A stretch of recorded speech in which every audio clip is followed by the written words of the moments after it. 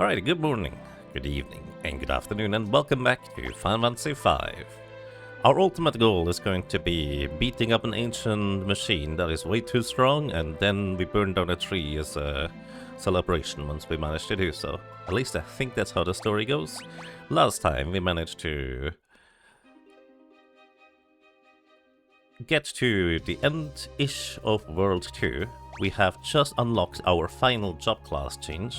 We exchanged the Dragoon for a White Mage, which is effectively the job Krile came with, and Galef decided to take, well, a nap for good. We will need him a little bit later in the story for what it's worth, but for now, we have a White Mage. White Mage is very interesting because it is an amazing support class, because especially later into the game, which this is later into the game, you start getting the really good abilities, where you can cast Protect and Shell and effectively just half all the damage received, but also reduce basically, or just heal up the damage very easily. It even has Reflect in order to just reflect spells on top of it. It's really, really good, just kind of as a general support class, to say the least. I think White Magic is on the right. I am correct. Alrighty, so, oh yeah, Blink is also amazing. White Mage is so good. Anyways, we get Shell. This halves all magic damage receives, and any spell that has a chance to hit has a half the chance of landing. So if something had 100% chance to land, with Shell active it would be 50%. So that is dramatically improved odds for us. Acer now removes any negative status effect. Almost every, but it's a lot of them. Blink protects you against the next 2 physical attacks received. So effectively, we basically don't need any physical defense anymore, against bosses at least, as long as you just keep up Blink, which is amazing. Berserk allows you to, berserk enemies. Berserk enemies will deal 50% more damage, but also they don't do any spells anymore, like they're just going to do physical attacks. In some cases, some enemies are really strong with the physical attacks, even if they are like mages of sorts. But at the same time, it's very handy to have to just, as a crowd control if necessary. You can also use it on your own characters for them to deal 50% extra damage, but we don't necessarily have a good, like, straight up physical attack here. The Hunter is decent, but usually it's decent because you can use aim in order to not miss your attacks. Reflect allows us to reflect spells, which has select few moments where that can be useful. And Kyuraga allows us to just heal for a tremendous amount. If you single target Kyuraga, it's a guaranteed full heal. Multi-target, it has just really high amounts of healing. And that's basically all of our money gone, but we actually need to go and buy some more things before we are going to the final dungeon of this area. Hello, welcome Evil, hope you're doing well, and roll a d20. Another name bites the dust, that is a 15. As usual, you could re-roll it if you'd like to. You have 1 luck point, so you can choose which result to keep. But 15 is the high score for today. Too bad no air spells in White Mage for this. I mean, we can still use air spells, we just can't equip the air knife, which boosts our air spell damage by 50%. Tic-tac-throw, thank you kindly. Thank you kindly for a long time of 78 months of support. Welcome back. I'm glad you enjoy your stay. I hope you're doing well. Alright, we're gonna go on a short adventure. So, I played the pianos just in case we get burnt, but we didn't get burnt. So we don't need to pick up the speed song up here either. I am looking to do a little bit of cleanup here, I guess you could say. This pot never has anything in it. I check it almost every time anyways, because my brain's like, ooh, a single pot in a room. Surely there has something in it. It doesn't. Forbidden Book. Where do we put the Forbidden Book? Well, where F is. Where is F? Yes, here is F. Then we have Register of Monsters. Where is R? There it is. And then we put the Weird Ronka, which is here? No, why is that? There we go. Put down the weird book, and this lady is happy that we just helped to put all the books away and opened up a secret passage. Also, which character should we have in the front right now? Feel free to give me your opinions. So I'll be picking this up. This is 5,000 money, actually very handy right now. Then the main reason why I came here to begin with, you said Lena, okay, Lena. We get float. I don't think there's anything else in here. Float allows us to float. It prevents earth-based damage entirely as a status effect. Plus, you can actually use it outside of combat in order to prevent floors from damaging you as well, which is very convenient. Not necessary, but very convenient. Anyways, we need to pick up some more white magic spells real quick. Yeah, I mean, the thing is, we do have Blue Mage, which is, in its own right, a fantastic support as well. It mostly replaces White Mage in a lot of ways, and you don't need a White Mage when you already have a Blue Mage. It's still, like, White Mage is still kind of basically useful.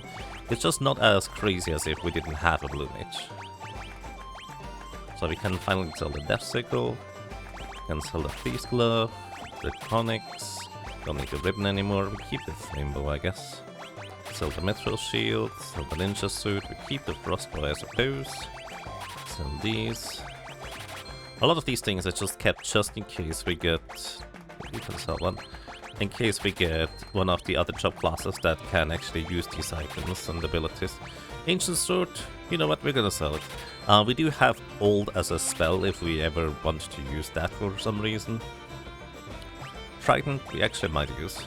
Well, actually, no, we don't, because we don't have Dragoon anymore. Ignore me. Dancing Dagger, maybe. Actually, Dancing Dagger, yes, we definitely want to keep that for later. Killer Bow can be useful. Dragonfang, we don't need those anymore, so it's basically money.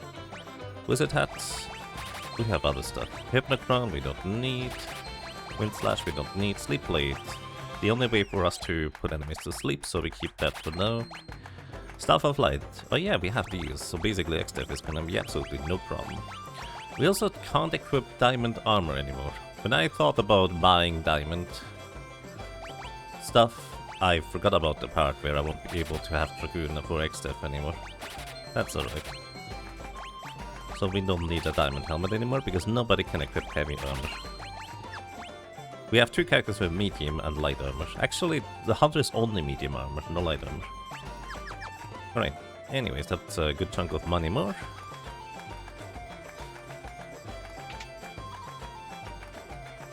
Making Earth spells into time magic was so good for Bravely Default. Bravely Default has a lot of fun ideas. That's the wrong side of the coin. Hello. We already have... I guess we already have these. So I would love to have some low-level white magic spells because they would still be really good, but unfortunately we can't buy those in World 2. I didn't consider buying them beforehand. So Protect would be one spell I would love to have, because it halves all the physical damage we receive, but I guess Image just negates all the physical damage, just not as permanent in combat. So we're gonna buy 11 Phoenix Stones for good measure, we're gonna buy a bunch of extra gold needles, because those will probably be useful, and just stock up on high potions. We do have good healer with the... Actually, you know what? We can buy some cottages too. We have a good healer with the White Mage, but having other characters that can throw around potions is still gonna be convenient. So we have cottages, these are full heals, which is nice. Alright, aside from that, everything done for now. Holy was not as crazy good in this compared to Final Fantasy Tactics. Actually, no, Holy is about comparable compared to Final Fantasy Tactics. Like, Holy is really good in this game. It's not something I necessarily usually think about, but it's just a really powerful single target nuke. If the enemy is not immune to it or absorbs the element. Or otherwise has shenanigans to be able to avoid it.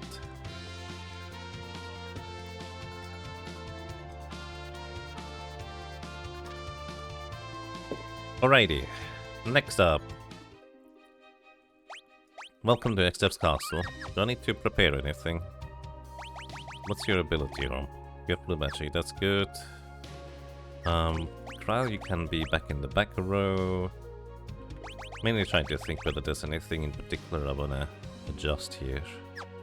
And not really. Righty. Good luck, everybody.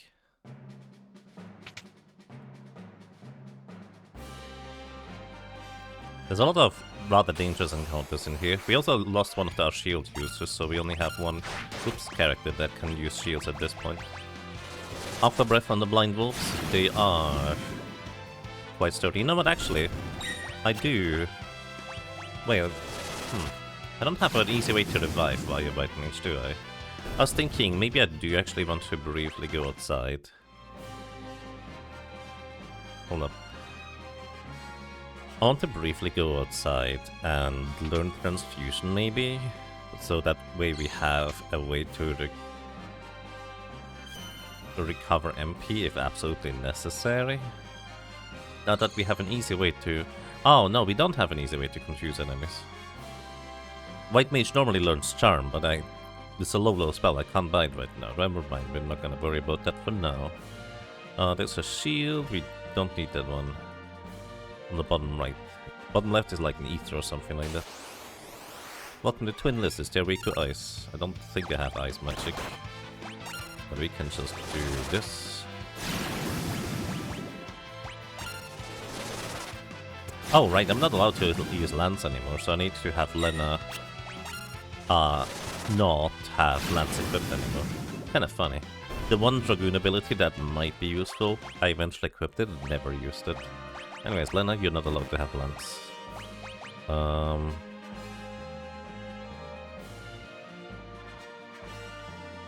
Time Magic, why not? Low level Time Magic still has slow and haste, which is nice.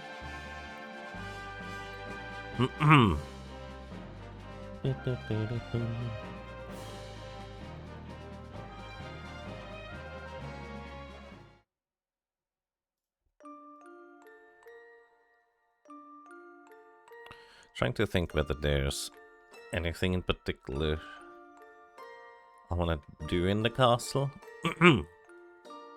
We did learn Eroga, which is our go-to spell. Actually, probably should use Eroga over Aqua Breath, right? I don't actually know if it's gonna be more damage against groups of enemies, but it's definitely going to be better against the enemies in the next room. How do you feel about the job system Final Fantasy Tactics compared to this?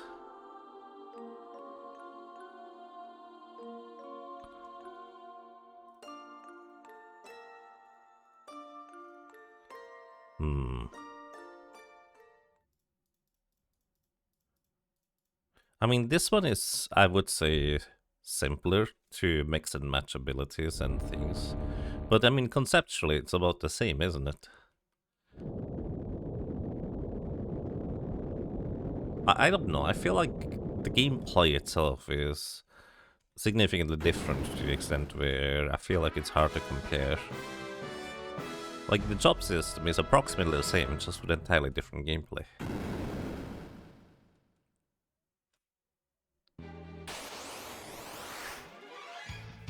Alright, let's see. You don't have... Eroga. Eroga is actually only slightly... Well, no, it is significantly cheaper. Let's see. You equip the Air Knife. Blue Magic. Okay, this is actually better. Especially if the Air Knife's equipped on the characters.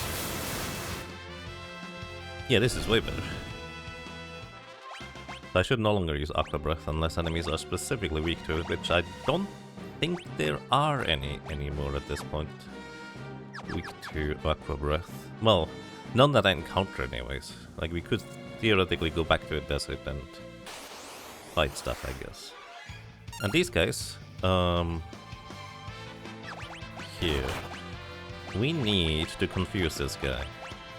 So we equip a Dancing Dagger, which has a 50-50 chance to inflict or to use a dance move instead of anything else. So I'm gonna slow you. And we're going to haste you. Because we're just trying to get a dance move. These guys have 3000 HP, they're weak to wind and water for what it's worth. There we go, Tempting Tango. This guaranteed confuses an enemy if they are not immune to it. And this guy has pretty gnarly spells. for when he attacks himself. Level 2 ult. You can use that. Hold up. White magic. Reflect. What level are we? I don't know. Bio, that is not a spell we can learn. He would... Also, I think he's weak to poison for what it's worth. White magic... Well... Your cure is pretty expensive. Oh yeah, serious! That is so unfortunate! He used the thing on Lena exactly twice in a row. So 1 in 3... Actually, it might be a 1 in 4 chance for him to use that. He used it twice and hit the 1 in 4 Lena twice. Which is basically 1 in 16 chance to hit the same character twice. Blizzaga. Reflect makes him reflect all of his spells. And the reason why that's important is quite simply because we need him to cast level 2 ult on himself to bounce it back over to us. Wait. He cast level 2 ult naturally. I don't actually have to bounce that at all. Anyways, trial I guess goes down. You know what I should do? Time magic. Oh, you are the wrong person for time magic. Try this a time each. Alright, time. Don't kill him. Don't knock yourself out, good sir. We're gonna cast return. Because this returns us to the beginning of combat. Saving us some Phoenix Downs. Maybe that wasn't a good choice, because now I have to confuse him again, which is reasonably not great. Because it's only effectively a 1 in 8 chance to specifically get the confusion that we're looking for.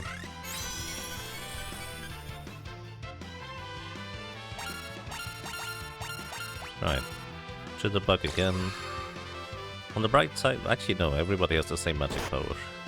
Because Ferris also has the thing.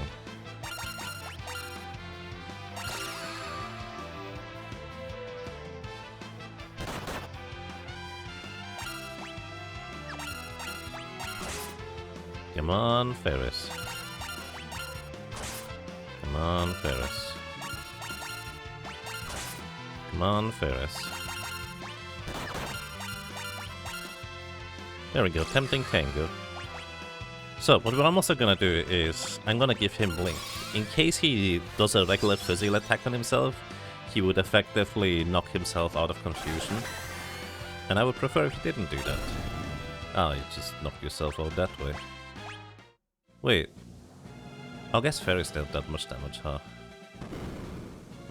How inconvenient. Ice Shield. Absorbs ice damage as healing. Same as the Fire Shield, just icy. Right, try to confuse him. Sword Stance, also 1 in 8 chance. Deals 8 times damage. Ow. Also deals full damage from the back row, I just remembered. That is actually kind of fun that way, I guess. Anyways, we're gonna go Eroga on the bunny. Then we're gonna go...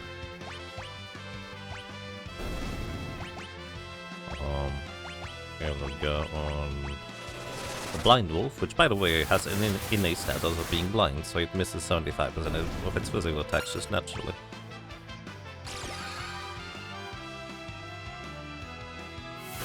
Eroga, I think that might knock you out. Yep, that's a problem. Blue magic. You know, I probably should knock out at least one of them, because they do deal a lot of damage.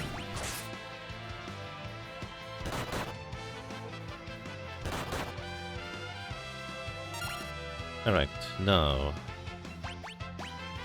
haste for you. You heal everybody. Maybe I should give you the gold hairpin, so your spells cost half. Then you... I don't know what you wanna do.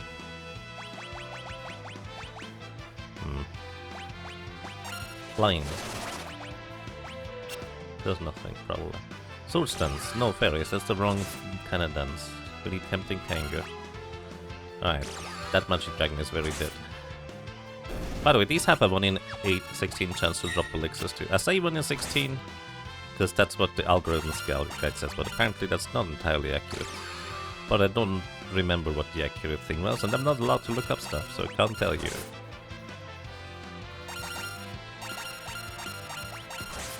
Come on.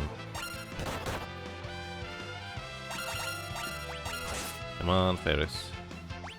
We can also heal this guy for what it's worth. Oh, I thought they had 3000 HP. I guess apparently it is only 2900. Because Kiraga single target is a full heal. Normally it doesn't... Well, in other versions it doesn't show you what the full heal number is. But I guess it doesn't this one.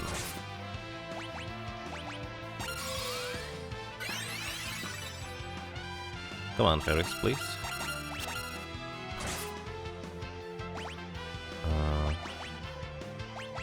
Might as well just give everybody region. Might as well just give everybody region.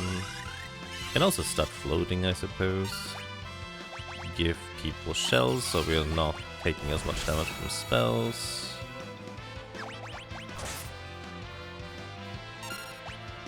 Region for you. You attack. Region for you. Now we probably need to heal it again. I'm gonna throw a potion at it. Because you're running low on MP. Off guard. Well, that is a spell that we can learn as well. We need you to level 2 ult, and we need you to get confused first of all. No, Ferris, wrong thing! I wonder if Blink would actually work for this scenario as well. White magic, Blink on you. I think... the thing is considered a physical attack in this game. There we go, Tempting Tango. I do still want to heal you up. This is where transfusion would be handy. Level 2 ult, great, you should have used that earlier.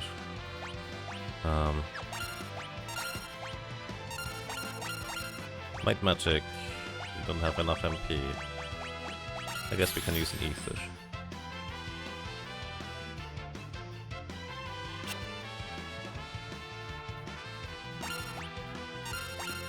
Light magic, reflect on you. That way you don't knock yourself out, you just knock us out instead. And immediately begins. At least it's the person that already has the shell on her. It doesn't inflict the HP leak status, so we're just gonna continue losing some HP anyways.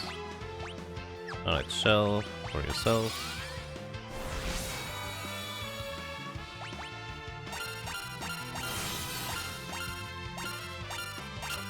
Miss. I guess we're not level 2, huh? Or well, our level is not divisible by 2.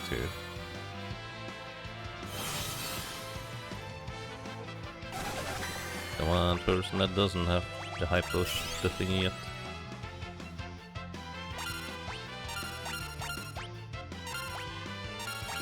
Come on, buddy. We know you have another ability that I would love for you to use. Please. And it's not bio. Wait. I'm an idiot. Oh no, I'm an idiot. I just realized this is not the guy I want. Oh, this is not the guy I want. Hold up, I'm a dingus. Anyways, I think he still uses level 2 ult. Just naturally, but at the same time, we're not multiple of level 2, I suppose. Anyways, I just remembered. This is not the correct guy. We need to confuse one of the little red rabbits. And those are the ones that teach us the wind. The white wind. This is not the first time I'm making that mistake either.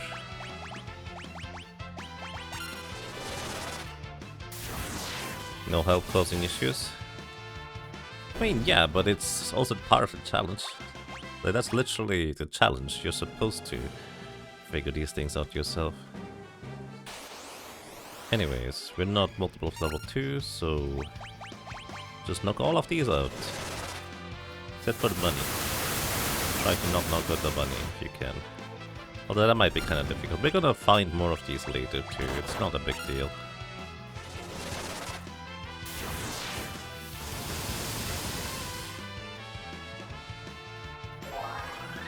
I wonder if this guy actually targets. In the other versions of the game, the bunny doesn't actually properly target.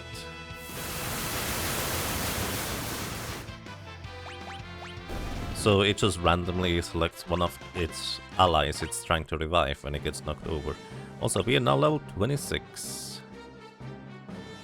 The funny thing is we're probably going to level up at least one more time before we arrive at the next save point. Alright, good. That works for me. Alrighty, items. This big lug here in the front, he's a golem. So he's made of stone. Conversely, he is also susceptible to being defeated. Then,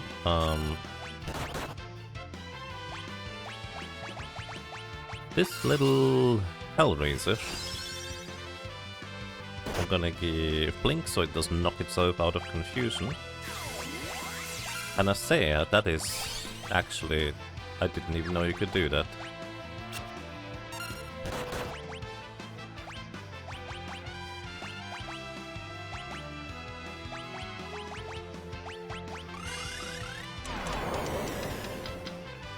And yes, I'm using keyboard. I didn't even know these guys had Naseya as one of their confusion moves. Alrighty, Ferris, roll the dice. 1 in 8 chance to confuse them.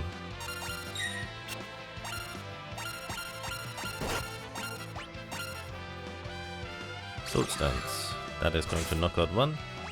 Let's see. Alright, he does still randomly target. So that's convenient for me, I guess. Here's for you.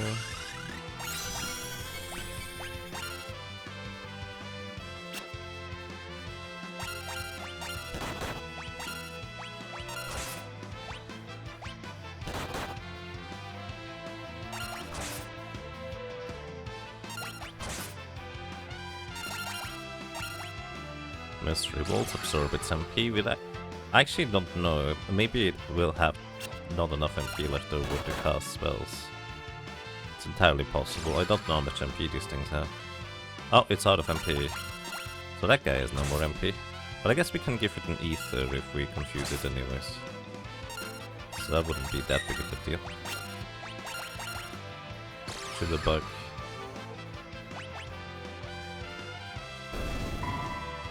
Oh, why did you attack?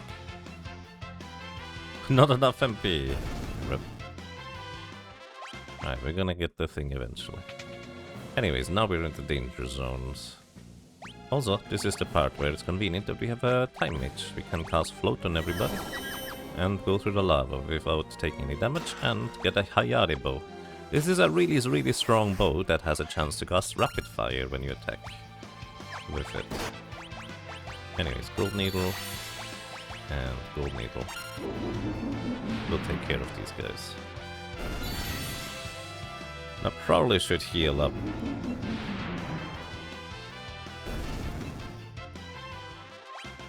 Rump is level 2, white mage. Good job. Normally I would use like magic in order to heal up, but we don't have enough MP with that. I'm just gonna use potions. That's what we bought them for after all. Alright, 1 down, 2 down. Alright, here's a little funny thing. These adamantite golems actually have pretty high speed. So the Pixel remaster just doesn't do the old A to B thing. So conversely, sometimes you're actually faster with characters that are normally entirely slower than enemies too. So I guess the thing kinda goes both ways. Often, to me, it's kind of annoying because I know I'm supposed to be faster and I get slapped by the enemies anyways. But other times, I guess it's kind of convenient. Alrighty, Ferris, you're gonna equip the Hayari bow and aim at this guy. You can use arrow gun this guy. You also use arrow gun this guy. So the Reflect Mage, predictably, has Reflect innately as a status effect, so we can't use like direct spell attacks against it. Except for some exceptions, like for example, Flamethrower cannot be reflected. And there's a bunch of other blue magic that cannot be reflected. Wrong way.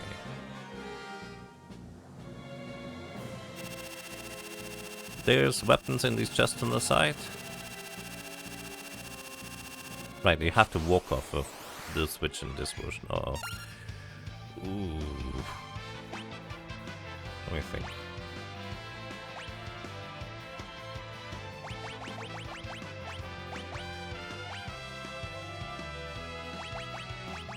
Alright, try to blind them.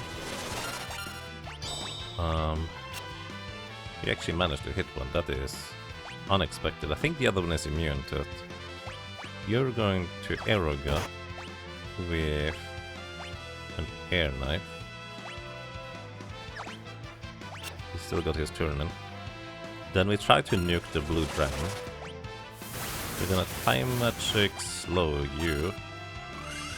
We're gonna white magic shell on you first, halving physical incoming damage.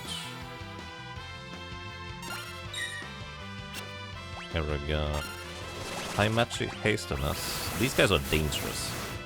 We're getting lucky that they're not unpacking their big area effect attacks right now.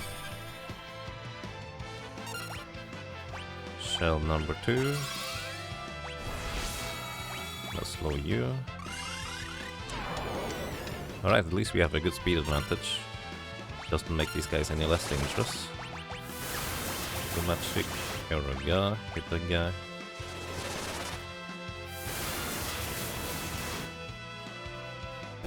Right, one down. We're probably fine now. Probably. Don't quote me on that. Shell for...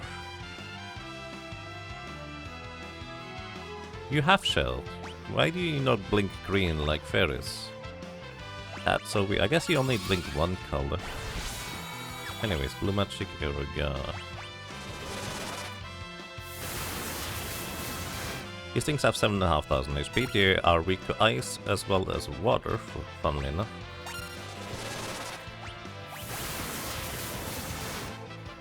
They're also undead, which is interesting. So you can... You would think Kiraga would deal a tremendous amount of damage to them, but really it doesn't. Because Kiraga, single target, would put an undead enemy into critical HP, but only if they're susceptible to... Well, only if they're not flagged as heavy in the code. And this guy, he looks very heavy, and he is in fact heavy. Also, we made it to the next checkpoint, which is very nice. Cottage, so we can recover our MP back to full. But, welcome to what? Hope you're doing well. Alright, the dragon room was just a taste of what's to come. This room is more dragons. I forgot. This room is normally more dragons, but sometimes you get lucky that there's not just dragons here. Fairies, here could be a Yari bow. Aim at this guy in the back. Don't trigger the thing because we don't need it right now, like Ferris. Roga this guy. And one more. Then we have Trial finish off the Reflect Mage. So these Reflect Mages are particularly dangerous when they are confused, because when they are confused, instead of using their low level spells, level 1 or level 2, they would actually cast level 3 spells. But they always cast the spells on themselves anyways. So reflecting level 3 spells back over to us would be rather dangerous. Speaking of dangerous,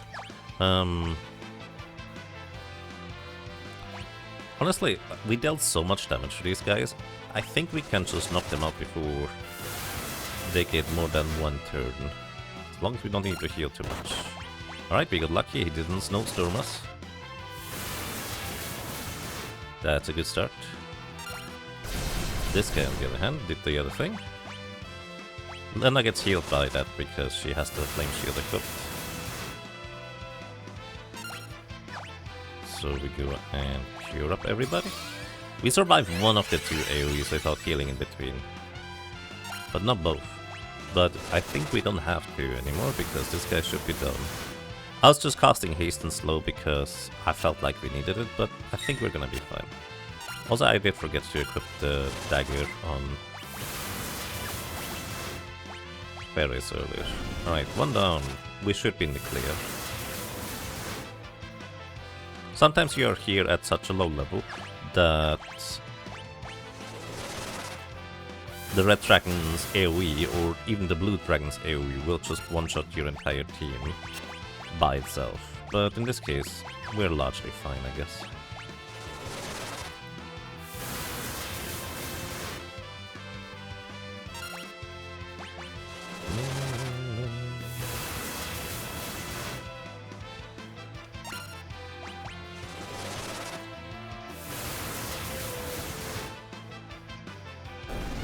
Alright.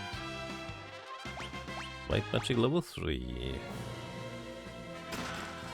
Monies.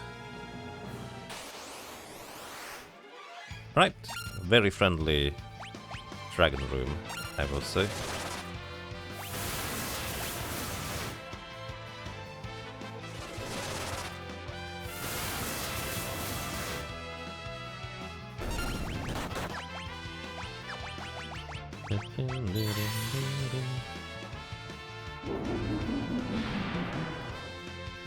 There's still gonna be potential dragons in the upcoming section, but they're not going to be nearly as dangerous. And this is probably the friendliest encounter you can get in this room, I would think. Yaribo, aim. Alright. We get a power staff, how convenient. We don't need it. But attacking with that staff inflicts Berserk guaranteed.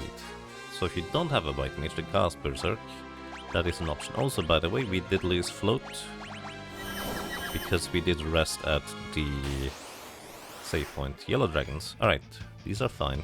Because they are not Blacklist heavy, so Deathclaw can just knock them out. Or well, Deathclaw can just put them to critical HP. If you don't keep messing. They don't have the highest resistance to it, but high enough that it can be a problem, evidently. That is unlucky.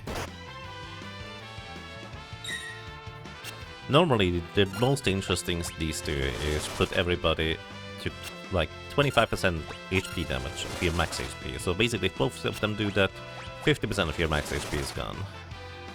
Are you serious?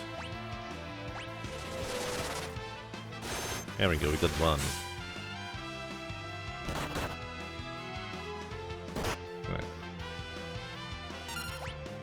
Gonna have Ferris finish this guy off. And the claw. I could have used aim, but I didn't want to switch menus and lose combat time.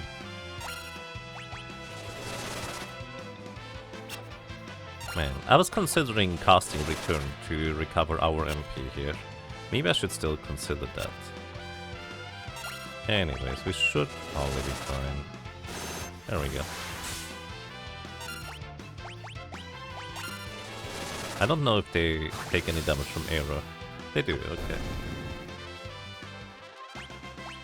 Time magic level 6. Alrighty, who's level 30 right now? We have... Actually, I don't want to be level 30. Well, maybe I do. We can cast Reflect.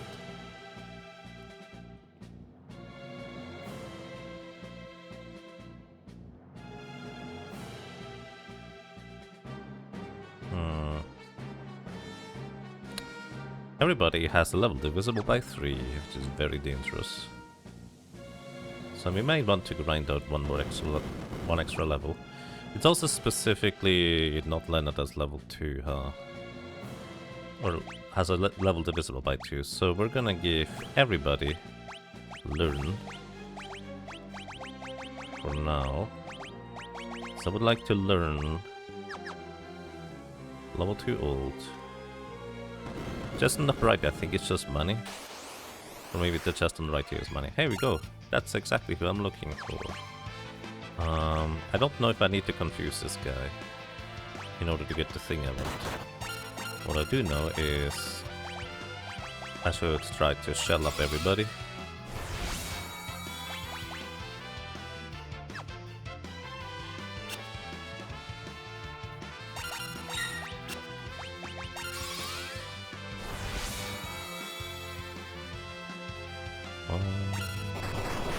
There we go, level 2 old, we learned it. That's exactly what I was looking for. Here we go. Almost because we don't have anything else with you. That's good enough. Alright, we learned level 2 old. Excellent. And get an elixir out of it too, how convenient. Back to other stuff, like time magic, I guess, for you. Oh, you already had time magic. Blue magic. Blue magic. Points and last message. How about you feel asking questions about old school RuneScape? I mean, we don't have anything else to talk about, why not? So we have level 2 old.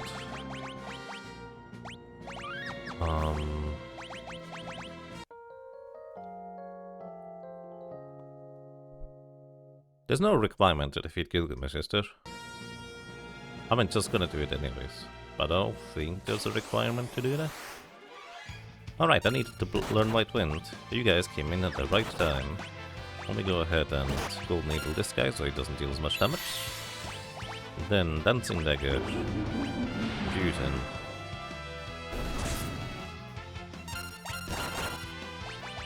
Alright, we're gonna haste you.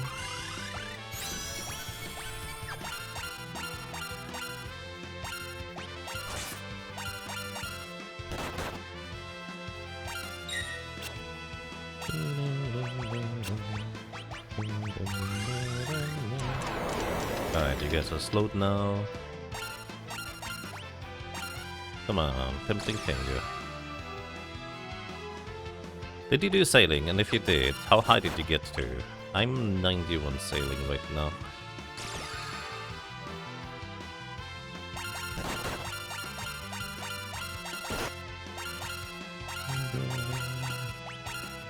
Let's reward. Yeah, basically, once I reached level 87, there was not really any reason to actively train. So I'm salvaging now for the Dragon Cannon Barrel. Well, I say no. Right now it's locked out. Occasionally I like to play stuff on the side, but when I have a game like this, it doesn't quite work that way. Like during some of the sections in Trials of Mana, I was actually able to play a little bit on the side, but for the most part I'm just focusing on the game here. The Trials of Mana thing also only worked because it didn't specifically require window focus.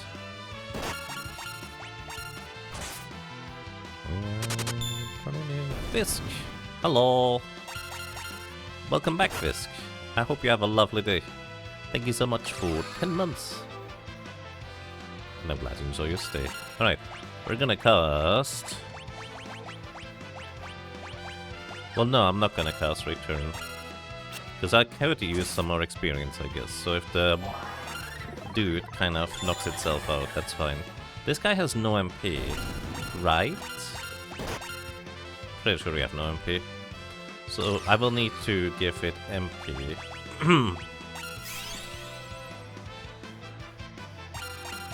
Or I'll need to give it an ether if we do confuse it. Come on, fairies, it's someone in 8. It's not that unlikely, is it? Well, let's see if it has MP. It doesn't. Yeah, we absorbed it all already. Arise. Not enough MP. Alright, we get experience out of this, I guess. This is a common encounter in this room, so it's probably fine. If you check the chest, you're gonna get into an encounter with a certain big guy with fantastic music theme. Welcome to Gilgamesh. This guy, I believe, is one of the very few enemies in the game that is literally entirely immune against every single status effect. So all we can do is haste ourselves and shell up, and then we hope for the best. Alright, white magic. First of all, we shell, reducing half damage and reducing chance to hit by half. Then we are going to have fairies actually use the Hayate bow, and this time we're hoping for the proc. Then we're going to use off guard. He does have pretty decent defenses, but they are now halved. Then next step, we're going to just start casting Aeroga, starting to deal damage to him. He has like 15,000, 20,000 HP. It's a good chunk. It's not 20,000 though, but it's a good chunk.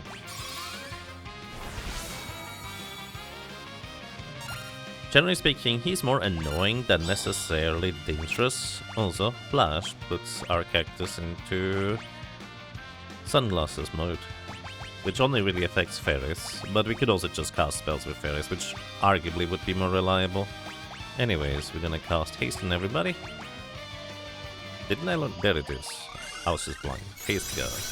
Should probably cast that at the beginning of combat, I just didn't. Oh, it actually interrupted fairies in aim attack. Anyways, we're just gonna cast spells instead. It's just so nice and reliable in terms of damage we can do. And you know what? We don't need to shell up everybody. We just need to shell up enough people that we don't get into any trouble. So, here we go. We're gonna exchange for this. Here we go. Here we go. Didn't we get Dragoon yesterday? Yes. We also got 5th job, which means Galuf's job. Well, he took his job with him into his grave. And when Kral joined, we got a random new role. In this case, we got White Mage instead.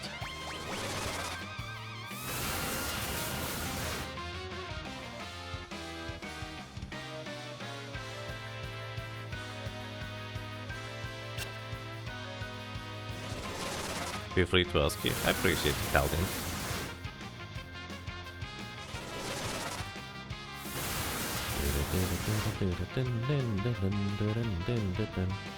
Alrighty, we already pushed him into his talking phase. Once you reach that point, he just needs, I think, 2 or 3 more turns until we win.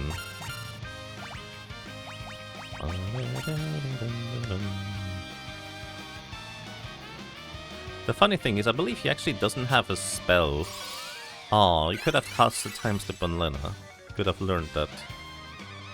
He doesn't actually have a spell that deals any direct damage. So if we just cast Blink on our characters, we're actually not gonna get hit by most things. Anyways, we just let him keep talking.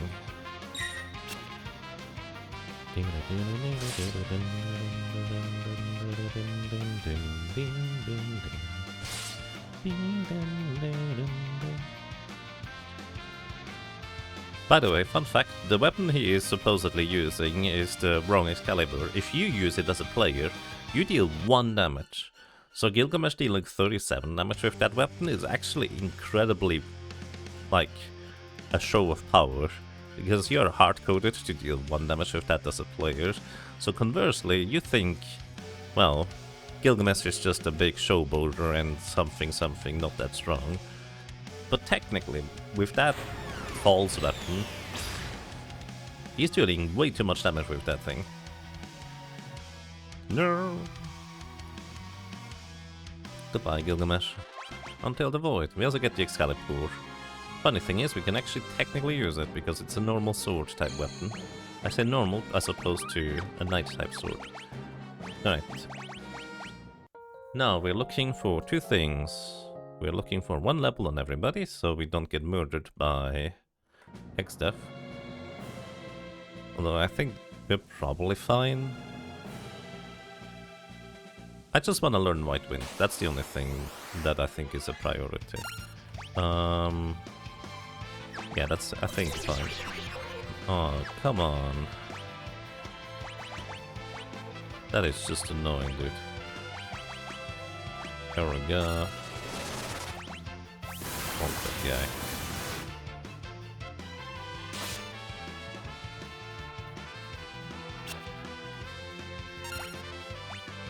No Cura got blue magic. Eraga, that guy's down. Eraga new.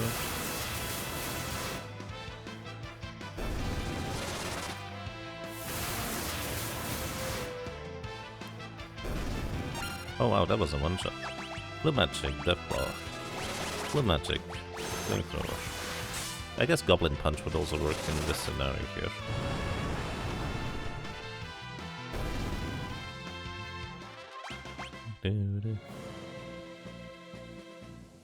Final Fantasy Fiesta also had a Night Sword as a concept? Does, yes. Flamethrower. Blue magic, Iraga.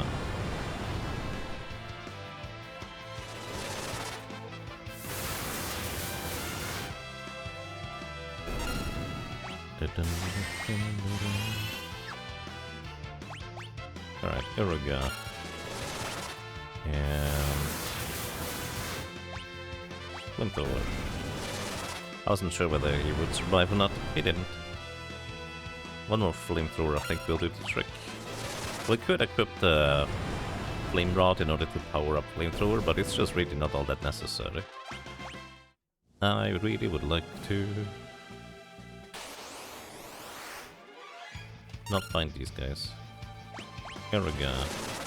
I guess technically the other encounter in a previous rune might be more common. That's alright. Iraga. And Iraga should knock them out.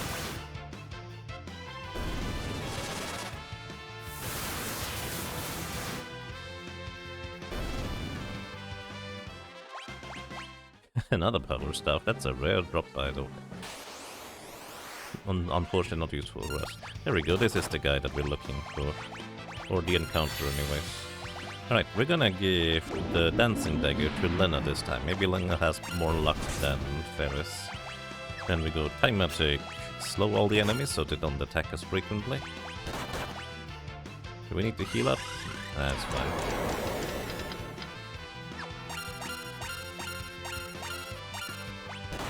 Attack. And time magic is Lena. There we go, tempting tango. In this case, we immediately white magic blink, hope that he doesn't use panacea on itself, and finally teach us how to white wind, please. That would be really lovely if you could do that for us. Alright, at least it can randomly target somebody else with the panacea when it's confused.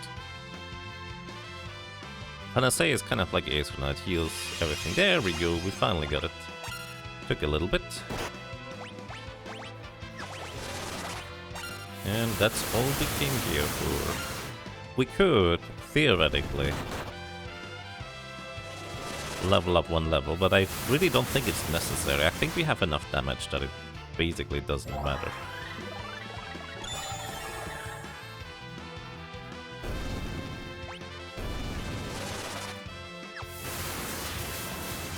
So, gonna revive somebody again? Yeah. It's fine. Eventually they are gonna run out of MP because Arise costs 50 MP to cast. Plus they could theoretically Arise the Golem too, which we can then just knock out with a single gold needle. Look at what Fist said. Have I played Octopath Traveler yet? No, actually, I haven't had much time for anything in December. There's another game I would like to play, actually a lot more. That is Wild Growth. Basically like, you know, raid healing in MMOs. But it's kind of a incremental-ish game, I guess. Anyways, no, I have not played Octopath Traveler 0. I kind of figured it's not that interesting to me specifically, because I kind of bounced off of Octopath Traveler 2 specifically when I tried. It's just like, eventually it just lost its, I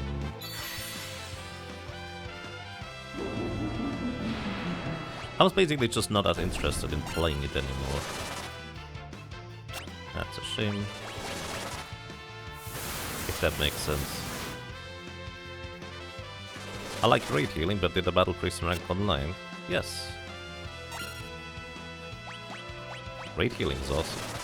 I would prefer playing healer in MMOs, if given the choice.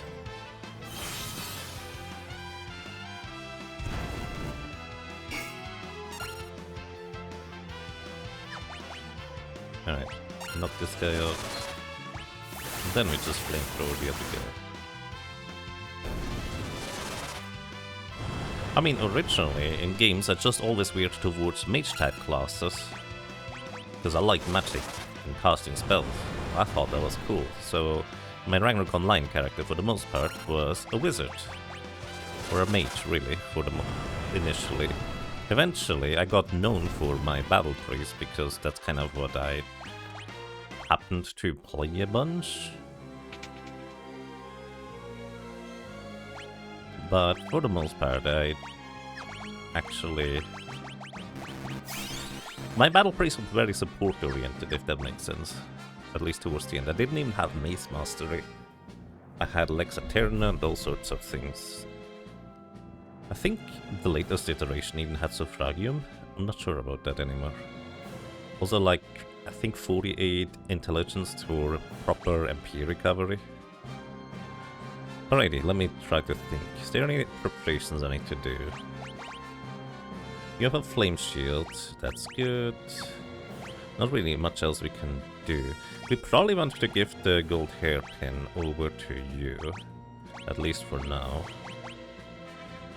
His healing, etc. is going to be one of our key components of staying alive here. We do want to cast High Magic, Float. Don't cast slow on Exdeath, even though he's susceptible to it. He will always counter being slowed by casting haste on himself. So basically, if you slow him, you haste him. So don't do that. Then anything else I worry about? Not really. Apparently, quick save is a thing though. We're probably gonna be fine. Alrighty, welcome to Exdeath. He has like 10 different cycles of a variety of huge attacks he can do as long as he stays above 16,000 HP. He starts with 32,768 HP. And we want to try and push him into phase 2 as quick as possible, because then we can take advantage of some of the quirks. Anyways. I think actually they fixed this. Level 2 ult didn't used to work in the Pixel remaster, but I think it does nowadays. Yes. This is gonna slow him down and reduce his attack power by a lot. We haste ourselves. And then we start immediately dealing damage. Doom puts a counter over our head, 15 seconds in this case, because we are hasted. And we want to deal damage to him. If you attack him with a physical attack, also he has a lot of defense, holy moly. You need to start setting up shell for everybody. There's no way we can remove Doom to my knowledge, it's just gonna count down. But what I would like to do is I would like to off guard to reduce your defenses, if we can arrange that. He does gradually lose levels, so that means we are more and more likely to hit our spells.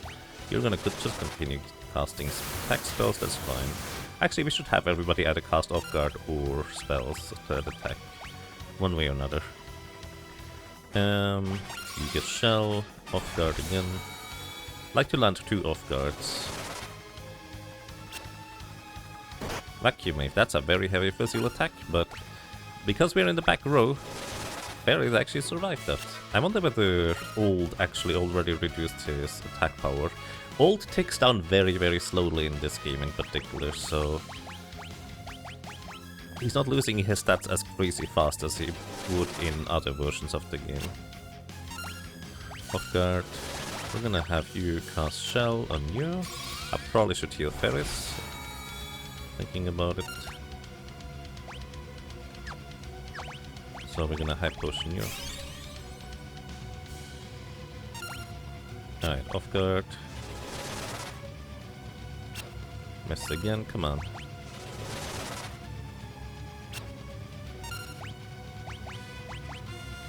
Then blink for yourself. This prevents the physical attacks from dealing damage to us.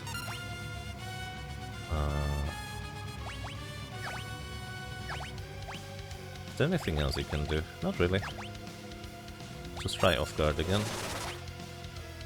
Come on, buddy. At this point, it would have actually be better to just cast Aeroga, I think. Let's just cast Aeroga. It's fine. You cast Blink on Ferris. We're not gonna cast Blink on Lena because she's gonna take a nap soon anyways. Well, I say soon, actually it's still gonna take a while. But yeah. Let's just cast 16 Aerogas, which pushes him into phase 2, I guess. Arguably I should have done this to begin with, because off guard is not a particularly good chance to land. Oh, wait, you guys don't have the... Oh, right, you guys don't have the correct weapon equipped. That's why it's only 1000 damage. I was thinking, wow, he had a lot of magic defense if we only deal 1100 damage, where we dealt like 2000 on previous enemies. No, Jäger, you just forgot the weapon, dingus. Alright, he's also very friendly with his attacks right now. He mostly just does nothing for what it's worth. Okay, you do have the air knife, so Aeroga. You have the air knife, Aeroga. You don't have the air knife. Now you Aeroga.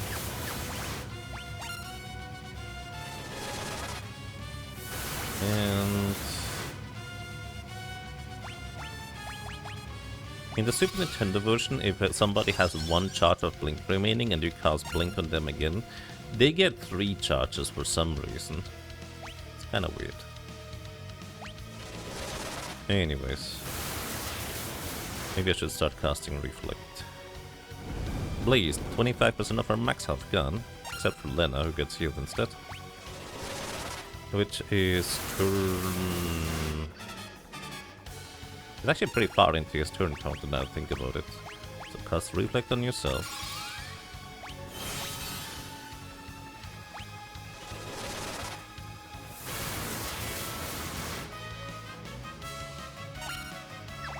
Right, you're out of MP. Heal up here. You're out of MP soon too. You know, that's what we have elixirs for. Reflect on trial.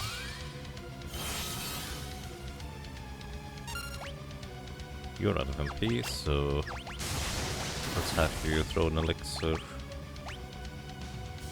Okay, he's in phase 2 already. So he's not even gonna cast his other dangerous spell. And here we go, Cryle.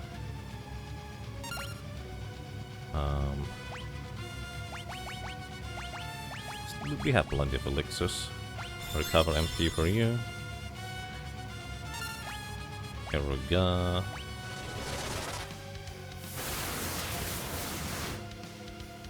You know, funny thing is, if I just started casting Aeroga from the beginning of battle, we would have probably dealt enough damage to him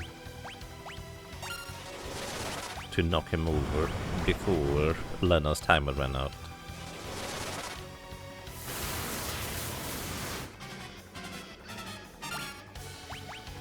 Vacuum wave mostly misses.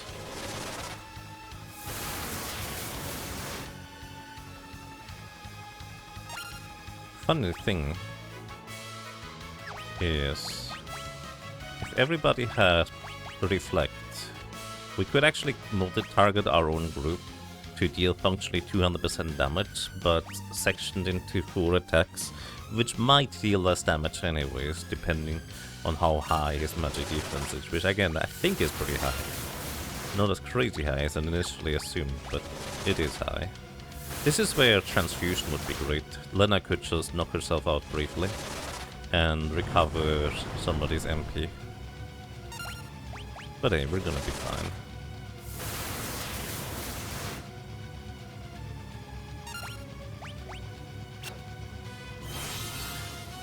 Thunderga. By the way, he gets double turns in phase 2. He often does a physical attack and a magic attack, but he can do 2 magic attacks and he can do 2 physical attacks. And sometimes he skips one or the other. Wow, we did actually knock him over before Lena ran out of time. That's crazy. And this is literally just Blue Mage. Well, I guess and Haze from the other guy. Oh yeah, we learned Doom. Wait, that's neat. I forgot. That's a blue magic spell too. Wait, is that useful?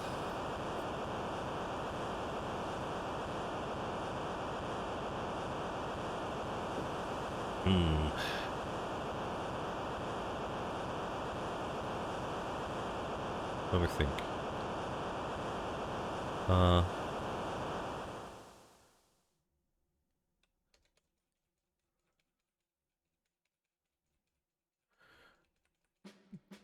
Tanking blind? Oh, there's a lot of discussion about healers.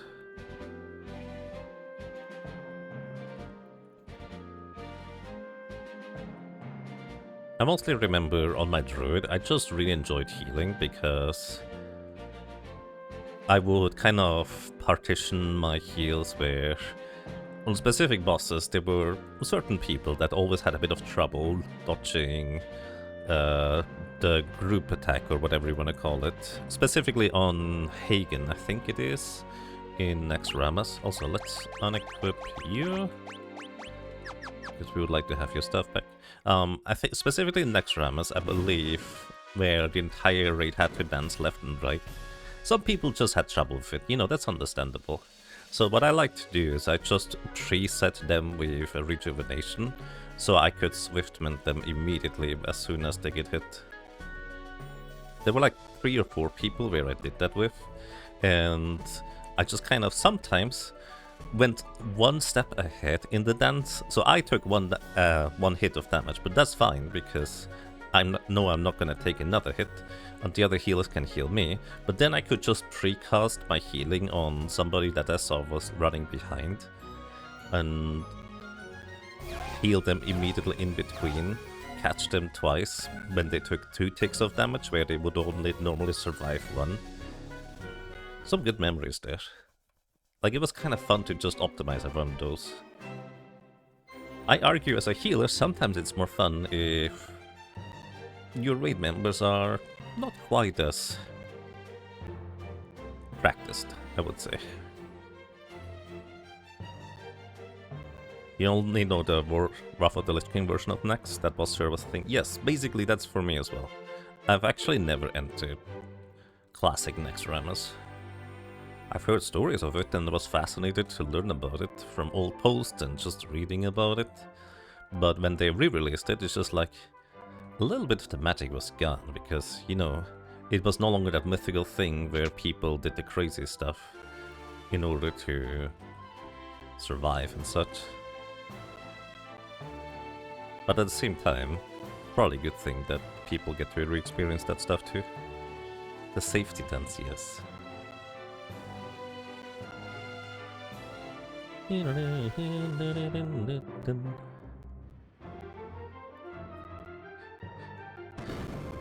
the expansion after Wrath of the Lich King, whatever that was called again, Cataclysm, there we go. I actually switched over to a Shaman Healer because I wanted to have the option to be able to interrupt enemies and bosses from casting spells. That was literally my main reasoning. Because technically you could do that as a druid, but only if you spec into bear and charge the enemies to interrupt them. Which was a lot more cumbersome than just quickly pressing a button as a shaman. To be fair, chance to hit thing was still a thing, so I needed a gear for hit chance if I wanted to reliably interrupt as well. Anyways, good memories. We had a fun group at the time. It kind of fell a little bit apart because I think we were maybe a bit too ambitious at the beginning of Cataclysm. And then I think I mainly just lost interest in playing at the time because a lot of stuff was going on in my real life. So I think I just dropped off at the time. I honestly don't entirely remember how that worked, but it also felt like motivation was a bit low among the group. But we had a good time, at least initially, I would say. And some really good players too, which was fun.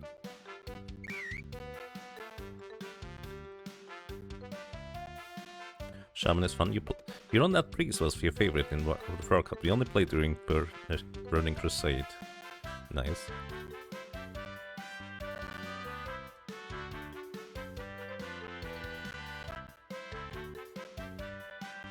The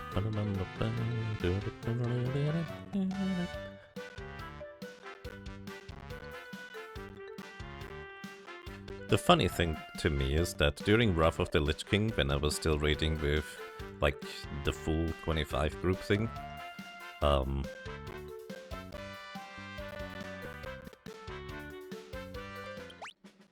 also I always save here, it's really not that necessary. So. Hold up, I need to think about this real quick. You're gonna turn into Blue Mage for this section here real quick, my friend. Get magic. Equip the Sleep Blade for this part. This is gonna be handy. Krell, you can meet... No, you're fine, Krell.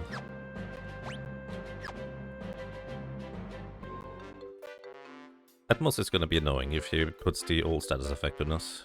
Actually. Yeah. No, he doesn't have old status effect, he has level halving. Which, you know, equally annoying.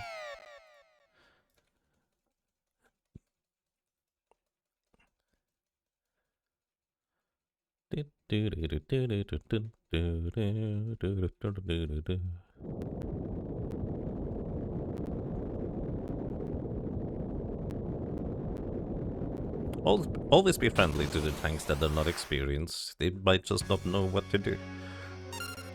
In my experience, instructing people on how to... Oh, you're the wrong one to attack. How to do things often can lead to much more enjoyable gameplay in the long run.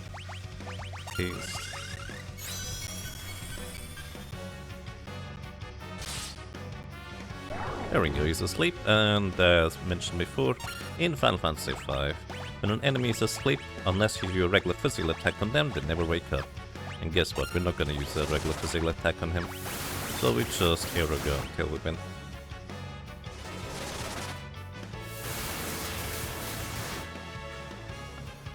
Classic warrior tanking was simple, just had basically everything with under armor. I would imagine there's a lot of nuance even in that, like simplicity to say the least.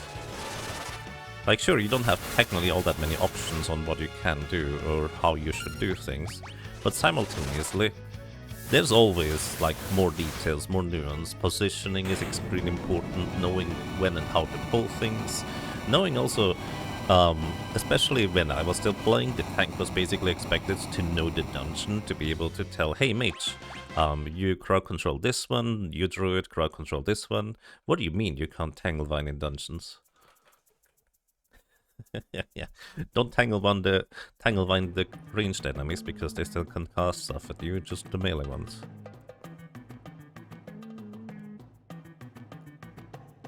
We're talking about classic or vanilla. There's always differences.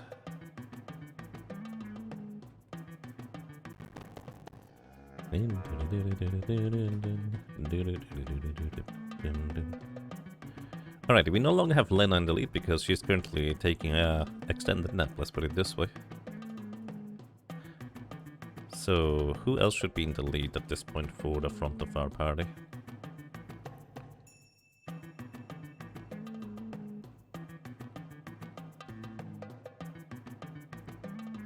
Like, one might say the job is simple, because you only have like 2 buttons to press, and that might just be objectively true. 2 buttons to press is not that difficult. But everything surrounding it can be quite overwhelming, especially if you know, you come home from a long day of work and just kind of want to maybe relax a little bit, and then some random guy's yelling at you for accidentally pulling one thing more than you're supposed to. You know, mistakes happen. Everybody makes mistakes. So I always like to just be the guy, come on. Calm down. Lay back and relax a little. Don't worry too much about it. We're still fine. Which, to be fair, for me was easy to see because I was the healer keeping everybody alive anyways. Like, in a lot of cases when I was still playing, it didn't even really matter if the mate was just tanking 2 enemies at a time. I was usually still able to just heal them out anyways.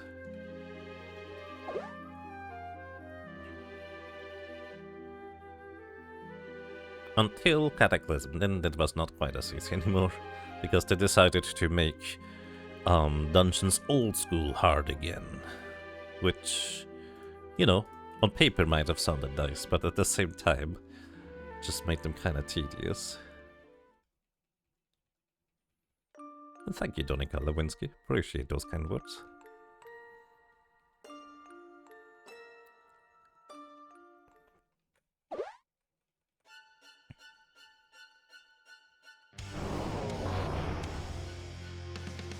At that point, most bosses, it was just dual-wield warrior for tanking. Honestly, to me, that's kind of the most fun, just generally concept about having returned to Classic, because when Classic, or like the first version of World of Warcraft released, or really MMOs in general, back then, information gathering was much more like scarce. Trying to figure out what is where and how things exactly work was just not really like an established art, so to speak. So you had occasionally in various guilds some really tech knowledgey guys that would be able to just piece things together.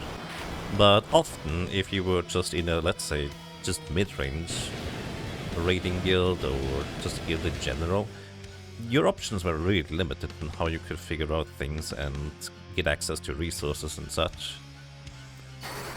So information gathering was genuinely very, very difficult to achieve in a lot of ways. But at the same time, I just kind of like to scour forums and just read everything under the sun to learn about stuff. So I just happened to be the kind of person that enjoyed that part.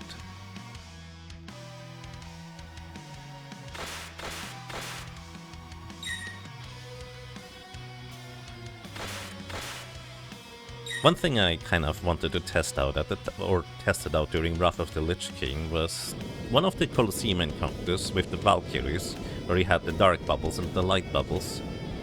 A lot of people had a lot of difficulty just doing that. So our guild eventually just developed a strategy to just sit at the door with like everybody, except for like a few people that are just catching all the wrong bubbles flying towards the raid.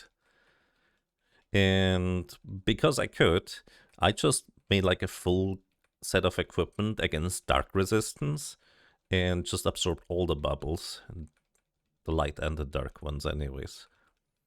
I didn't heal much during it, but we didn't need to. Anyways, my approach to that was entirely unnecessary, but it took me a while to gather all of the necessary materials to make level 60 like dark resist equipment, because there wasn't really any resistance equipment on higher levels available.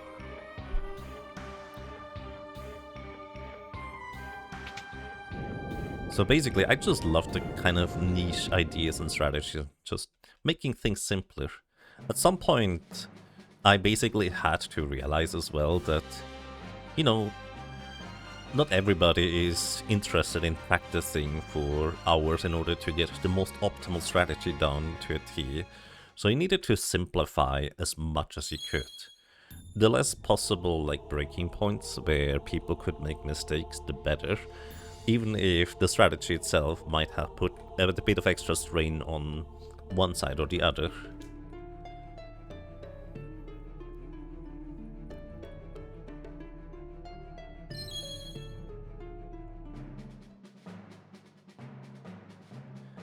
Also back then, raiding with more than 20 FPS was unusual. Oh yeah, that is actually a very fair point that I kind of just forget about, to be completely frank. My PC wasn't that great either, especially not at the time. Anyways, blue mage, let me think. Do we need the white mage in this place? Do we want the white mage? We could have a white mage. Yeah, sure, you know what, we're gonna grab white mage. Learning more stuff, you can have blue as a secondary. We have a time mage, that's fine. Elemental, your staff is alright. However, we do want you, Ryle, to equip the gold hairpin. We're gonna get a second one soon. Trying to think whether there's anything else I need to do for this. So we're probably fine.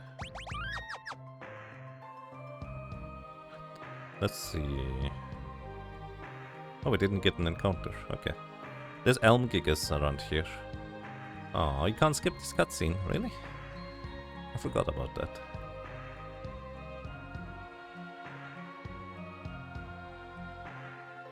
When he started World of Warcraft, he had to zoom in pretty far and could only have the cam straight down, or it would lag even in place with no one else around. Yeah, I feel that one. It wasn't until way later where, you know, I was during apprenticeship and could actually afford my own PC. Oh yeah, there we go. These guys here, fun fact, they are inherently... I don't actually know if they're heavy or not. These guys are asleep. This guy is literally not gonna do anything until I attack him with a regular physical attack. So I'm just not gonna do that. Don't know why he's asleep, but... I assume this is gonna heal you.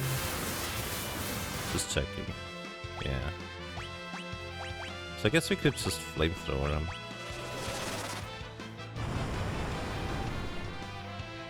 That's kinda slow. Are you sure this guy's heavy? He might be heavy. No, he is not. Okay. Which just got slightly unlucky. Well, I say that. He might have a lot of magic evasion for all I know. I don't know the stats off the top of my head for these enemies. And again, I'm not allowed to look up stuff during the Final Fantasy Fiesta. So, I'm just not gonna know until later. You had a Frankenstein PC, mostly made out of old pieces from your uncles and his friend? Yes, actually. My father worked at a place where they occasionally brought old PCs, and he just Frankenstein together all sorts of old PCs. Which is quite fun. Because, well, I had my own PC reasonably early. We didn't pay anything for it. But it also was, accordingly, not that strong for the most part. Anyways, welcome to Chicken Knife. I don't know if I should have even picked this up. The Chicken Knife has attack power equal to half of your amount of times you have run away from combat, up to 127. Which 127 base attack power is crazy good. On top of that, it deals full damage in regards to your agility as well as... strength as well. Normally most things only account for strength and not strength and agility. This one is different.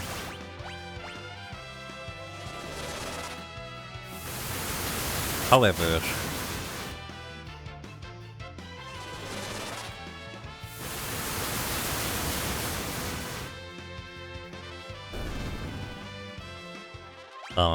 we're not allowed to run away from combat, so it's still at 1 attack power.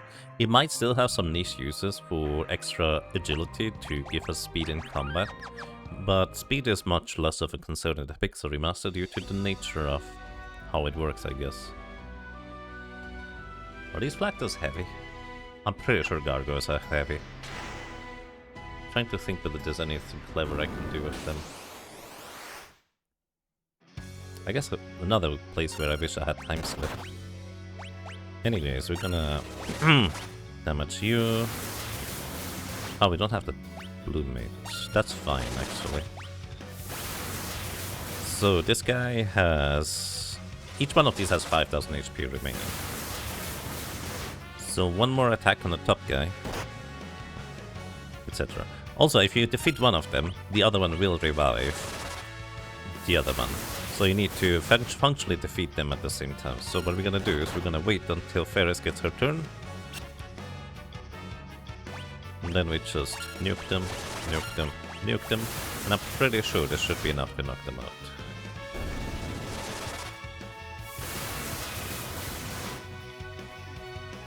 If you have good damage, this is not too difficult. I think Ferris' spell alone would have been sufficient.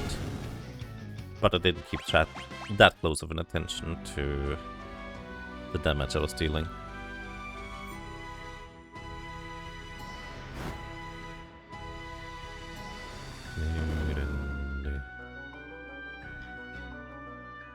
I think the main reason why I, generally speaking, like on a macro level, dropped out of World of Warcraft is because I hate dailies. I hate the feeling of having to do something before you're allowed to do anything else, because that's just the most efficient thing to do. I can do that with, you know, I have to do laundry, but I don't need to do some video games. Also, if you don't look at the snakes, you don't encounter them in combat. So I think this... No, wait, that's the wrong chest. Oh. This is not the one I wanted to open.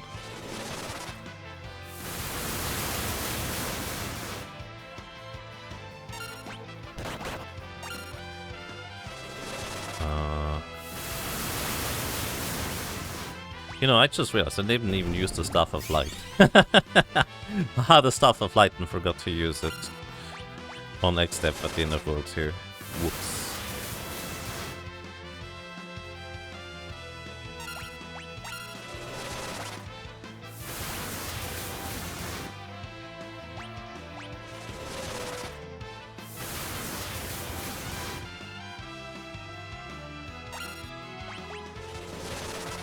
Dailies aren't really a thing anymore. There's world quests, but even those only refresh twice a week instead of twice a day like they did for a while. Twice a week is still too frequent for me. But that does sound way nicer than before. Anyways, this should be a robe. Yeah, white robe. You would think that's good for a white mage. And I mean, it's better than what we have. It gives +5 vitality. But the problem about vitality in this game is... Uh-oh, you don't have enough. Yeah. The problem about vitality on equipment pieces is the only thing it affects is how much regeneration you receive if regeneration ticks. It doesn't give you extra max health like you would hope it would. So there's that. Also, by the way, these guys are undead, so you could theoretically deal with them. Also, we're out of MP. Oh well. Flame shield. There we go. We have a second flame shield now. How convenient.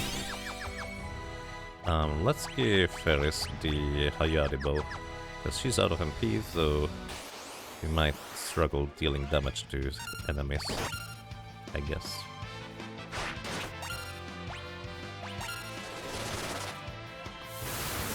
I think this thing is actually a one-shot with arrow gas single target, so we don't need to worry about anything else. Also, what we can do is we can use magic, float, and ignore the floor spikes here, even if we fall down. Zephyrus. You try to run away from this encounter, it's very, very difficult, because she has a lot of run resistance, I guess you could say. Also really high defenses. Especially physical defenses. You know, the classic RPG thing. The less equipment the lady has, of course, the more defense she has.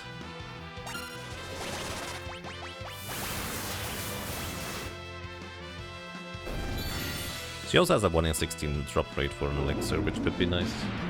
She summons random creatures. Some of them actually are unique to being caught as a Beastmaster. So you might want to take care of that.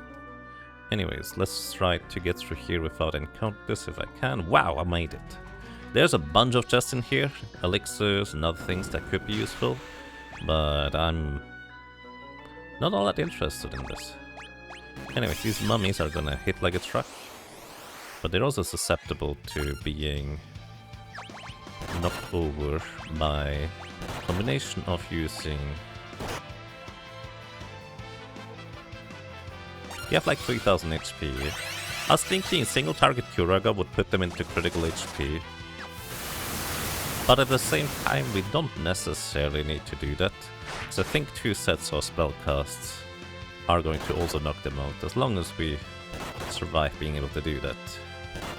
Alright, we got lucky with the targeting there.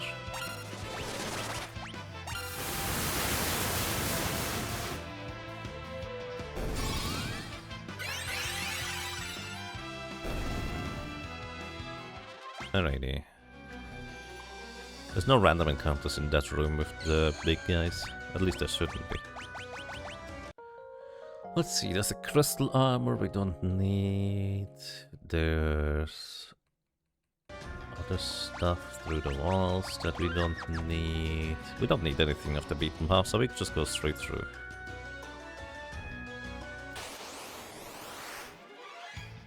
Preempt this strike. Here we go. I believe all of the enemies here are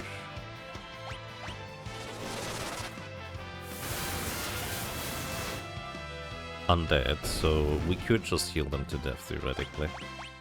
Hey, allow me, Sierra. This is actually kind of funny. A little bit late for that now, but it does get +3 magic power as opposed to the +2 that we currently have. And I guess importantly, it does prevent confusion, which is really nice as a piece of equipment to have. Just not getting confused is extremely handy. Also, by the way, this lady does not look like it, but she's flagged as having the code, aka percentile based damage does not work, so we can't deathclaw her or anything like that. By the way, most of the other chests that I'm also skipping have enemies guarding them and drop you a single dark matter. The dark matter is great when you have a chemist in your team and know how and where to use it. I don't really remember how and where to use those for the most part, with some select exceptions, I guess.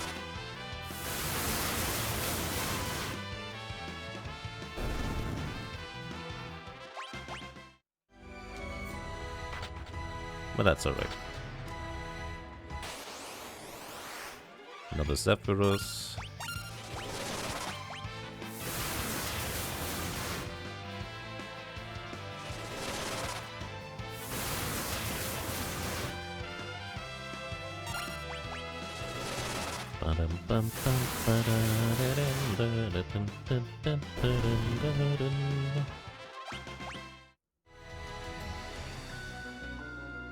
So there's a hammer and some money down there if I wanted to go grab that. How interested am I in the money? Maybe a little. There's not supposed to be encounters in this room. I'll tell you that much. The game is wrong about there being encounters here. They do not exist here. So let me just demonstrate that by removing the enemies from our screen. See, no encounters here. Anyways, Fairies learned or mastered rapid fire. I'm holding up right here, because you can diagonal shenanigans here. We also have a second gold tier pin now, reducing MP cost by half. Fairies cannot equip it, and Fairies did master the Ranger, so we're gonna give her actually the Blue Mage job, because this is probably the combo I'm gonna go with. Blue Mage with rapid fire. Perform 4 weaker attacks at once, completely ignoring any evasion enemies might have, and ignoring the defense on top of that. It's insanely good. Like, ridiculously good to have rapid fire. The downside, or the main downside really, is that you cannot target rapid fire, so it's just gonna be 4 random targets, single target attacks. But against single target bosses, it is so crazy good. Also, the Pixel Remaster put certain physical attacks. It allowed them to be full damage from the back row, even with melee weapons. Another Lamisera. I do wonder whether that's gonna be the case here as well. I guess I can test it. There was absolutely no reason for me to do that. I did it anyways. Preemptive strike.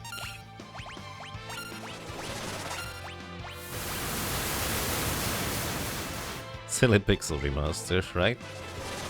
I mean, to be honest, I argue it was a good call for the Super Nintendo version to not include encounters. Well, every other version to not include encounters in this room. Because having to navigate this appearing and disappearing passageway, especially if you don't know how it works, is really challenging, even. But, you know, at least we can walk diagonally. Yeah. Also, a little fun fact, this last room and the next room, I think, has an extremely low encounter rate. Because for a long time I didn't even know there were encounters in those rooms in the other versions. But there are. It's just not particularly common. Rapid fire. Alright, I'm pretty sure this does not deal full damage from the back row. Also, so basically I have two plans on how I might want to use rapid fire. Another La Mysteria, really? Again, the other chest contained dark matters. Probably another encounter before, yep. Anyways,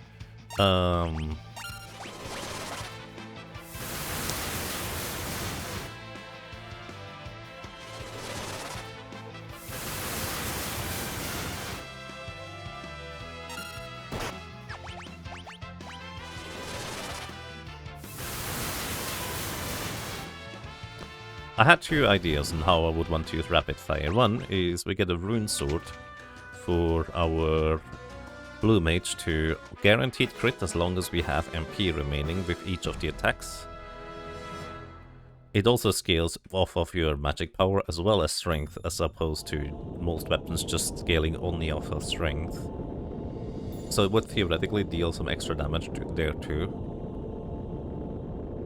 But I will guess that having the hunter itself with the Yoichi bow equipped rapid fire is probably going to be my better bet for at least single target DPS. Alternatively, I'm mostly thinking about Omega here. The blue mage with aim would potentially be already sufficient. So I would want to have another ranger, probably Lena, have the ability to use aim with a rune sword on a blue mage to hit Omega, because Omega has absurdly high evasion, it's like 95%. So that means 95% of your physical attacks are gonna inherently miss. Unless you have guaranteed hit abilities like rapid fire and aim and jump. There's a bunch of other things that works too. But basically, in order to take down Omega, you need to do... well, you need to solve three problems. One, survivability. Omega hits insanely hard with various abilities. I plan on getting flame rings on 2 characters, hoping that those are the ones that get hit by the flamethrower attack. We have float to counteract the earthquake. We have the white and blue mage to heal us up from the onslaught of barrages that we have, as long as we don't use reflect. But I think in the Pixarimas we don't actually have to use reflect on Omega, so we are actually even fine on that side. Otherwise it would just be blue mage to heal up. Funnily enough, white mage would be relegated to just try and give us shell, I suppose, through reflect means. Anyways, my plan is to use flame rings. But these cost 50,000 gold each. I didn't really prepare for this battle here either, now I think about it. That's okay. Probably okay.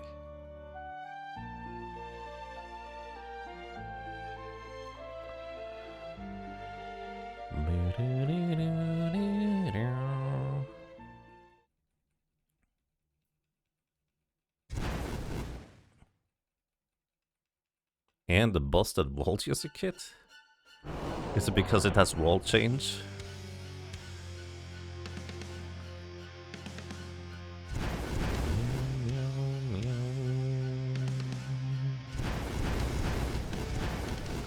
So this boss initially starts as being weak to fire. Also, its glaring main weakness is that it's weak to being put to sleep. And as soon as we put a boss to sleep, we basically win.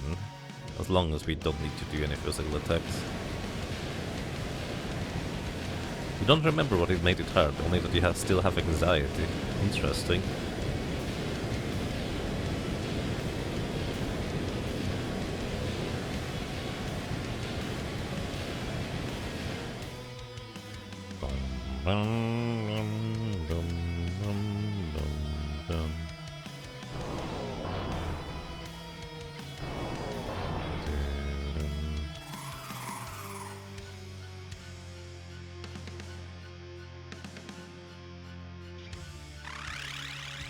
Alrighty.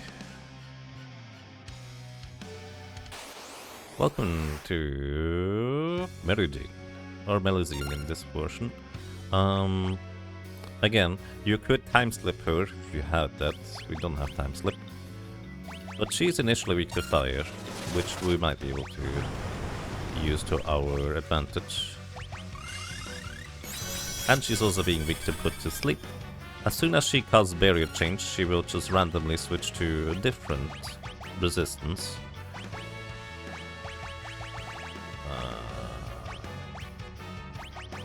Sleep blade. Come on, Ferris. Slow her. Single target slow has a higher chance to hit, which is why we cast slow instead of slowga. I think you can blind her? Oh, you can't. She does occasionally do physical attacks, but most of the time she just does other stuff. I should also equip a Flame Rod on Cryo. Then again, she only has 20,000 HP. Maybe it would be more pragmatic to just knock her out instead of trying to put her to sleep with a weapon that is not exactly reliable. But hey.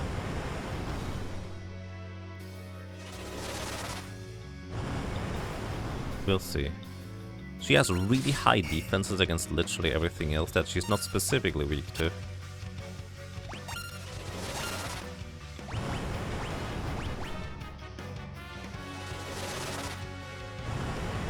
That means physical defense as well.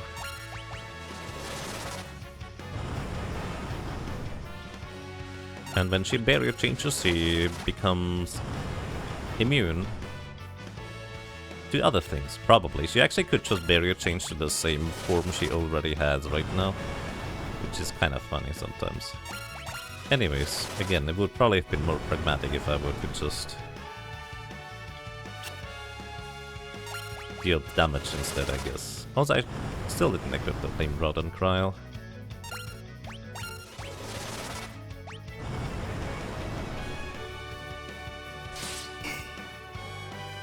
Blizzaga, she's gonna barrier change now.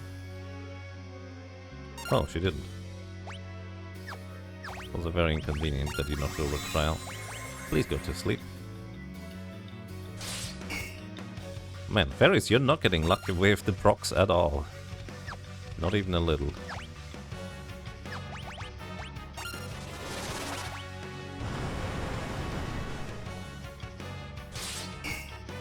Wow. I was about to say, not even an attempt at getting the sleep, but this version here does not really show when you sleep. Actually, no, it does show when you try to cast a spell and miss. It's a pretty high probability of that, but then again, you do need to hit physically in order for that to be a thing. I think we actually basically win. Hold up, let me move Ferris forward instead. Maybe this is a more pragmatic choice here. Now you barrier change? No? Still no barrier change. Anyways, Ferris, equip the strongest weapon you have.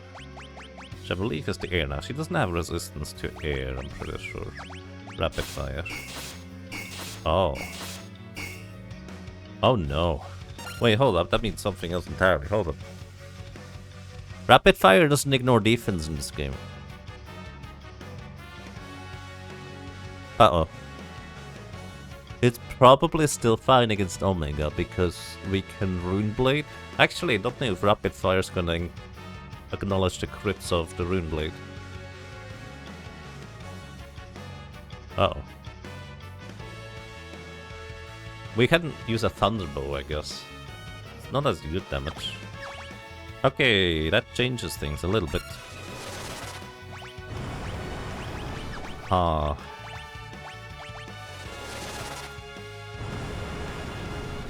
Oh no.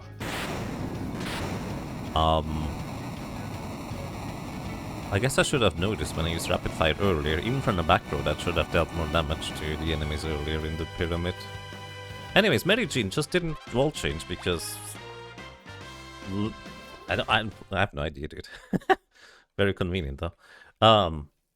She has like a 2 in 3 chance to wolf change on her later turns, but I guess with us being hasted and her being slowed, she didn't really get to those later turns. Regardless, we need at least one hunter in our team. Oh, this changes things. By the way, this is BGG asked me in PMs whether the boss is reasonably beatable with this team, and I thought, yeah, unless the Pixel Remaster changes things in certain ways, I think it's gonna be easily beatable. Unless it changes things in certain ways. Turns out it changes things in certain ways. This is actually exactly what I was thinking about too. Like, I was even thinking, I wonder if the Pixel Remaster did that change here. And now I know for a fact it did. Okay, anyways, Runeblade, probably still fine. And we can use Thunderbows, we just need to buy one.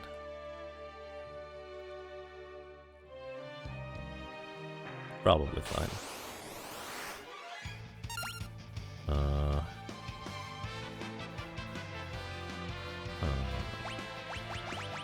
Death Claw. Nice, Lena hit immediately. Sleepy. This guy's called Sleepy, that's kind of fun.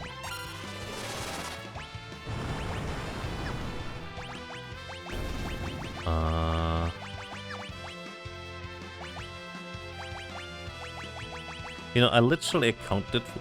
It's kind of funny to me. I literally, in my mind, thought, it's technically possible the Pixel Remaster doesn't let you ignore defense with rapid fire. At least, it seems like you still don't mess with it, so... That's still useful, I guess. Huh.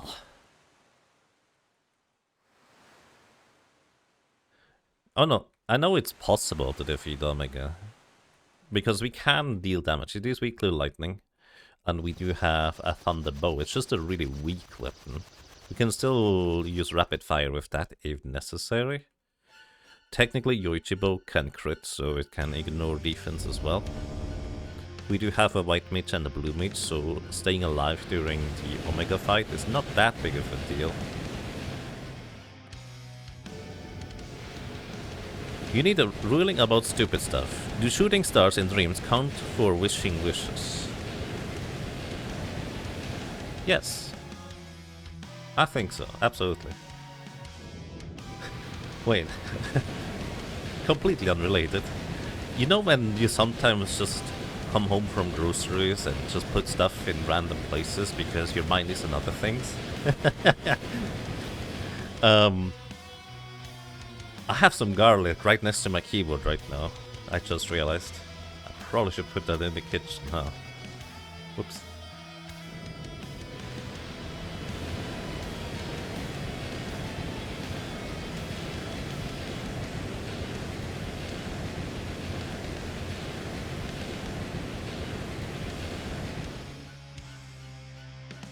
At least it's nothing that needs to be in the fridge. Yes, I agree.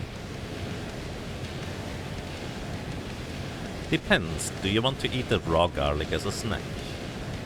Admittedly, I've never considered it. Tell you what, if somebody donates $5,000, I'm gonna eat the garlic on stream. Raw. Shell included. Don't do it. I should not have said anything. I don't even know where my webcam is.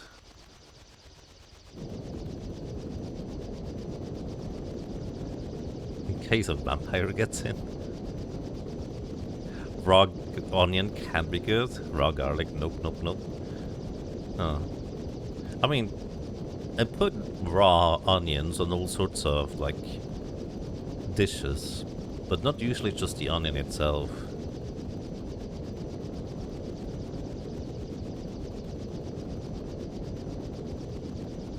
You've had it that you put all groceries away except for one thing, which needed to be in the fridge or freezer. Whoops.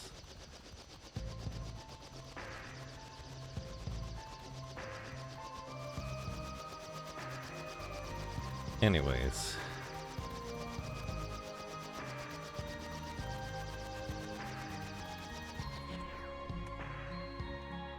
One of these tiles. Also, by the way, normally you just get a random encounter in the forest in other versions. In this version, I think it's just one specific random tile that has the Mirage City in it. You just need to find it.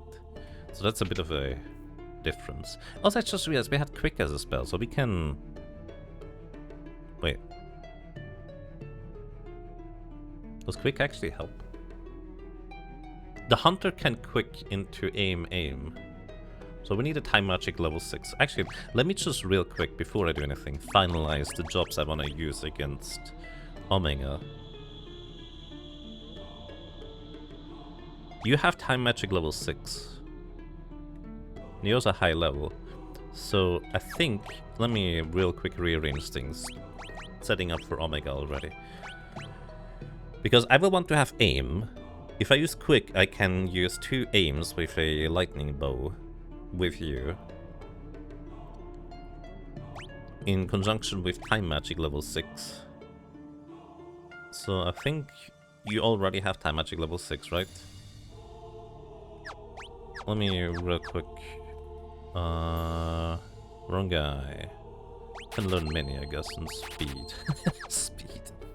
I wonder how that works in the Pix remaster. I know I have the wrong jobs, don't worry about it. I think as long as I don't get into combat, it's fine. Anyways, we have Quick. Do we need Banish? No. Well, maybe. No, we have Blue Mage, we're fine.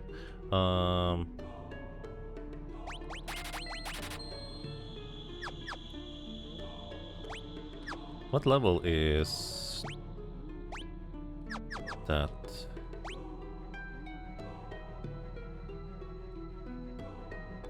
Oh wait, hold up. I can check this. There. Time Magic level 6 is the innate ability of Time Mage. So I know Time Magic level 6 is in fact the maximum. Okay, so Butts is done with Time Magic. So he has everything he needs. That's good. So this means we're gonna have Butts as a caster of Quick with Thunderbolt to aim to deal about, it's like 3000 damage in 2 turns with Quick. So I think that's gonna be the plan, to cast Quick and then Thunderbolt twice. It's not great, but it's better than nothing else. Then again, you wouldn't be able to support with other moves. And I guess our Blue Mage is gonna be Ferris with a Rune Blade and Rapid Fire and hope that deals good damage. Yes, that's probably gonna be how we'll handle that. Like, you get the Flame Shield. Okay. Man.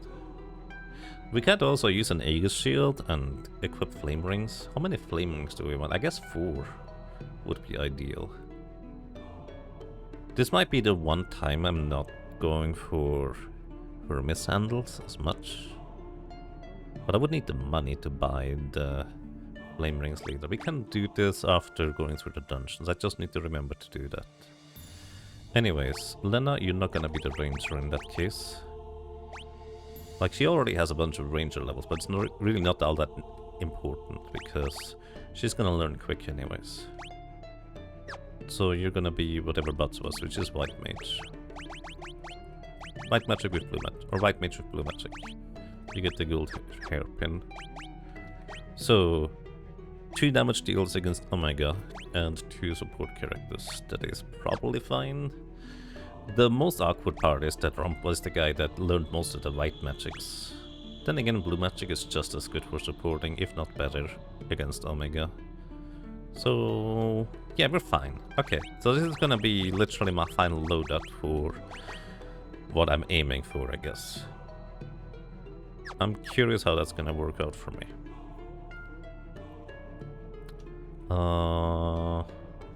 I don't think there's anything else I necessarily need, so let's get Hermes Sandals. Being immune to paralyze... They forgot that there was a button here too. Anyways. Let's see. Can buy 2 Hermes Sandals. Let's maybe sell things we don't need. We don't need 5 We have 5 Lamia's Tiara? We can at most use 3. There's a lot of Lamia's Tiara, dude. Headband we actually keep for later. Do we need an Ice Shield? We don't need a second Flame Shield now, think about it. We only have 1 shield user. Above 10 and you buy something from the store. Roll a d20. Oh, it's a natural 20. Well, that is a little bit above 10. I don't know what that means for you, but... 20! I guess we're gonna come back here later with more money.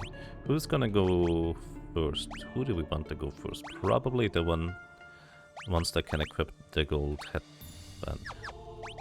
Gold hairpin. Actually, you know what, Lena? You don't get the gold hairpin. You get the Lamia's Tiara against Confusion. You get the gold hairpin. You get the air knife, because that's still gonna be basically our best damage dealing. You get Hermes Sandals, and you get Hermes Sandals. These two are gonna be our survivors. You get the Protect Ring, and you get an Elemental. Alright. Because we have Time Mage, we're not as reliant on getting everybody... Oh, I can stun things. I shall learn that. Sorry, thinking about stuff again. We can learn guaranteed stuns with Blue Mage. Or paralysis.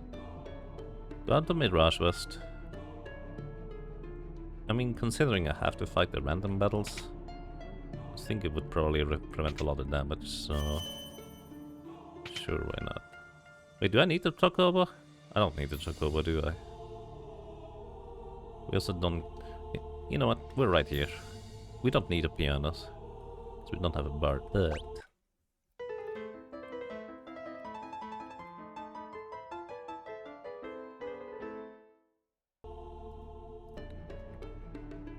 Piano Flex.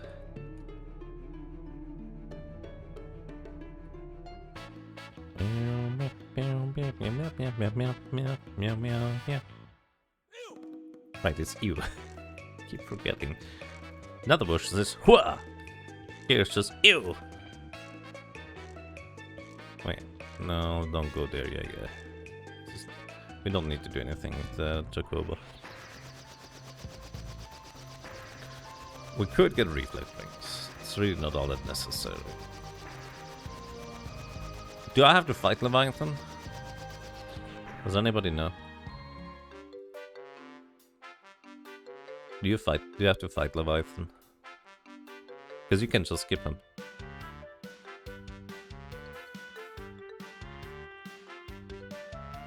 It's more of a rule clarification thing, whether SevenSins and BGG defeated Leviathan or not.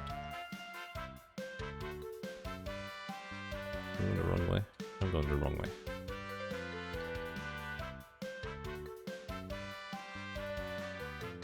I know you can skip Leviathan. I'm saying whether I should.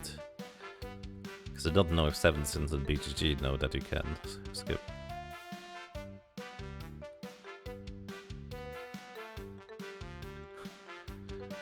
BGG just doesn't know, but they do it anyway because it's good content, you're there. Alright, that's fair enough, so we fight them. Which means...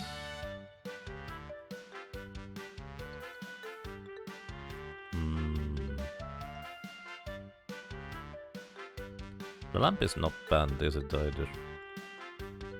I can absolutely use the lamp. Why did I not go and grab the lamp first?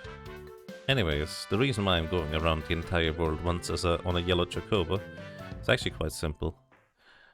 It allows us to defeat enemies. To get the Mirage Vest. Defeat enemies? Rain? You okay? Anyways, we're gonna buy a bunch of extra Thunder Rods to break, because it's still crazy good against enemies that are weak to it. Unfortunately, you cannot use it against Omega because he has innate reflect, and you cannot aim the rods that you're breaking at your own party to reflect it off of yourself to the enemy. It just doesn't work. Anyways, I should have taken a detour. Do I need any of the special weapons right now? Could get a bow, but how good is that? I guess it's actually... no. Aeroga is still fine. The legendary weapons can't keep up with an air knife and Aeroga. Most of them.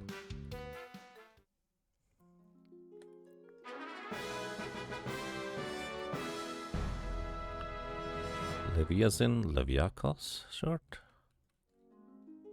I don't know what that is.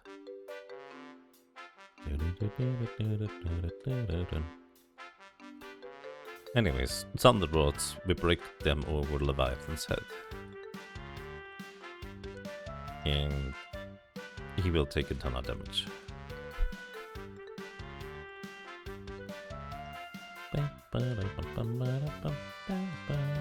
Let's see. Bow, this white mage stuff, elemental stuff. That's it, and the dagger. There's nothing particularly crazy we need for things, so we don't worry about it. We're full on resources, let's go. Yeah, right, you guys are here. Now we're fine.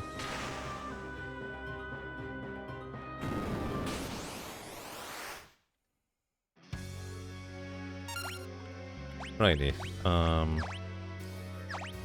here now.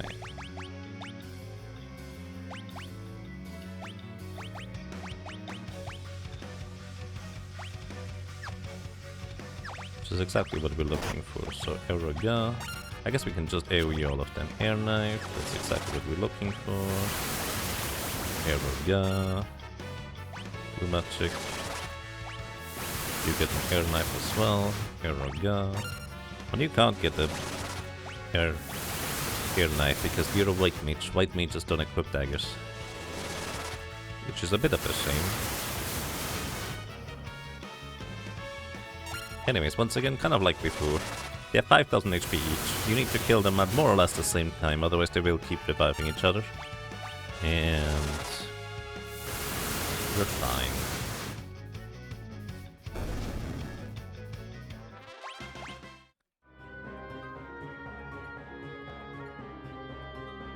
If white mages can't equip daggers, how did Garnet cut her hair? She went rogue.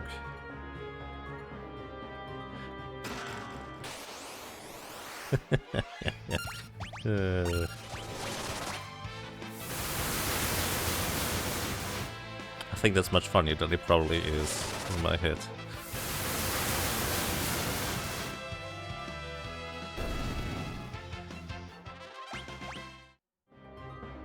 We could learn level 3 flare from these. I don't see how that's useful though. There's probably a boss hero there that I could use level 3 flare against, which would be a lot of damage. I just can't remember any specific use cases for it, unfortunately.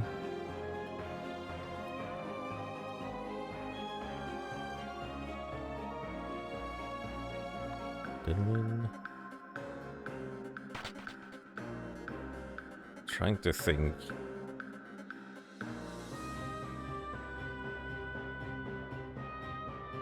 No, they give us level 5 tomb. Do I care about level 5 tomb? I mean, it would be nice to have against Twintania. Easy solution. This chest contains a boomerang weapon. We don't have a use for a boomerang weapon, so we ignore it. It's also guarded by like a mini-boss. So, again. Nothing too interesting. Like, I don't even know what the mini-boss does, to be honest. But at our current power level, we would just use Aeroga a bunch of times and win reasonably easily, I think. Toe kick.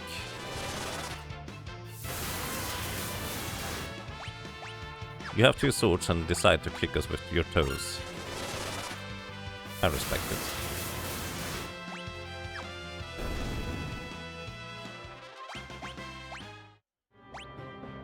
Alright.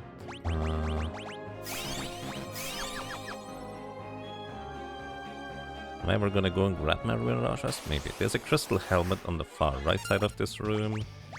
There is... I think an ether or a high potion or something not terribly interesting in the chest on the left. The chest in the middle center top has a protector ring in it, which... You know what, actually, maybe I should grab that since I need a lot of money. Yeah, I probably should grab that. Also, in here we can find the Beast Killer. This is a whip. We can't equip it, but it sells for a decent chunk of money. Hey look, these guys have summoned a Oiseau-rare. Oiseau is the French word for bird. And rare is, you know, it's rare. It's a rare bird. And if you ask me, that guy does very much look like a very rare bird. Diamond Armlet. That's a rare drop. Speaking of rare. Ether. Chest on the right contains a Dragon Fang, which would, you know, be 2,500 gold. But I have absolutely no memory of how to get over there without falling into one of the traps in this room, so I'm just not gonna do that. Was a well done. Ah. Yes. Was a very tasty.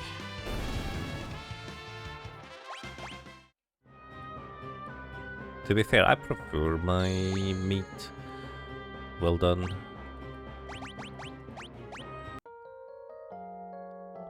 My brain just really doesn't like bloody stuff. Right. There is a circlet on the right we can sell for abundant money. On the left I think there's a high potion.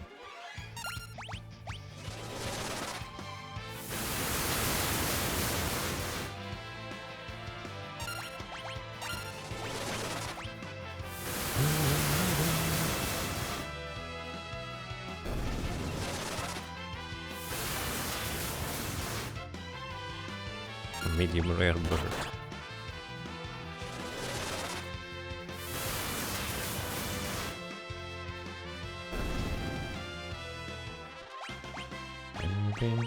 Another diamond armlet.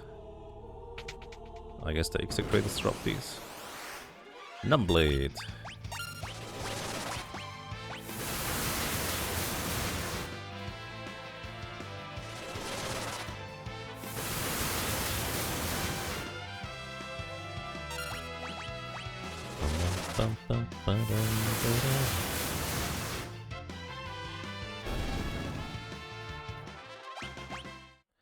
Alrighty, is there anything I can do to optimize this part?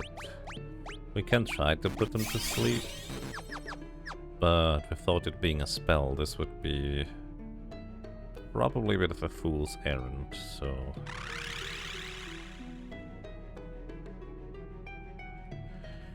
Alrighty, welcome to Stalker, whatever he is called in this version. He has 20,000 HP. Initially, all four of them are real. After you hit him once, only one of them is gonna be real. Which one? Good question, I don't have answers. If you use an area of effect attack, he will counterattack with some heavy counterattack spells. It's rather dangerous, not technically deadly, but dangerous enough that you don't necessarily want to do that if you can avoid it. Oh, we actually hit the same guy correctly. We need to hit him 10 times, so... Mind Blast, hey, that's perfect on Ferris too. This will guaranteed, what's the word? Mind Blast guaranteed...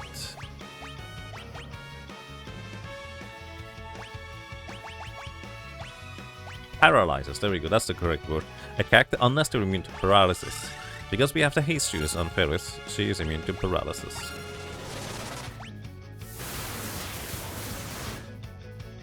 Hey, 2 hits.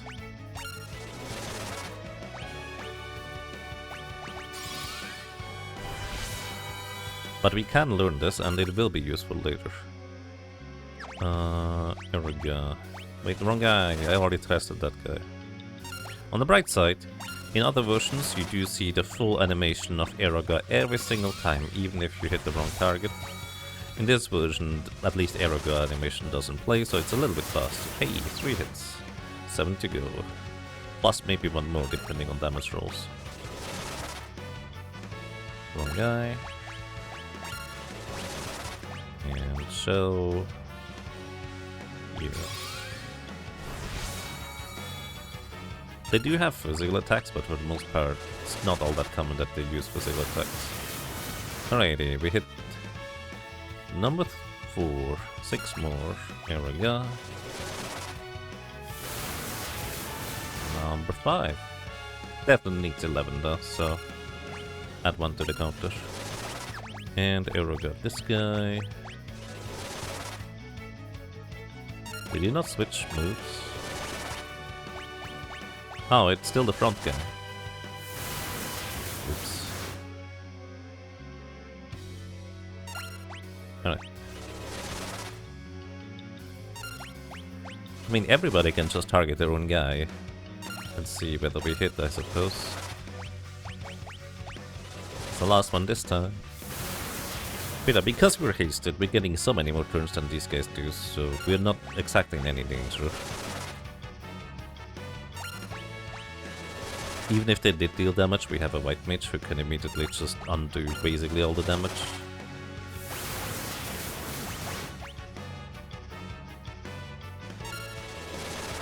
So you are out of MP, so we're gonna give you... This is where it would be nice if I picked up the Yoichi bow, I guess. Because that would spend the single targets than the Hayari bow.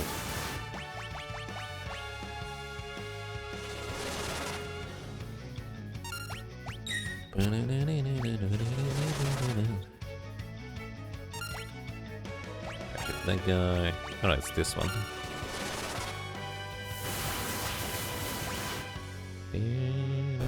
And we win. Not a difficult fight. We learned Mind Blast. Extremely useful for Exdeath at the end of World 2. And I just realized I didn't have to walk back outside. So I'm not gonna get the Protect Ring, I guess.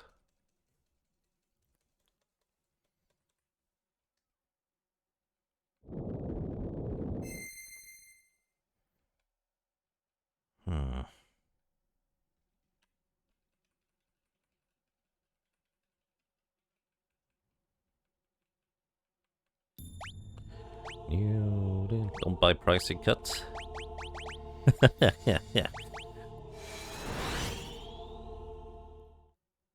I don't think I would buy anything pricey. If there's something cheaper available, personally. But that's just me. Alright, let's not forget to buy a lightning bow before I move on, because we will need it. So crescent it is. But yes, I suppose that's fair. Full Filipino marinated steak, egg and garlic, rice and breakfast. That sounds great. I hope you have a great lunch or breakfast or whatever it is for you. And I guess food is just kind of generally... I have to walk around to get to my boat. Because this game doesn't spawn you on top of the town, it spawns you outside. That is so inconvenient. Holy crap.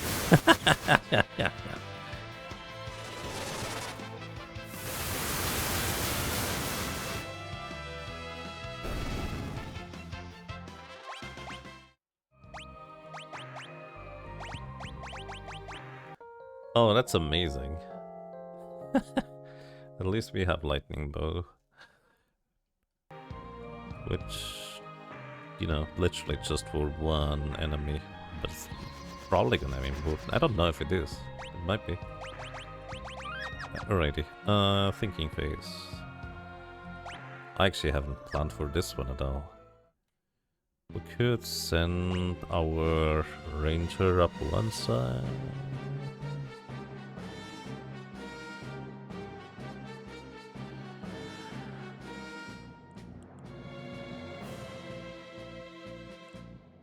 guess white mage and time mage up on omniscience side, huh?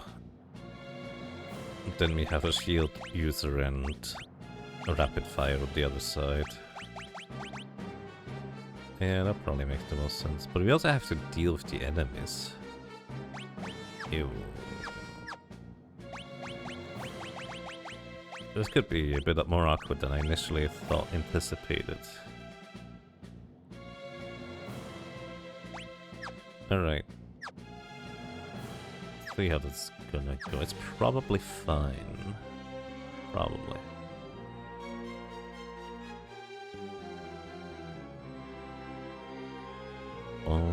Oh. Just trying to read chat while going here. Anyways, you are the ranger. We send you up to the right. Again, probably should have picked up the Yoichi bow, but it's not all that important, I don't think.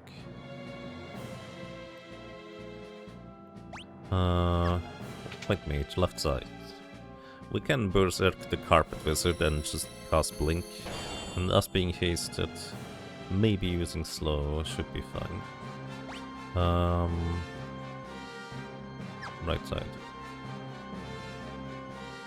Hard-boiled or soft-boiled eggs? What do you prefer?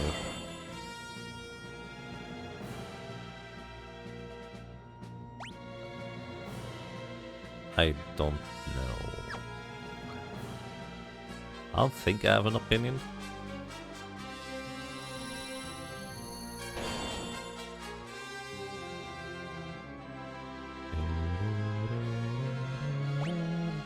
Also, this is another area where every other version has extremely low encounter rates. This one doesn't, although that is arguably mostly because it doesn't like have different encounter rates between different rooms.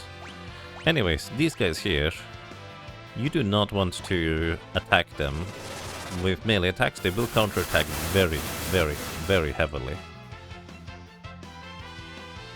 Graviga. Graviga. How inconvenient. There goes most of my health.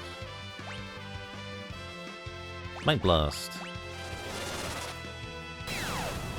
Paralyzed. Oh. Also dead. Apparently didn't have as much HP as I thought. I thought they had like 3,000, 4,000 HP. Maybe the guy in the fronts do. Who knows?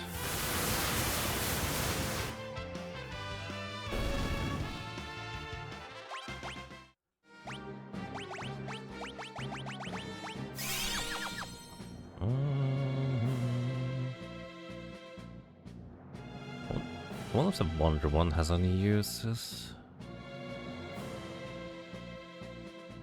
A black magic spell I don't have access to? I guess sleep? But I don't think we need it.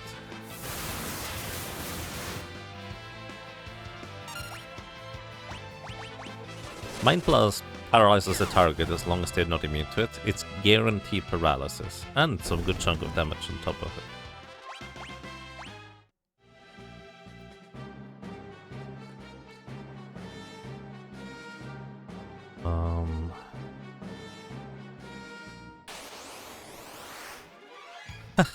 Yeah, those are some old enemies. They will go down in one attack. We've never seen them, but they appear in the Walls Tower. You know, the water tower. This is basically third dungeon of the entire game. They have a red drop chance for a flame rod, which they just gave to us. How nice of them. I guess I could break rods over their head. Anyways, Wonder Bond. You can attack with it with a physical attack, and it will unleash the basic level black magic spell, cycle through all the black magic spells and then go white. Actually, no, it starts with white magic. Basically starts from the lowest white magic spell and goes all the way to the strongest and then resets. Now on the right side here, we don't generally want to use spells against the enemies. But I think if you miss, it's fine anyways. Plus Death Claw will paralyze if that works out, so yeah. We also won't be able to use spells on the right side. So what I'm gonna do, Ferris, you're gonna unequip the gold hairpin, we're gonna equip this on the other guys. You get the Lamia's Tiara instead. Probably want a quick save everywhere. There is a Defender Sword on the right side. It's worth quite a bit of money. Berserkers. Yeah. Miss. Do you counter? No, it doesn't.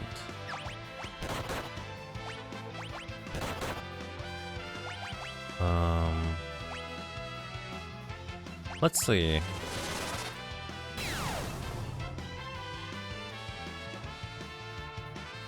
Right. He is not immune to paralysis.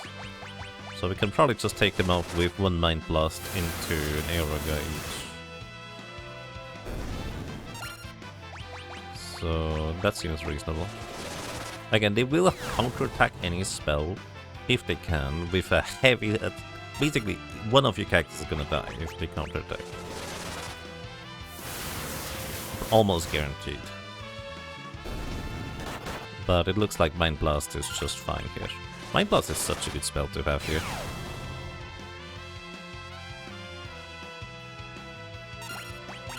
With the exception of the text message, mind being drained, which functionally means absolutely nothing. Well, I guess it's kind of an indicator that they get paralyzed, huh? Because your mind is being drained, I suppose, you can't do a whole lot else. Which I suppose is fair. A Death Sickle? I didn't even know these guys could drop that. Then again, I don't usually fight anything in here to begin with, so... whatever. High Potion in that chest up there that I'm skipping.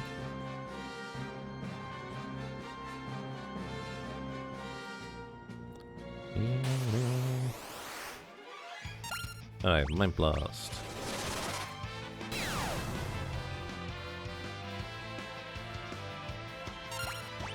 I'm basically just trying to remove these guys with surgical precision.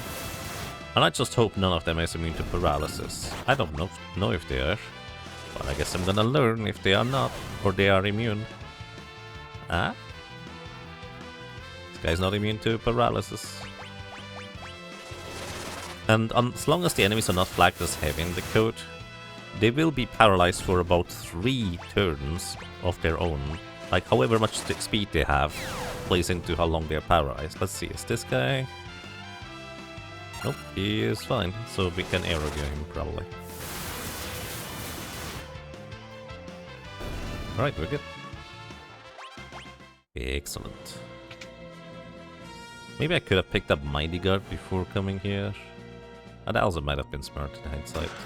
Defender. If you use it in combat as an item, it will cast Protect, which actually just remembered I haven't picked up either. Not like I can use it here anyways, because on the right side you cannot use spells at all. So, mine goes for you. And I guess you're just gonna attack from the back row with the Hayate Bow.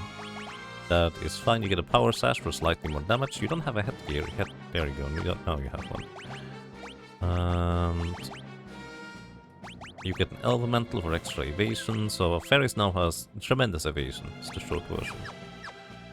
And we're sitting in the back row, so we're fine. Alright, we're good. Let's go.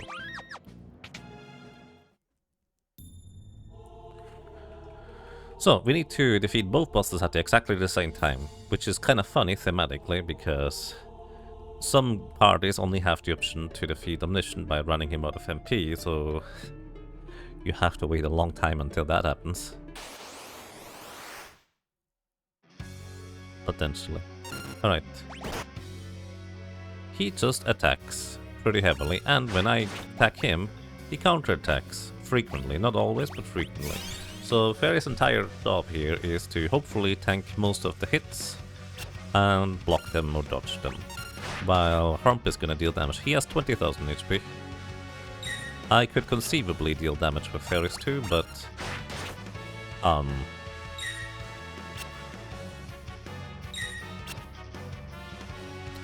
I'm just gonna play this slow. This guy does hit decently hard, but he has literally 0 physical defense, funnily enough.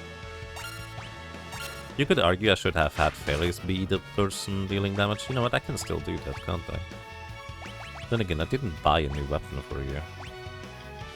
Oh.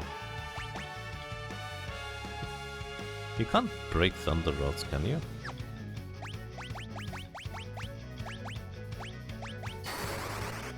Oh, you can. Huh. Wait, you cannot do this in other versions. Right, sorry, but you're relegated to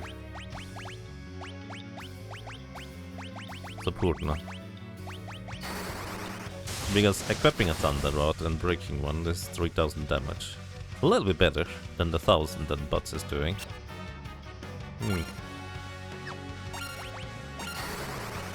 I didn't know you could break rods in here.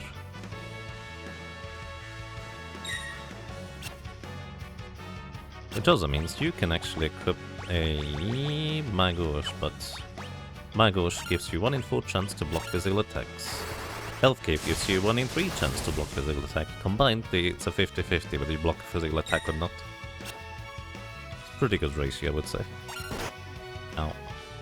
We survived 2 of these, we're fine. And he doesn't even seem to counterattack the Thunder Rod being shattered. Also, he strikes to cast Holy here, but he doesn't have enough MP. Poor guy. This joke often falls a bit flat because the text boxes scroll by so quickly in other versions, but here it's nicely displayed, just like, holy, see the power! And he tries to cast and doesn't have enough MP. It's single target anyways, so yeah. Anyways, I was gonna equip the hairpin on Lena here, I think. You don't have much time. On the bottom left you can see 9 seconds. You need to interact with this thing quickly. In other versions, the time does not stop while you're in the menu, but in this game it does. There's also no timer normally. It just explodes in your face if you wait for too long. Anyways, welcome to this guy. Let's see. We're gonna haste us. Well, I guess specifically Lena. Then we're going to Shell. Narcoris, thank you. It's very generous of you. Thank you for the 1000 bits of food. I really appreciate that.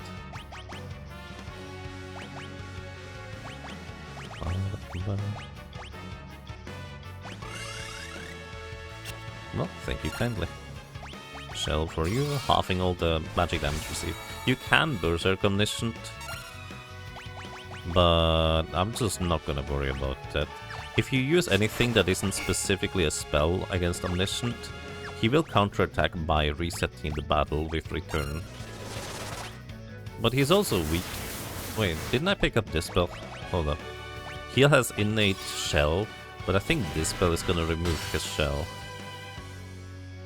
So he's actually gonna take full damage from Aerogun now. He's weak to Aerogun. Yep. Anyways, it's just entirely unnecessary for us to do that, I guess. I could give Reflect.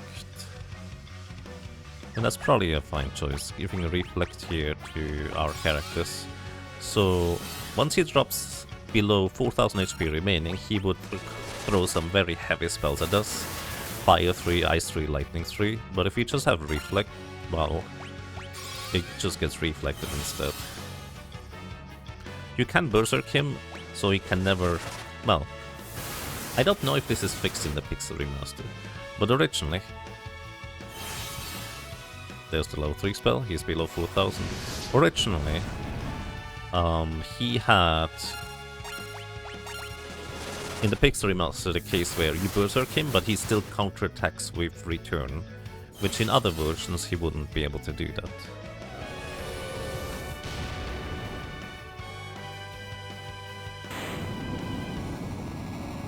But I think that's one of the things they fixed, but at the same time, we have blue magic. We are fine. We don't need to worry about that. Alright, we get the black magic flare. Can't reuse that, but we do get the white magic holy on the other side, which is very strong, single target. Especially if we get the staff that boosts our holy damage by an additional 50%. That the white mage can actually equip. So we actually will have our white mage with a good chunk of boosting damage. Alrighty. We've talked so much about the food earlier, I'm actually really hungry right now. Yeah. Alrighty. How do we deal with shield dragons? I wanted to say, we just hope we don't run into them, but that's not how this works. We need to prepare in order to be able to deal with the shield dragons, and then we don't run into them. If we don't prepare, we will run into them, right? That's how that works. Anyways. We cast Holy. Shield dragons have innate reflect dance. We can dispel them.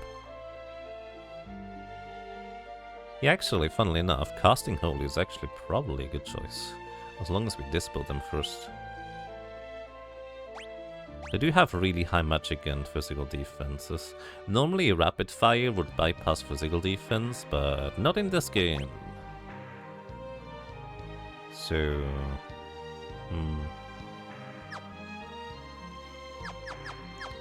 Well, we'll figure out something, probably.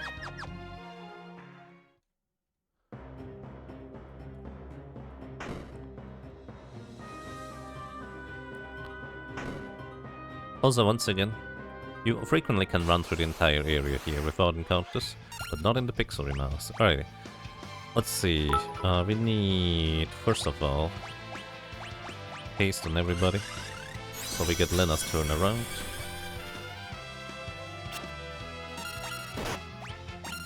White mat. Lena. Stop! You hit yourself!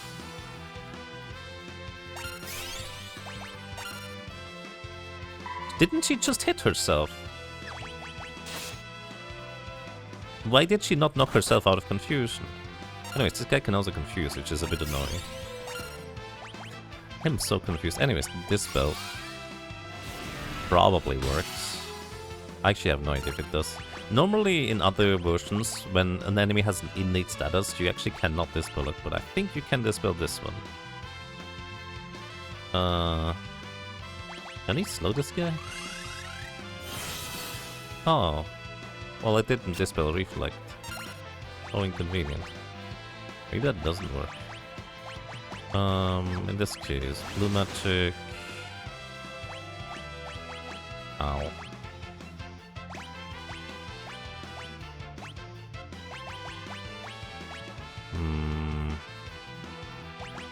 Where's White Wind? White Wind heals your entire party for the amount of HP you currently have on the character that is casting White Wind.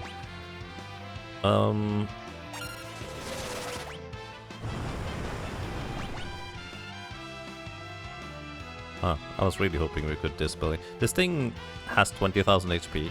You only need to deal 10,000 damage, and then it will run away though. So... Oh yeah, we have magic lamps. Let's see how strong it is. Magic lamps cast the highest level summon first, and then the second highest level summon next. Pretty good.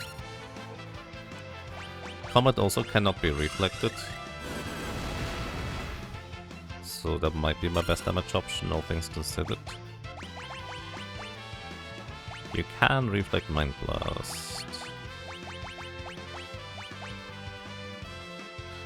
What level are you? Wouldn't it be funny if we just happen to be the same level? But not. In this case, what about white magic? Reflect on yourself.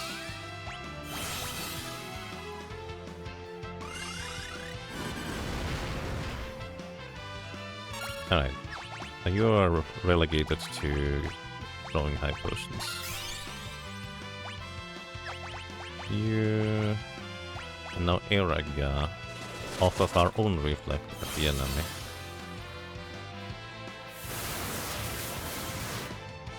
Because you cannot reflect a spell twice. So that means we can now Eraga off of our own friend. And we just hope that reflect doesn't run out before we knock this guy over.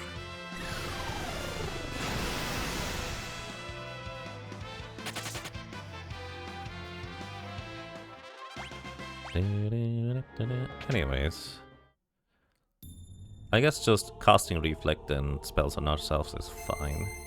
There's just no good way of dealing with those guys. Alrighty. Each tablet we acquire, we are allowed to pick 3 of the legendary weapons. Yoichi Bow Has, I think, like a 25% chance to critically hit whenever you attack with it, and really high base attack power. The highest of any bow in the game. It is not necessarily the best bow in the game, because situational bows can still be better, but it's pretty good as an all-around bow. Then we get this thing. Sage's Staff. If you use it as an item in combat, it will cast Revive, or Raise, like the basic level Raise.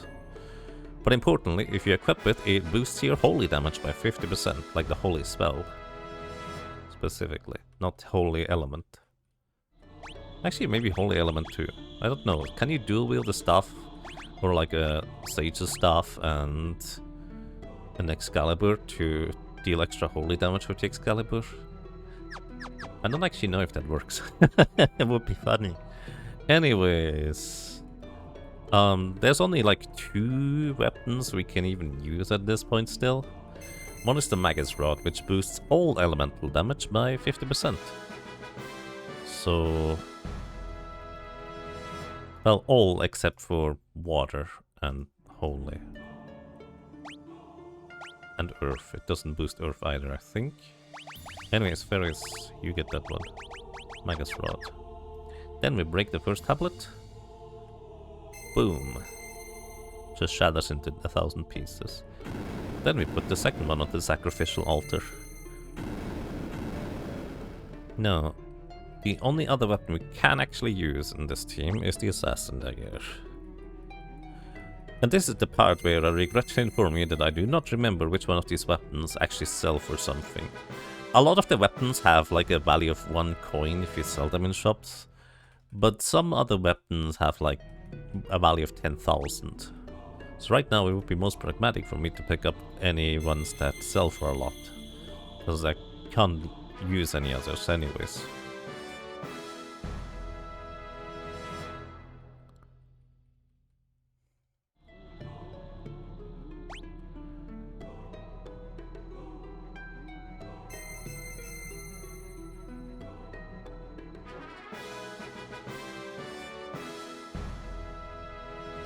Alright, Gaia Bell. We'll need to come back later for the other weapons.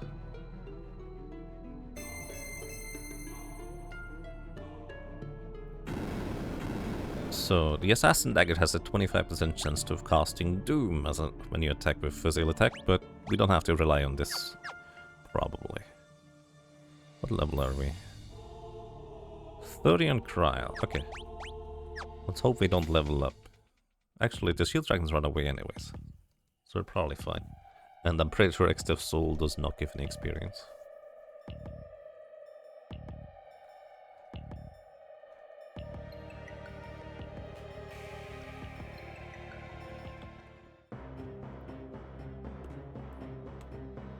Honestly, the Dispel probably still removed the Protectant Shell from the shield dragons, so I assume we still want to really do that.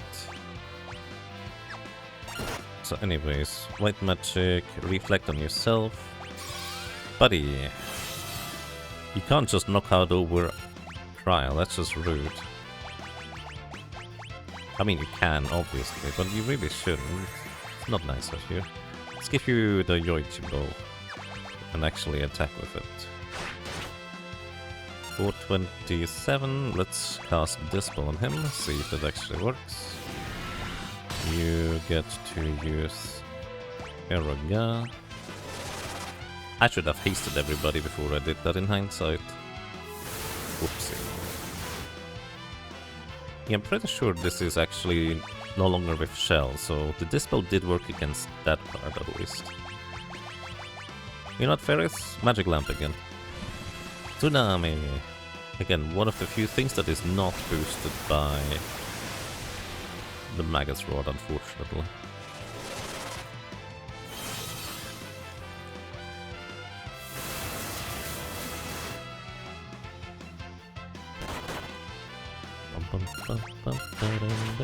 Nice crit. This also ignores all defense. That's a lot of damage. White Magic, holy. This is probably enough damage to make him run away. There it goes. Good.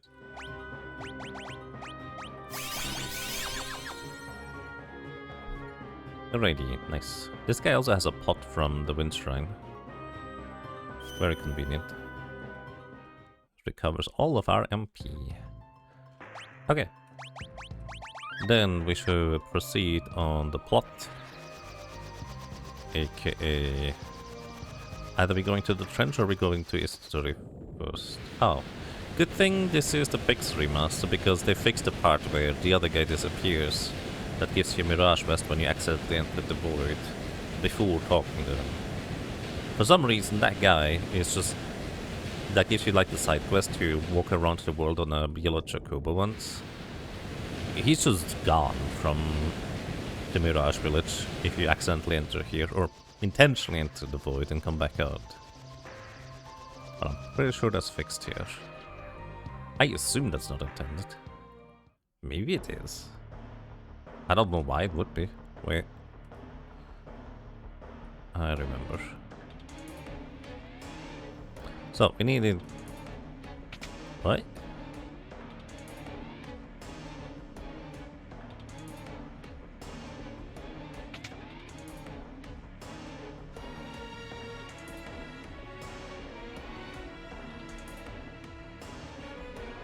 Oh, it's over here, isn't it?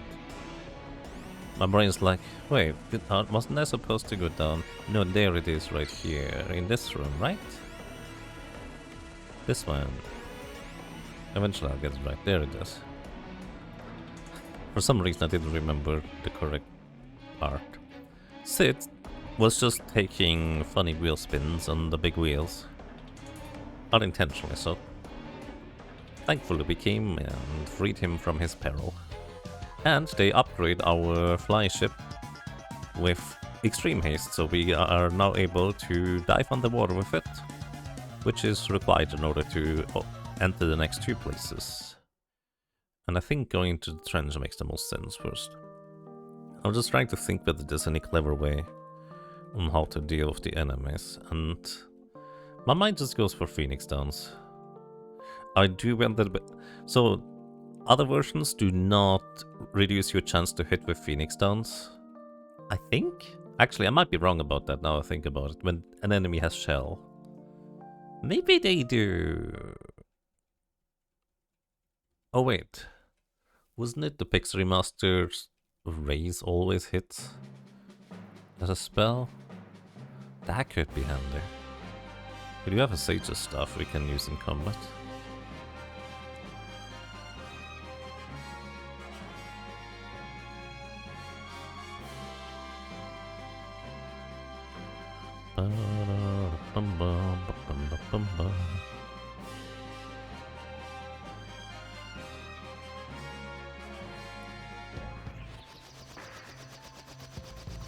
You know, that music is supposed to continue playing until you land at least once, but not in this version. Yeah. I like that music. Anyways, what do? We're gonna sell a bunch of things that we don't need. Gaia Bell, I picked correctly. This one sells for a lot. Excalibur sells for 5. That's not good. The Assassin Dagger actually sells for a lot. So does the Sage Staff and the Magus Rod. Anyways, we sell the Defender, the Death Sickle, keep the Hermes Sandals. I don't think we need the Hayate Bow in this version anymore. It's not good. Diamond Armlet, Beast Killer Whip. Absolutely keep the Magic Lamp. Am I ever gonna use the Chicken Knife? Nah, but it's funny. It's not like I need it. Twinlands, we sell. Power Staves, we don't need with this team. Silver Specs, we keep the Power Sash. Don't need Diamond Plate in this team. Air Knife, we keep. Well, I guess we can sell one. We'll need 4. 3. Killable, maybe. Alright. Also don't need turtle shells. So, what do we do with this money? We stock up on Phoenix Downs. I also may want to... Nah, we're fine. Anyways, you, Lena, need to get the Hermes Sandals in this situation. Let's go down here-ish. I don't know where it exactly is, but around here is where we get into the trench. Somewhere. There it is. I occasionally refresh things on the side and then click back into the window just to see, and this time it automatically activated the steering wheel again. Alrighty, these two, 5000 HP, kill them approximately at the same time and you're good. Anyways, they are actually absorbing Holy Element, which is a bit inconvenient, I will say. So we're going to just Eraga and Eraga and you get the Air Knife and Eraga and Eraga. You get the idea.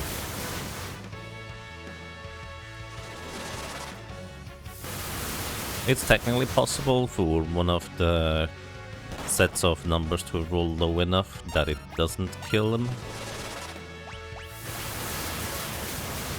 And the other one survives, which can make this a bit awkward, but I think it's probably gonna be fine, right?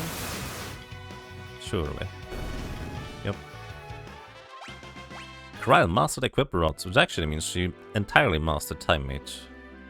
I don't know when you would ever want to use Equip Rods, but it also allows you to equip Staves.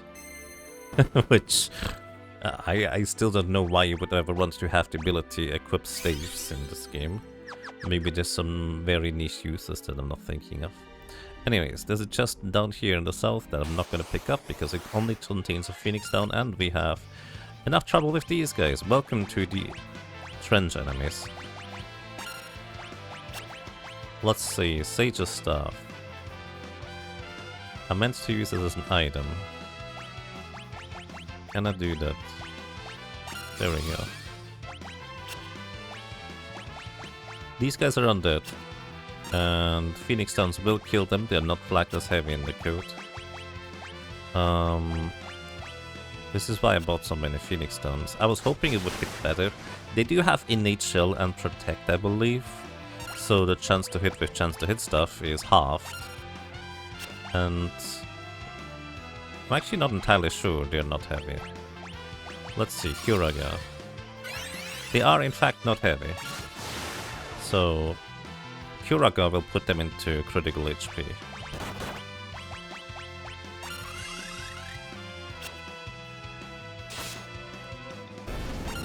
So I guess we just Kuraga them and Flamethrower. That's probably more reliable than Single Target Kuraga. They have a lot of HP. It's quite tough to take them down occasionally. And there's gonna be a lot of these. Maybe Deathclaw works better? No.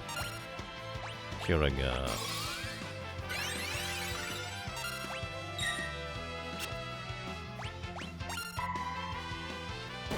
Wow.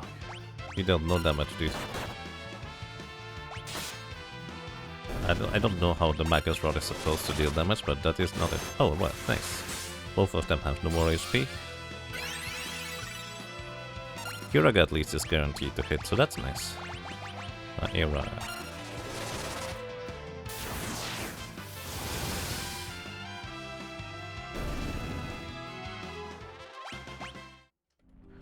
But yeah, we don't really have a great way of dealing with them. Like, we could also cast Holy.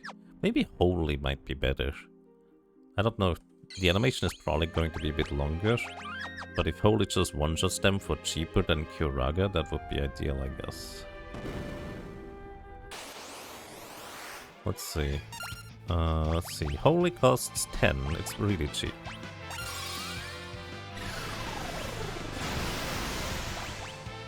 Deathclaw. Oh, it does one-shot them. Wow. Wait.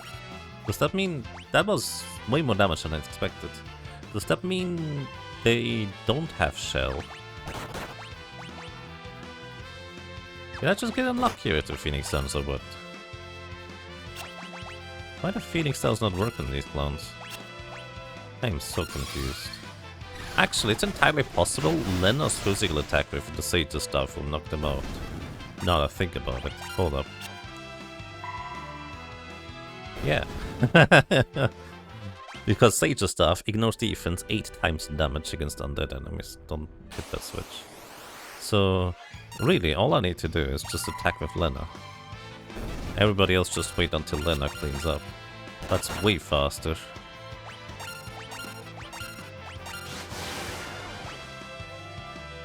Covered in gummy liquid, which would normally inflict slow on you, but Lena's immune to slow because she has the haste sandals. Anyways. Okay, we found a battle strategy. Just bonk them with a stick. The white mage is our most offensive, like, capable tool. I think we can just do this. I should have casted float before I did this, because we're gonna land in... Oh, we don't land in lava here. Still, I should cast float before I forget about it.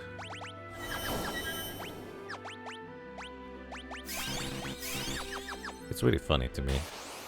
I tried to use the Sage's stuff first as, you know, the normal way. Wait, I'm pretty sure we cannot defeat these guys before they revive each other. Oh, they didn't revive each other. We're fine.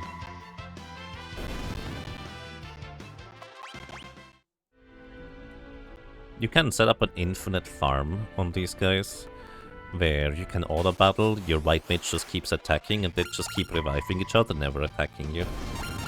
I did that when the Pixel Remaster was released, because I did a solo challenge for fun, and... oh, that guy doesn't get knocked out. And the funny thing was... I overflowed the experience counter and the game crashed when I did that. So do that at your own peril. Oh, that's... a bit inconvenient, not gonna lie. Can I do anything? I think these guys are flagged as heavy. So I don't think Deathclaw works. I'm actually not entirely sure about that. Lena needs 2 attacks each time.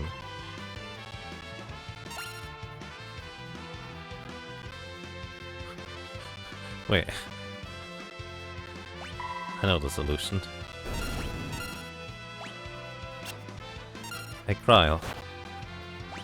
Did I sell all of the... Oh, they're not flagged as heavy. Oh, that's interesting. Anyways, Kryl. Here.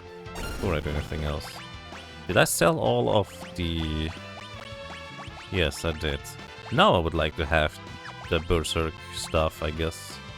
Because I would like to Berserk Lena. Because Berserking here would actually work pretty well. Okay, they're not heavy. I should have known that because we can just use the Magic Lamp's 3rd charge on Petskin in order to knock them out. I should have known they're not flagged as heavy.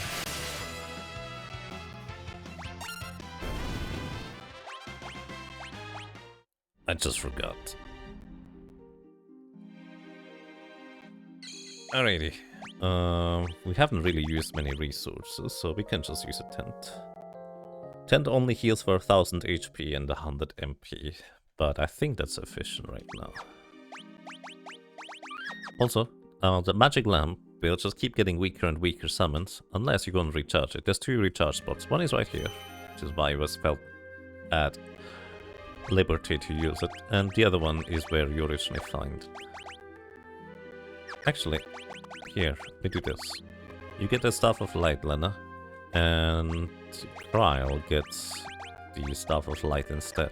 The Staff of Light deals damage based on your magic power, so conversely, I'm pretty sure a Time Mage should deal more damage than a White Mage because they have higher magic power. And what I can then also do is I can do White Magic, Berserk, Berserk our little Time Mage, and just wait until we win.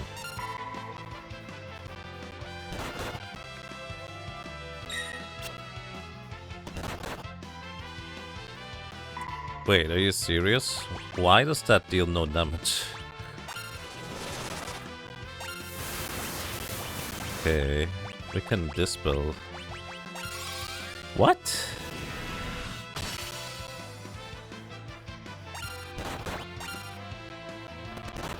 Huh?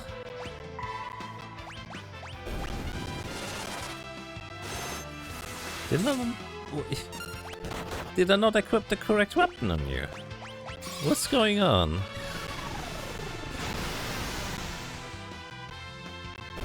Why does the white mage deal so much more damage with the sage's stuff than Iron Mage? What is happening here?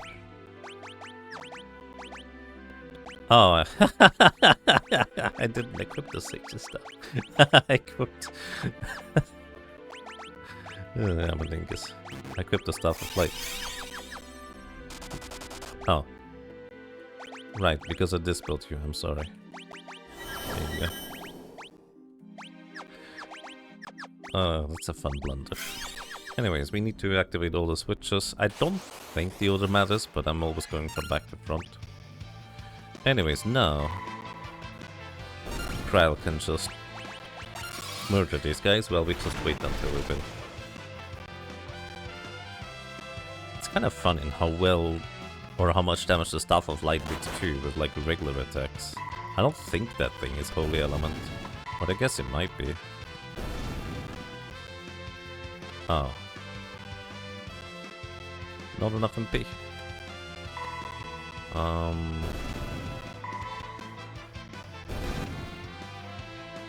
Huh.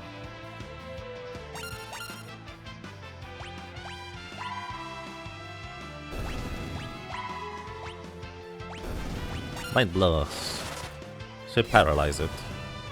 That way it can't revive the others. I guess I'm mistaken. In this case, we're gonna have Lena cast Holy instead.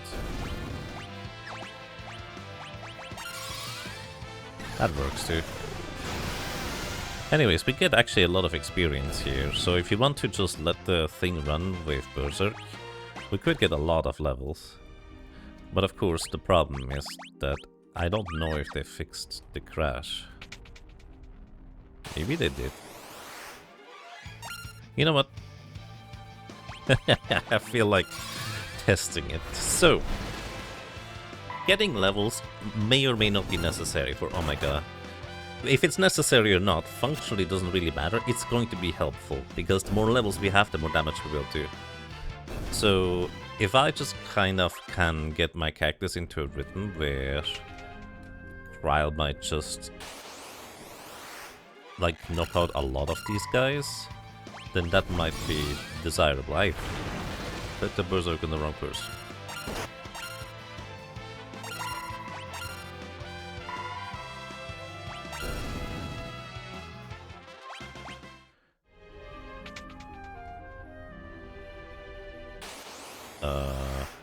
Wait, I think we already opened the thing. Berserk.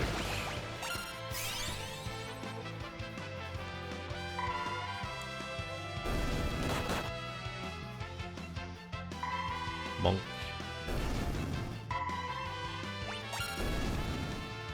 Oh. I guess we can't easily set this up again, huh? Anyways, we go through here. The little piggies have a lot of HP, but we can put them to critical HP very easily. Could also use the third charge of the magic lamp, which probably is the easier choice anyways, huh? Anyways, welcome to these guys. I genuinely largely don't know what they do. They are reasonably dangerous, but they are flagged as undead and not flagged as heavy. So you can defeat them by giving them elixirs, putting them into critical HP, and then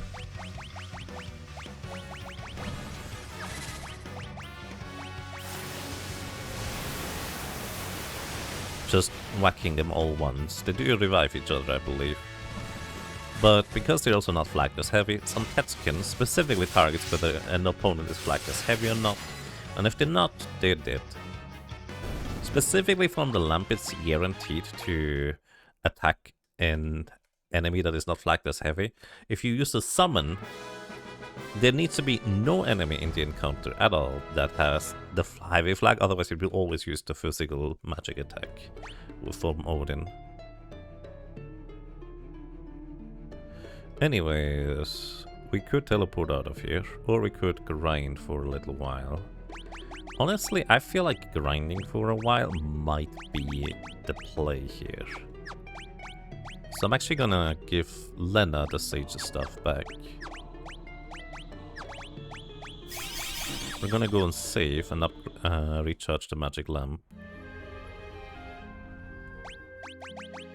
Just in case we get into an encounter that we can use. No, not this one.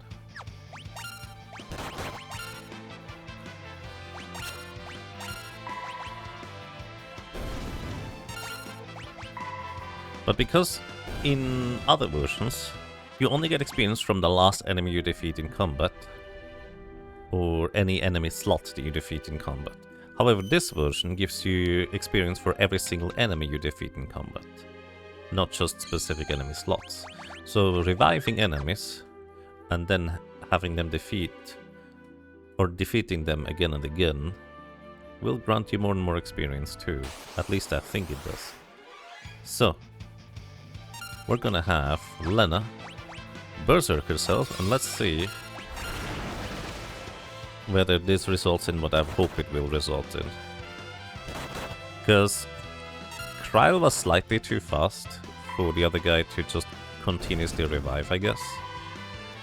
Lena shouldn't be as fast, so this guy's gonna continuously revive, try to delta attack but doesn't have enough MP, and Lena will just continue killing two of them over and over and over.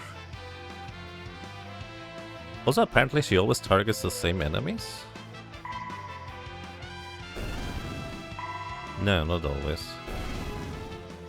But yeah, I think this is consistent. So what I'm gonna do is I'm gonna go and make myself a sandwich and I'll be back. Oh. I bet somebody yelled at me, but I forgot to activate my timer again, didn't I? It was just sitting there the entire time. Oh my god, the Mega Sisters. The piggies? The timer is off. Thank you. We are 3 hours and 14 minutes into the stream. I usually wait about 10 minutes until I actually begin. So let's add 3 hours and 10 minutes to the timer, so that is about 10 hours, 11 minutes, 31 seconds. Alright. A bit awkward, but oh well. Anyways, auto combat is not allowed, but this is not auto combat. It's just automatic combat. It's auto combat at home. We can do it ourselves. Anyways, I will go and grab some sandwich food or something like that. I'll be right back.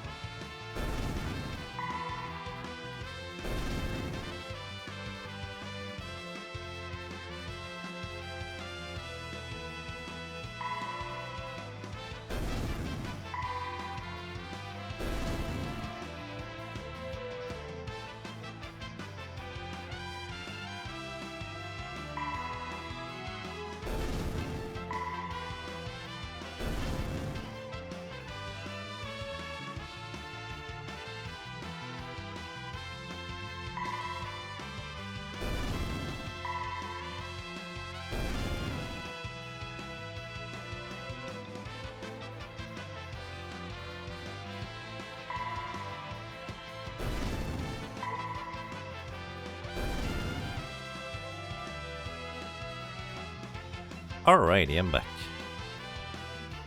Welcome, Silver Frog Flame, Infinite AFK setup. Yes, this only works in this version, because other versions will...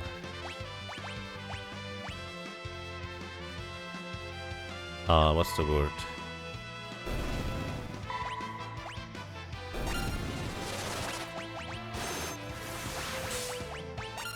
Other versions will not give you experience for repeatedly killing the same enemy. Let's actually see if we even get more experience. Yes, that's 20,000 experience. Wait, no, that's 80,000 experience total. Everybody got 20,000 experience. So yes, this does in fact work here. That's good to know. And I just got myself some food, so I will, I guess, aim to try and set this up again. Gonna go back and save just in case we do this for too long. I was thinking maybe I should knock out 1 or 2 other characters, so we focus the experience on specific characters. So Ferris is the one that needs levels, and the other character originally I guess I was gonna be Butts for extra damage.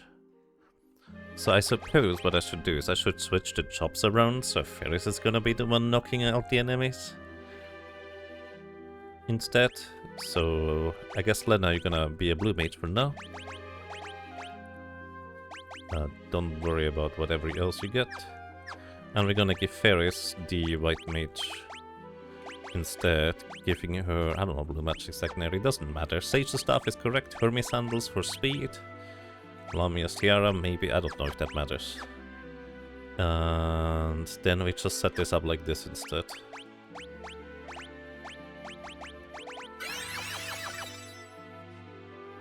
It's like 8 Iron Giants worth of experience. Yes.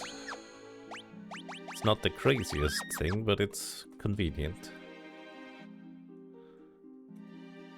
Alright, let's try to find enemies that we can knock over for a while here. I guess I should also equip Lena with the appropriate stuff. Magus Rod.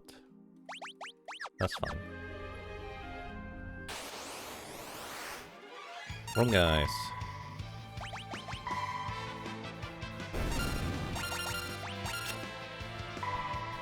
We also actually should increase battle speed then. Now think about it. We are not quite at maximum battle speed. Configuration, battle speed very fast. Just don't forget to set it back afterwards. There we go. White magic. Berserk. And this should do the trick already.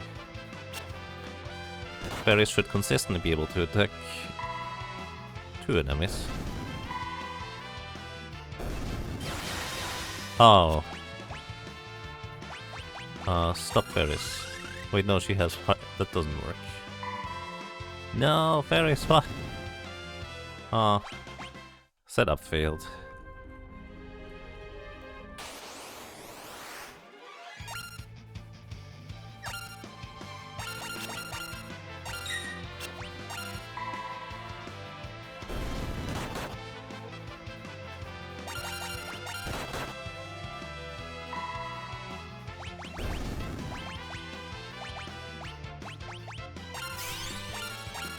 Kind of funny, the white mage is too busy dealing damage, so we use potions to heal.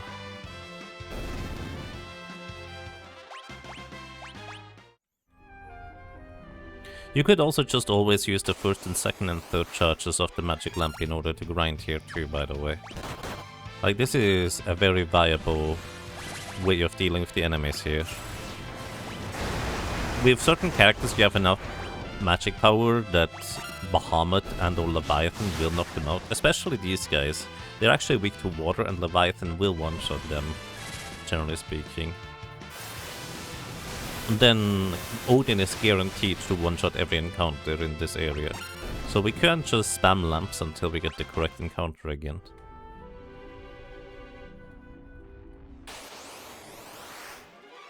Oh, come on.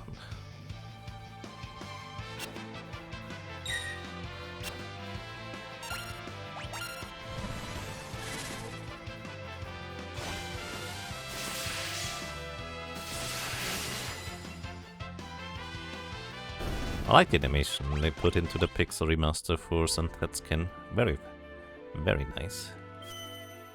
So just refill the magic lamp. Is there some beefy enemies? Yep, it's kind of the late game. Alright. White magic. Gonna wait a little bit. And then hope that this is... Oops, wrong character.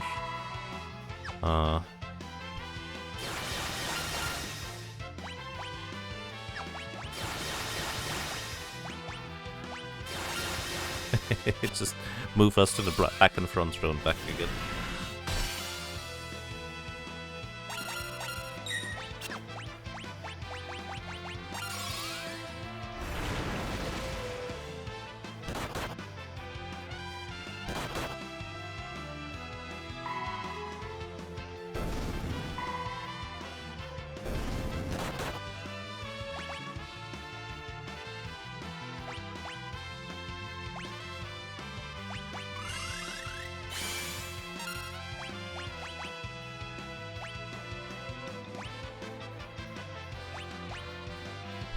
I'm trying to think whether there's anything I can do in order to stop Ferris from knocking them out.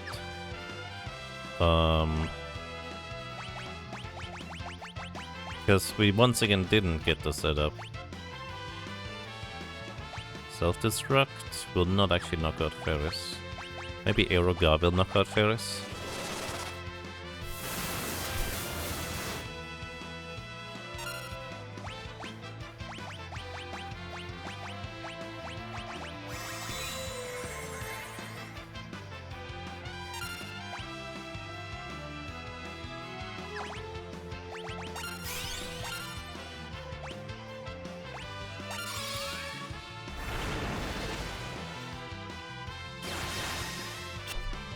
Wait, why does he not do the revive thing? What's going on? Come on, game, we want the revive thing right now.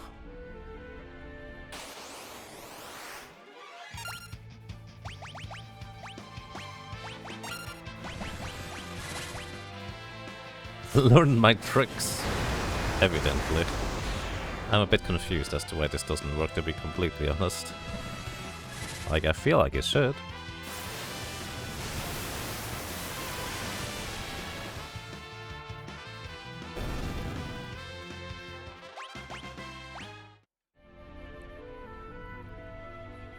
On the bright side, even trying to set this stuff up, we get things go... Well, we get experience for this.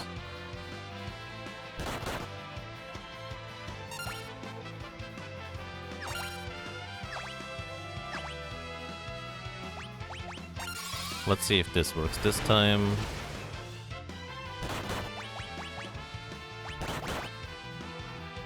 Oh wow. Ferris took almost no damage there, how convenient.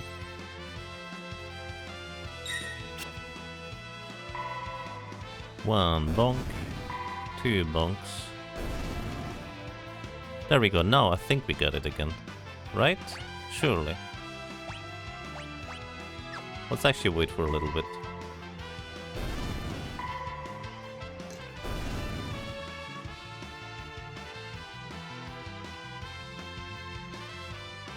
Yeah, I really don't know what makes this work, where the other time it didn't work.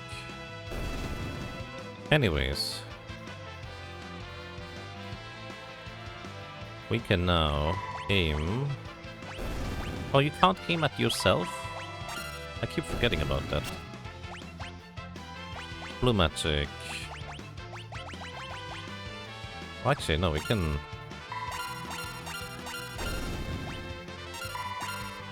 Blue magic. Self-destruct. Oh, you can't even self-destruct at your own characters. How inconvenient.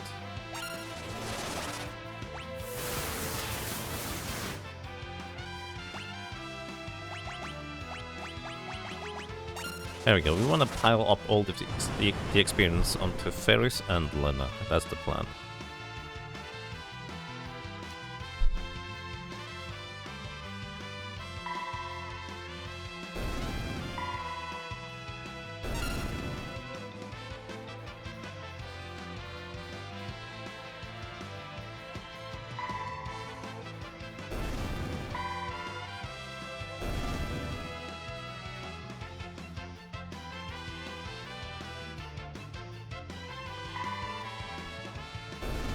And yeah, we can't self-destruct.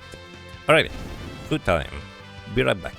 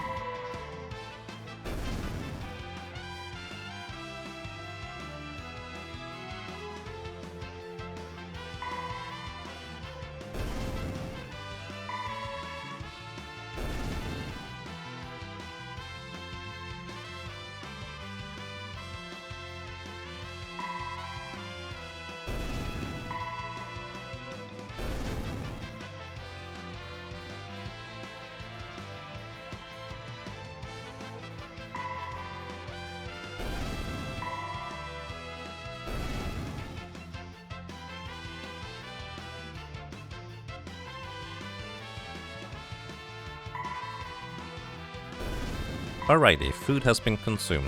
Also, I just realized Kryle is kind of hiding the timer too. Whoopsie, let me scoot these guys over just a little bit.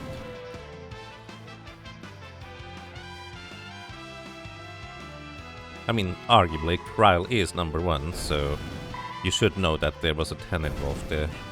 It will get a bit awkward. It will take us more than 20 hours to beat the thing, though.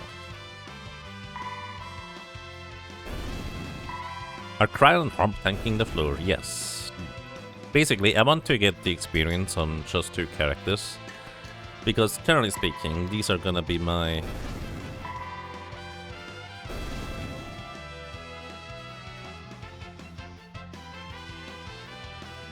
Wait, why am I having Lena alive?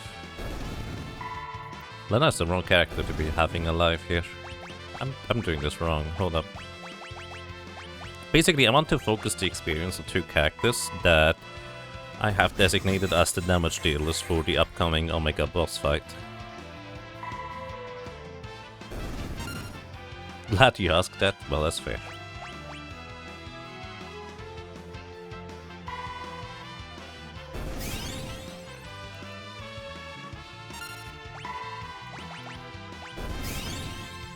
Alrighty. I don't know why I knocked you out, but Glenna can go and take a nap.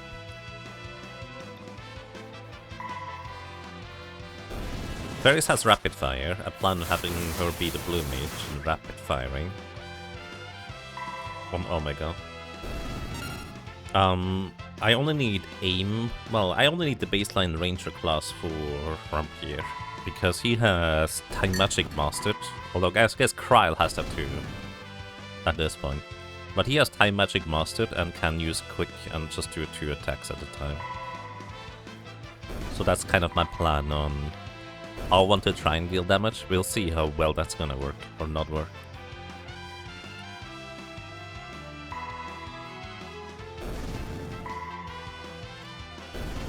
Because I learned that the Pixel Remaster nerfed rapid fire in that it actually no longer ignores physical defense.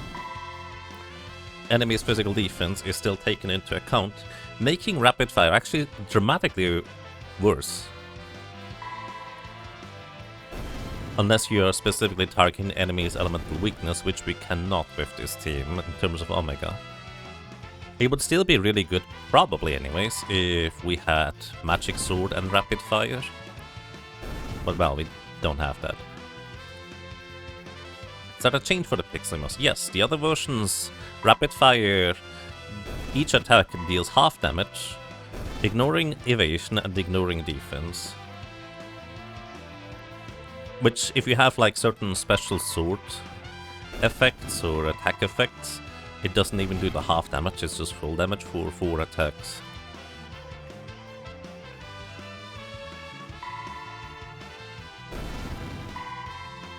I mean, another change in the Pixel Remaster is that you actually get experience from every single enemy defeated instead of just the last ones that you defeat.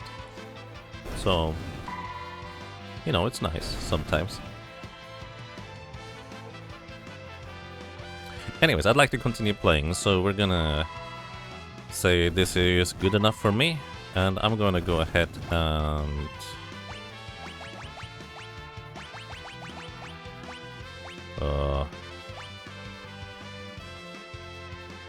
how do I defeat this thing efficiently with you?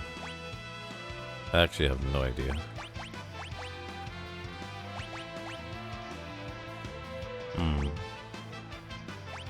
Mind Blast, paralyze it? Didn't I already try that and it didn't work?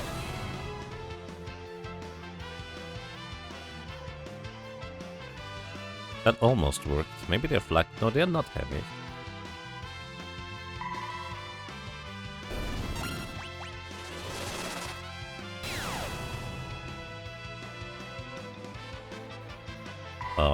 How do I win? This is very awkward.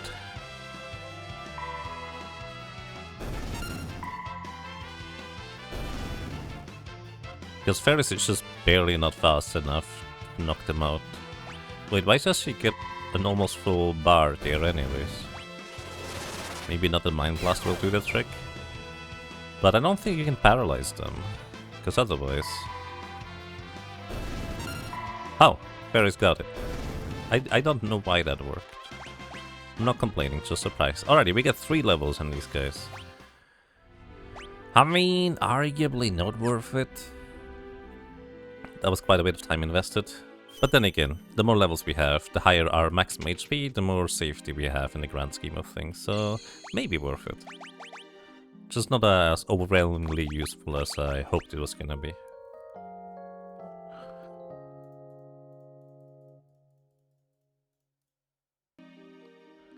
Destroy the... What? I'm sorry. Okay, we are walking back now. Don't forget to magic, time mage, float. so we don't get hurt by the lava. You know, Ferris is only halfway submerged in lava. Surely we are floating just fine against these guys.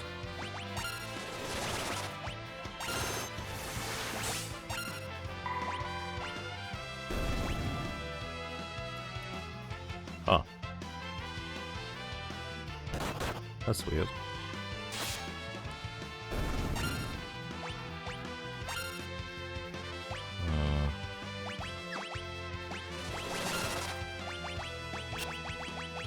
Oh, you don't have holy.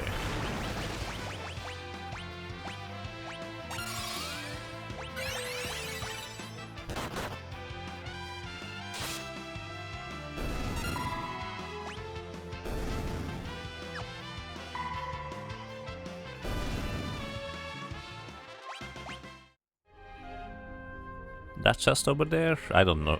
I don't remember what they contain, but it's nothing terribly useful. So I'm just gonna ignore them.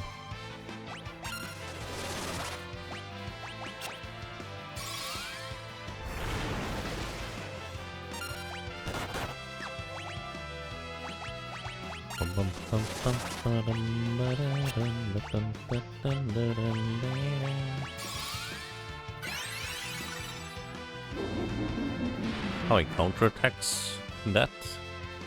I'm pretty sure Doom is a counterattack of this guy. Covered in yummy liquid. I wonder what kind of taste that has. I don't feel like it's all that tasty though. Just a hunch.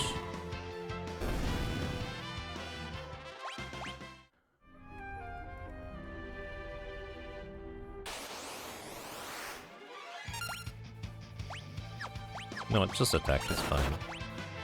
It's not like Berserk increases your damage there anyways.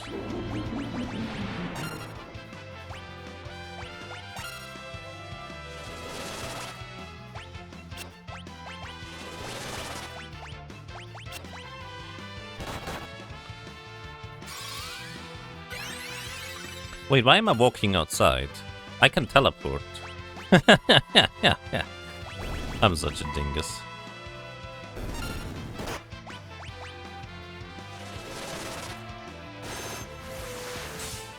I can teleport. Why am I walking?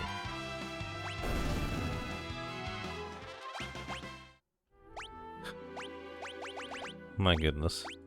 I used a float spell right next to the teleport spell, forgetting that I could teleport. Do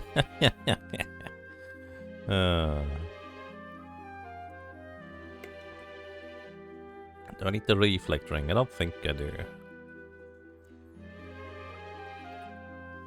Do you think submarines are beeping whenever you are backing off backwards?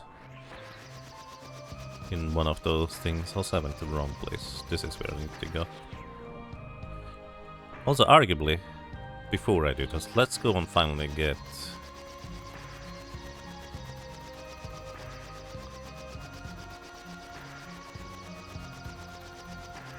Mighty Guard. Where was Mighty Guard? It's not here. I always forget where Mighty Guard is. No. Ah, there we go. And this little puddle is Mighty Guard. Or it can be, at least. That's the main thing I remember about it. It's kind of funny like that. Wait, no, that's not true. It wasn't this puddle where Mighty Guard is, right? Maybe it is? Uh-oh. This doesn't look quite right down here.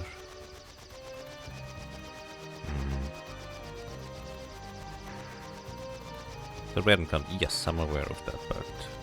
Just forget where it is. No help, no looking up stuff.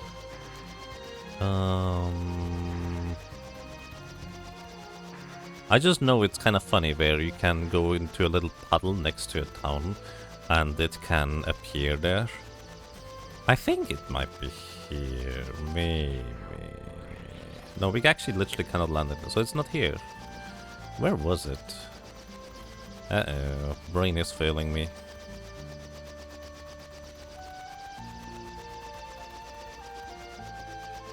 Anyway, something else entirely that I only just now remembered that I should do. should go and buy the basic level white magic spells. I guess mainly charm in this scenario would be what I'm looking for. It's so rare you can't even find the correct spot. Indeed. Alright.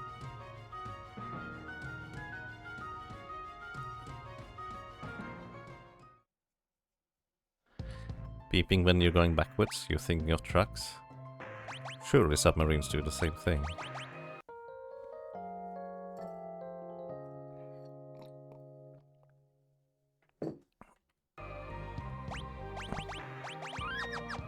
Alright, anyways, let's continue my search for the place where we can find this one. This is the one. This is... No, that's more... No. Is it? It might be. The world map is always a little bit shifted in this game. Oh no, oh no, oh no, where is it? I forget. It's not there. I'm reasonably certain about that part. Not here. Like I generally remember on how the landmass looks below the thing.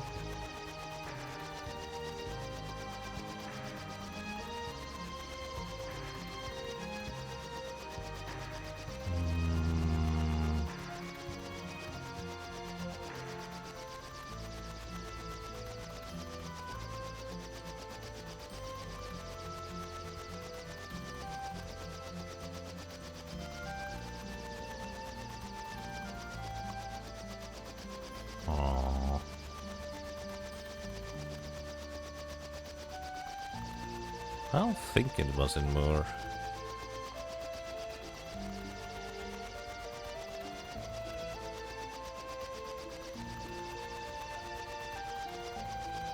I also have that faint memory of the water puddle on land not being marked on the map. To make it larger. I don't know if that helps at all.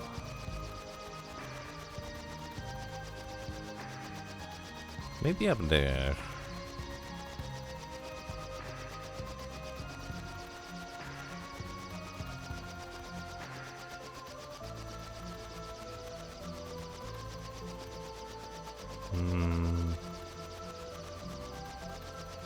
No. Oh no. Maybe we're not gonna get Mighty Guard this game, this run. Because I forgot where it is. This actually looks... No, this is Istory. Oh dear. The thing is, Mighty Guard is so good, it's worth my time trying to find it again, I would even say.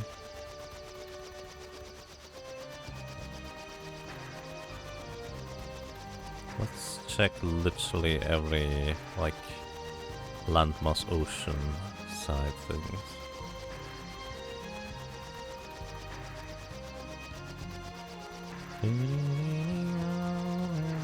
I thought it was around here. But then the other part... Maybe it is here. No, this is not here. This is the place where... No, maybe it is.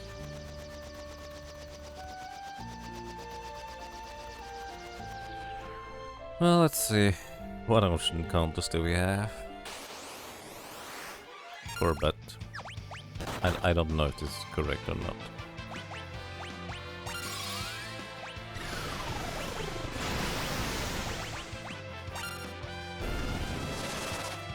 I know they give no experience. I don't know if that's relevant.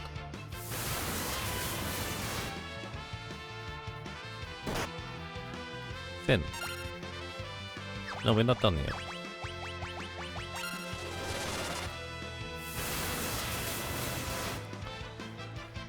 I don't remember a double Corbett encounter where I need to be though.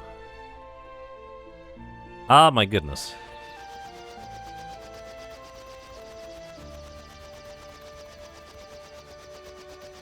That's embarrassing. Wait, is it here? This smells like it's here. But again, I remember there being like a small water puddle. Oh, near a town. Where it is. This is it. This is the water puddle. This is where I need to be. My goodness, I found it. I am reasonably certain about that. Holy moly. Again, you can't see that water on the map.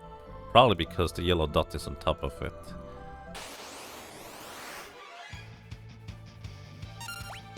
Here we go. These are low-level encounters, so we don't have to worry about not being able to one-shot them. Right? Right.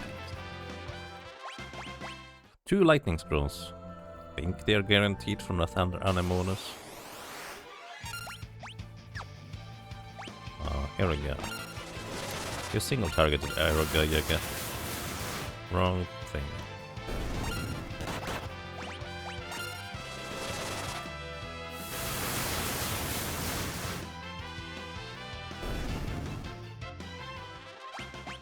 How long did that take me? Like 5 minutes to finally find it. Yeah.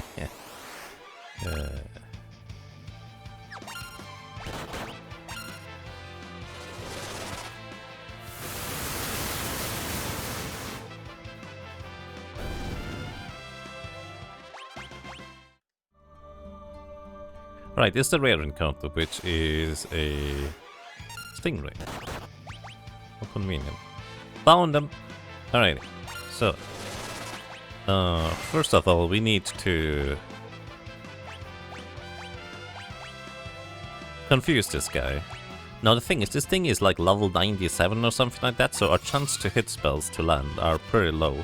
Which is fascinating that half defense just worked just now, because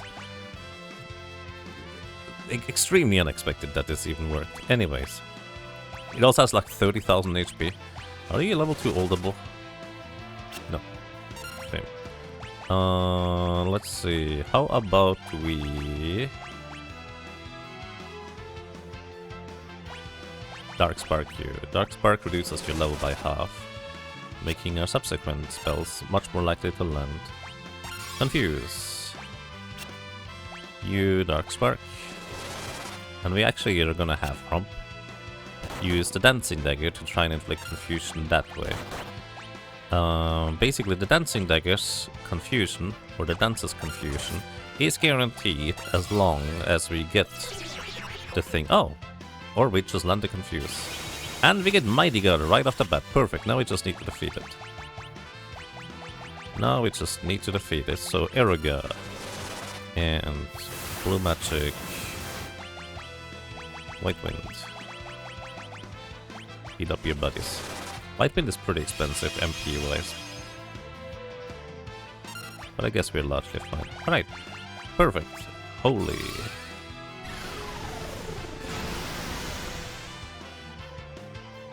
As you can see, Holy is in fact pretty strong.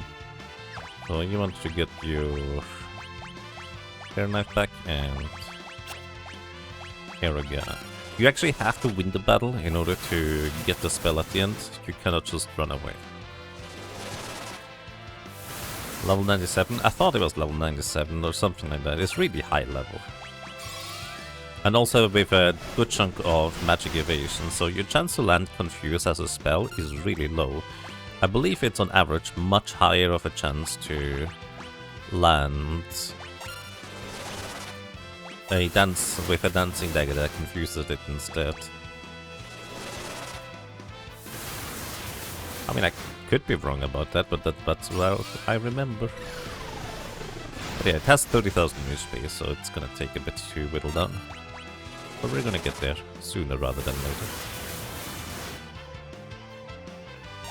We got reasonably lucky actually finding the encounter after finally finding, you know, the encounter. Also, I forgot to give Cryle the corresponding weapon now. Alright, we learned Mighty Guard. Sweet. And that's largely everything we needed. So, we go and head over to Istory. Get the last tablet, grab all the legendary weapons, and then we're ready to dive into the void.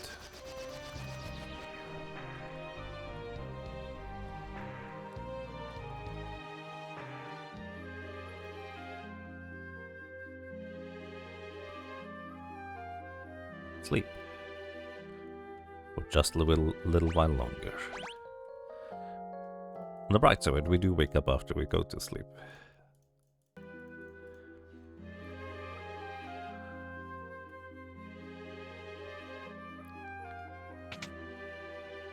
By the way, I have some news to share.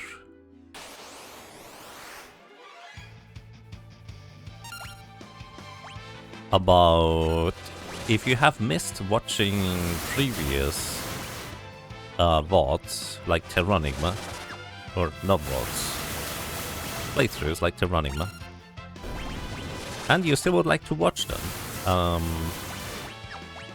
TheOnlyKyo actually is currently doing some editing on the VODs and is about to upload them on the YouTube channel. And we're gonna roll out Terranigma on the YouTubes.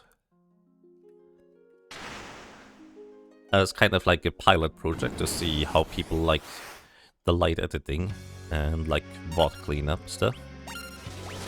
Which, you know, I mentioned in the past, I just don't really have the energy to put stuff onto YouTube myself. Currently, with all the stuff going on. But, you know, the convenient part is that the way TheOnlyKyo is just kind of currently handling things is actually much more than just uploading it to YouTube. It's just stripping out like the waiting section, the bricks properly, maybe some things here and there added one way or another, and it's looking to be quite neat. So if anybody's interested in watching that, I would appreciate some feedback on things we might want to adjust, change, adapt, maybe feedback on what you liked, what you didn't like. Stuff like that would be appreciated. So if you haven't watched the Terranigma thing, which was a nice fallback to just play through that game again, it's gonna be up on YouTube soon. Again, testing out things, testing the waters and seeing how it works, but TheOnlyKyo already put like many hours of work into that, so I really appreciate it.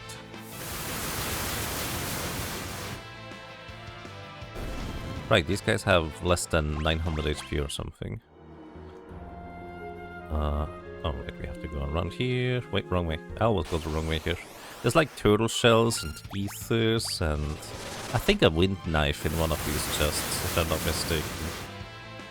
So they are not particularly useful chests for the most part, so we skip them. There is, however, one very important chest in this section. Aqua gel. I don't remember anything about these things. They're probably weak to lightning. Probably.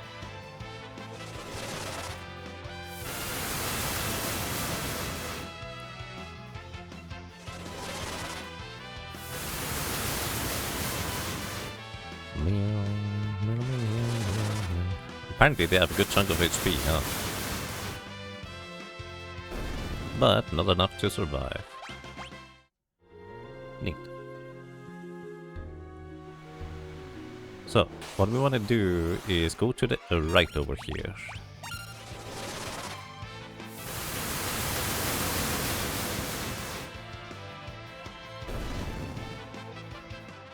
And there is a weapon through the wall.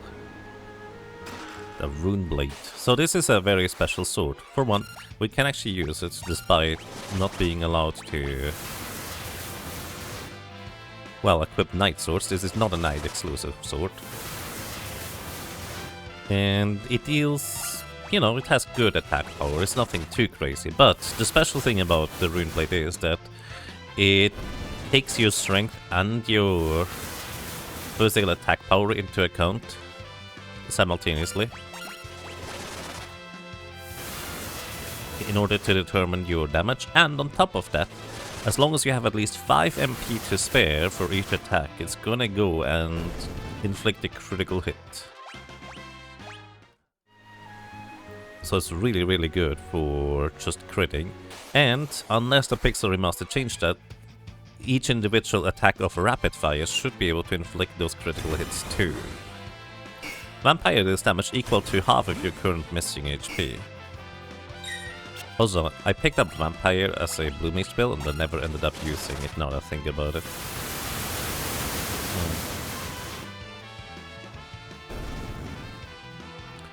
Physical plus magic, not strength plus physical, you think?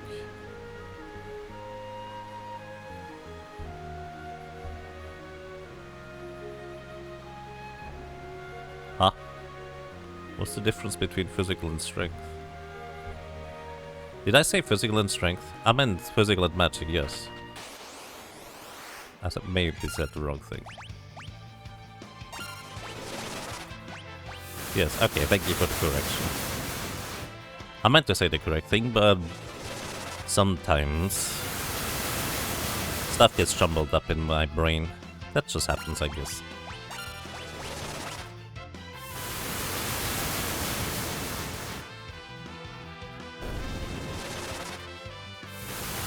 But yes, it takes your strength and your magic power into account for determining how much damage you should do. Protect Ring. Man, that is very generous. You have barely enough time in the Super Nintendo and Game Boy Advance version to pick up the chest before you get swept down into the next area. Okay, these are dangerous. Let's see, do they counterattack if I do this? I don't remember exactly what they're dangerous. Okay, we're fine.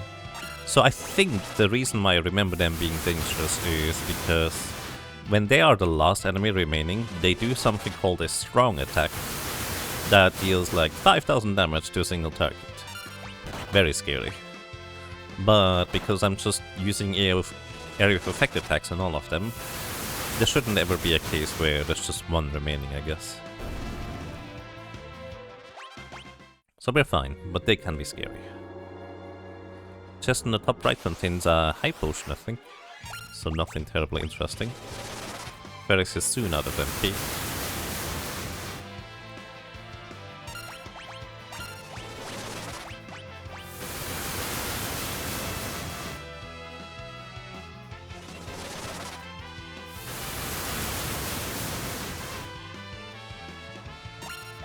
So by the way, on a slight tangent, in the Game Boy Advance and Super Nintendo version, if you break a rod as an item, and it casts Lightning 3, let's say. Also, Wall Ring reflects... it's called a Reflect Ring in this version. Anyways, if you break a rod in the Super Nintendo or the Game Boy Advance version, it will cast Lightning 3 on all enemies. Now, the thing is, in those versions, that is technically still considered not a magical attack. Like, the damage is magic, however, the attack itself is considered physical, which is a slight weird distinction that you can make in this game. And consequently, the upcoming boss, he counters magic, I believe, with Tidal Wave? No, he counters physical with Tidal Wave and magic with Entangle. We are immune to Entangle with the people that have Hermes sandals, and it largely doesn't matter. Anyways, hey, a berry. It's a friend.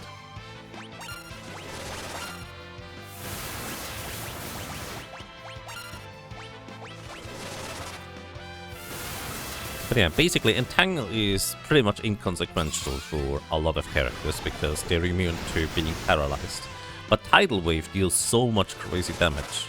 I honestly don't remember whether it's the physical attacks which Leviathan counters with Tidal Wave or the magic attacks. I guess I'm about to find out. So I'll be attacking him with magic. Because I will be breaking rods over its head until we win, which should deal like 4,500 damage to it. And I think it has like, what, 30,000, 40,000 HP, it's a good chunk. Also, apparently Tonberries have a lot of HP. Wait, doesn't this thing have a Mirage Vest if I try to steal from it?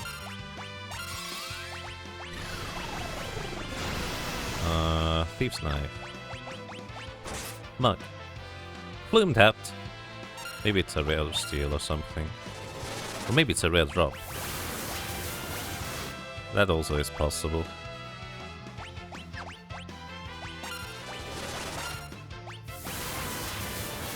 How much HP does this guy have?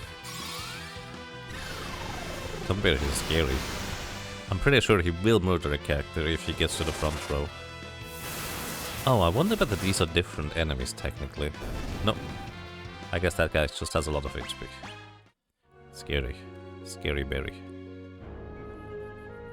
Alright, I think this is...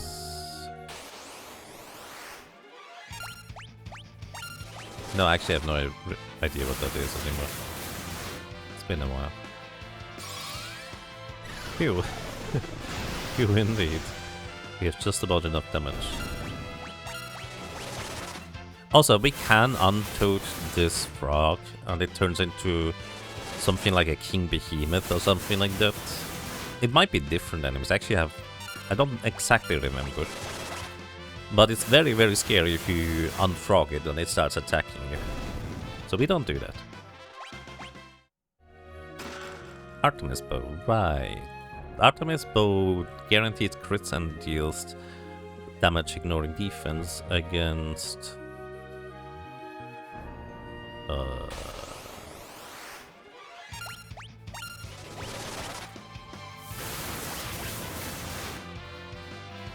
Beasts. There we go. Magical beasts or beasts in general. Beast type enemies. So it can be really good. Not touched by Maiden's Kiss. Yep. We're gonna keep it that way, lady. Because this guy is scary.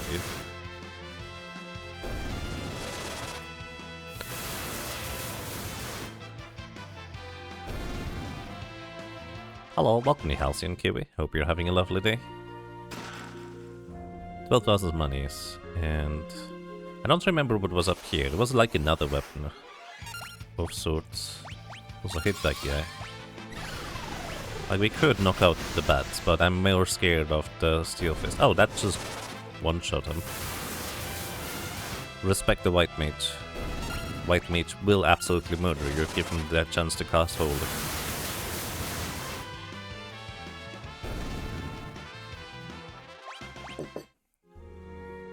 That's true in Final Fantasy Tactics as well, apparently. Enhancer, there we go. I remember, this is the other sword that you can pick up. It's about roughly on like equal footing in terms of power compared to the Rune Blade. However, the big difference is if you have a Mystic Knight, they can magically enchant the Enhancer weapon, which also, by the way, increases your magic power, and basically get like weapon elements on it. But you cannot do that on Rune Blades specifically. Ah, look, there's a hole. It's almost as if I accidentally danced around them. I say accidentally, kind of intentional. Aegis Shield, the first one we get. The thing on the right contains a Fuma Shuriken. We don't need that, so we ignore it.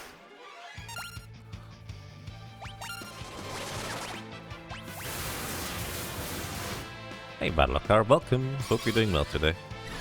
And tomorrow. And the next week entirely, really. Maybe just the rest of your life. That would be lovely. Anyways, Titan's Axe sells for like 20,000 gold. I don't know how much exactly. It might be like 10,000. It's a lot. Worth picking up anyways. Alrighty, we're gonna fight Leviathan. And because we have quick saves, we don't even need to worry about dying right off the bat, I guess. So we're gonna absolutely use that to our advantage. Because what you can do here is you can just approach Leviathan and then just run away. You never have to fight Leviathan if you don't want to. Leviathan is kind of scary, not gonna lie. So let's see how that's gonna go for us. Alrighty, let's see. Do you want to change up anything? Probably just heal up to full at the very least. And quick save. Alright, good luck everybody. Leviathan, about 40,000 HP, I think. Weak to lightning. We will be taking advantage of that. And I don't think we can necessarily do anything crazy about it, but we can Mighty Guard, reducing all incoming damage by half, effectively. Then...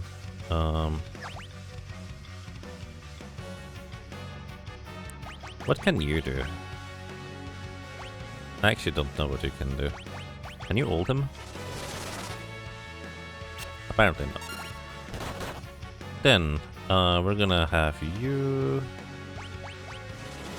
do some defense, I guess? You missed. Anyways, Lena here. She is gonna equip... oh wait, she has a Magus Rod equipped, that's fine. And while Magus Rod equipped, break a Thunder Rod over this guy's head. And Kryle's gonna do a similar thing. I actually didn't see how much damage it did, but I assume it's a lot. Thunder Rod. And actually before that, Kryle, I want you to cast Haste on us.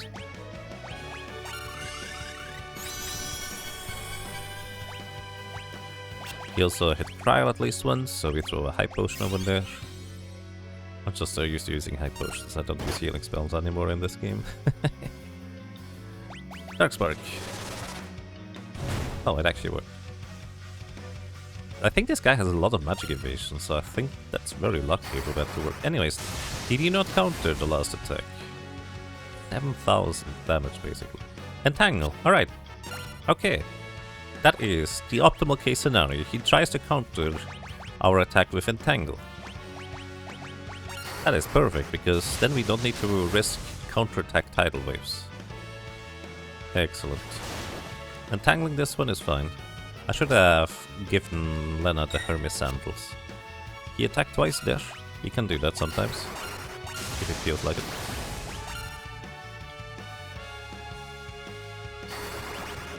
Kiraga. Maybe I should give Blink to the characters too.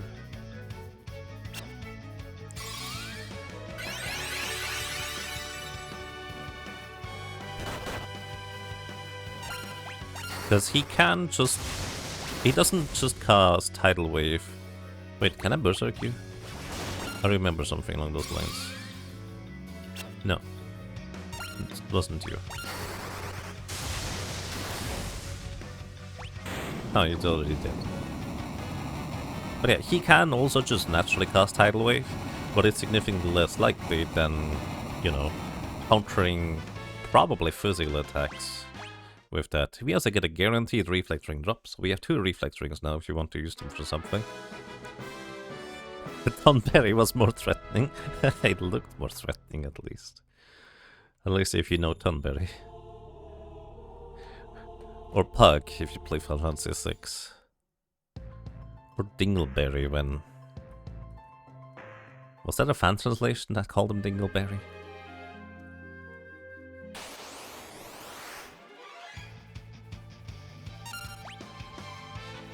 Oh.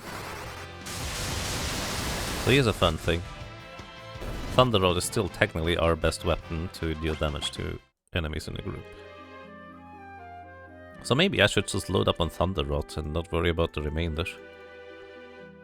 That might be a reasonable idea. Funnily enough. Might have been PlayStation 1. Could also be the SNES fan translation.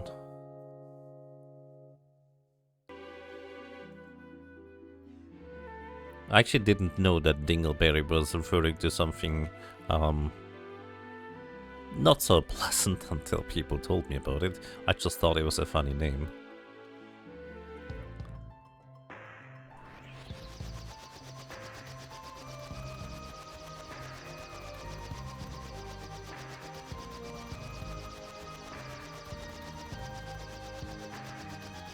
Alrighty.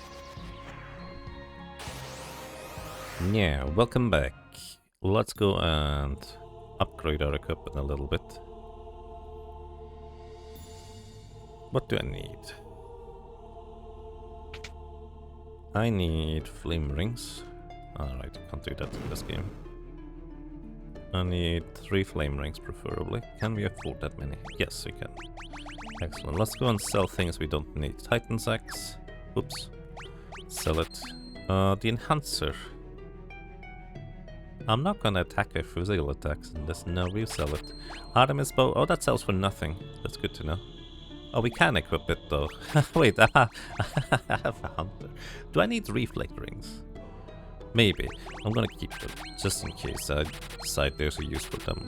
Absolutely keep the rune blade. It's extremely important. We sell the protect rings, I guess. I mean, they give good defenses. And we have...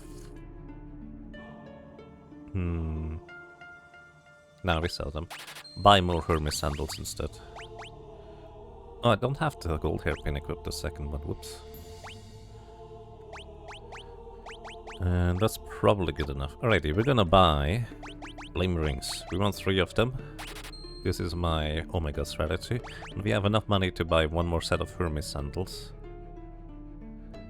Frankly, I don't think we need them. So what I'm gonna do instead, I'm gonna go ahead and buy new equipment here. So this is much better defense. We're gonna buy black ropes, 3 of them, for our spellcasters.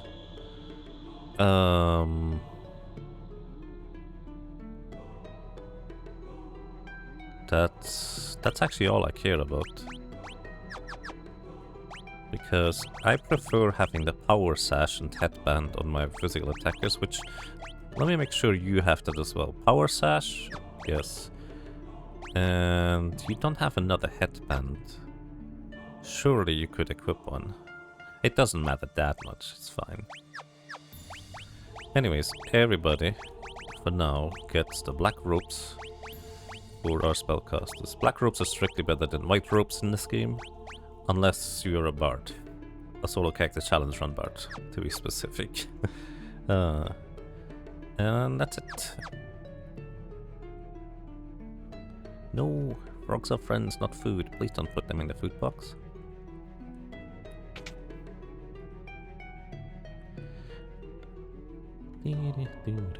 Hello.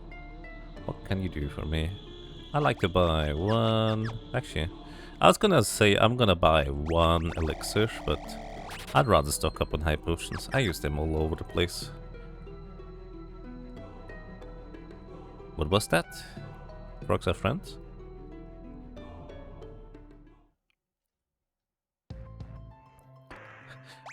But hear me out. Frogs are dangerous and sadly not frogs anymore. Only if you are a maiden and kiss them though. I, for one, can confirm that I'm not a maiden. So I'm free to kiss the frogs. Which, to be fair, I don't think I would do that, though. Ah, shoot. Accidentally clicked again.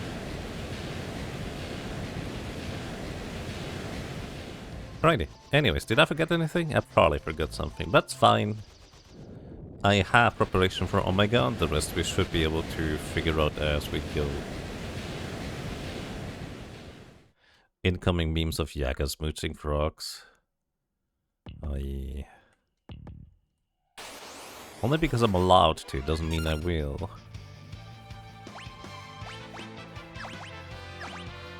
Oh yeah, right, I forgot actually. We have Meteor. Look at this. It's actually pretty nice and quick in terms of animation, and against single targets, really good damage too. What's your weapon? Again, I think Blue Magic Hero guy still to play here. Also, yes, this guy puts us into critical HP. He also has 20,000 HP himself, which is a lot for a random encounter. Wait, aren't you not heavy? I think I would be able to Deathclaw you, if I'm not mistaken.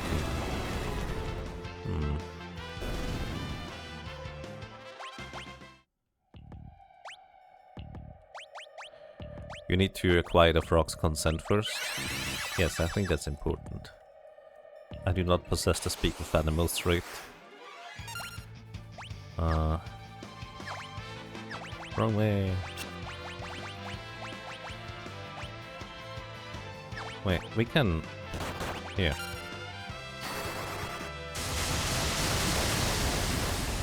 This is the perfect use of my elemental rods. Maybe I should have went out to buy more thunder rods. We could throw them around like we threw around the lightning scrolls in one of the other runs.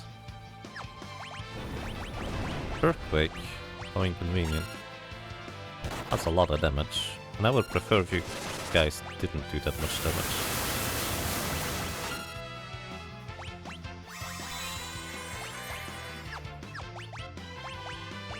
Let me actually do... Let's see, where is it? Actually, are you guys weak to Aqua Rake? Or Aqua Breath? Because they are desert enemies technically, right? No, they're not. Ow. Remember, Aqua Breath does not deal water damage.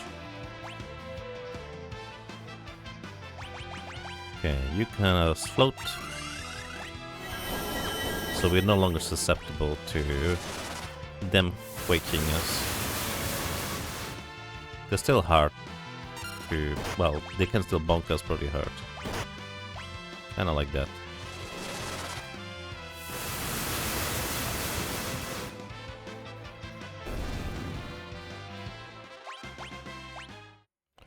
You know what I mean?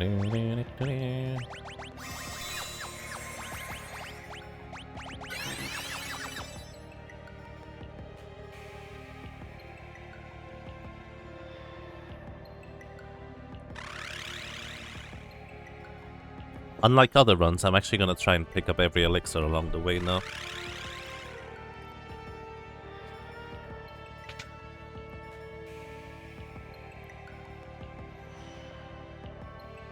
I believe the elixir in this room is bottom left. Find out after the following ad break.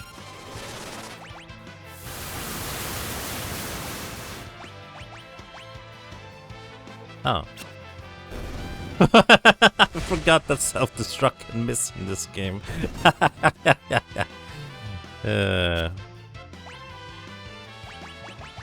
Right, that's also a Pixel Remaster thing. Self-destruct can miss in this one. This is not normal in any other version. But this version you can physically dodge the self-destruct. To be fair, this might have been a conscious decision rather than an oversight. Because Roboros at the meteors can be annoying. Alright, got the correct chest. The others contain like a cottage, and a high potion, and an ether or something like that.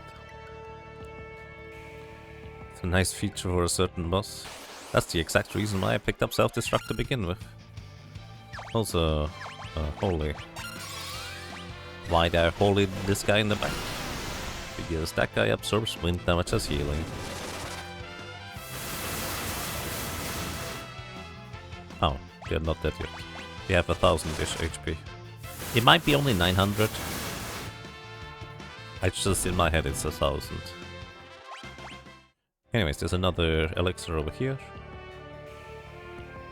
Thank you.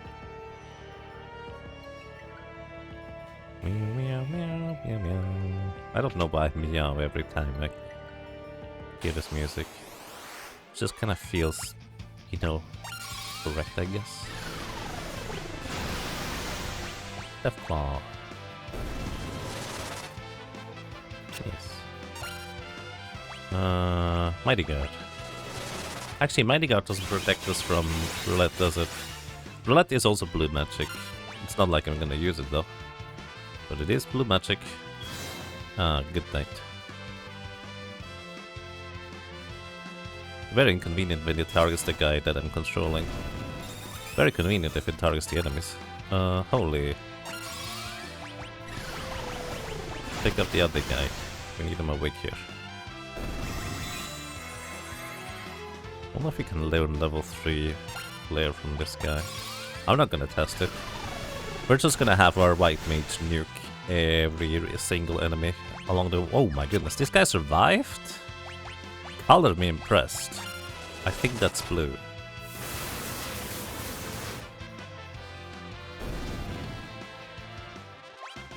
That guy survived. Anyways. I'm using healing spells because there is high chance of not getting into encounters, but just in case I did heal up. And there is a full heal pot right around the corner. Specifically around this corner. Oh, I didn't go and pick up my Mirage Vest. Whoops. Oh well. We just did a joyride with the yellow Chocobo that runs around the world. I did forget something, huh?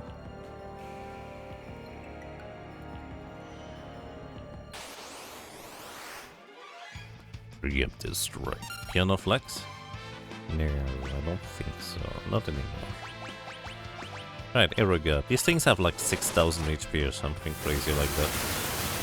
I wonder if it would be more efficient for me to try and Deathclaw them into Oblivion instead. I mean, this works, it's just not particularly fast. But then again, neither is Deathclaw. Deathclaw has a chance to fail, whereas this should be consistently like a 2-cycle to knock them out.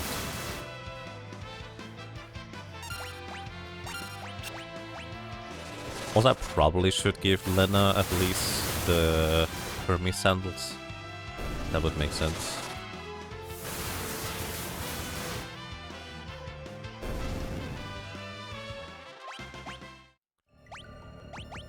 Let's see, who has the... You have the La Misère gold hair.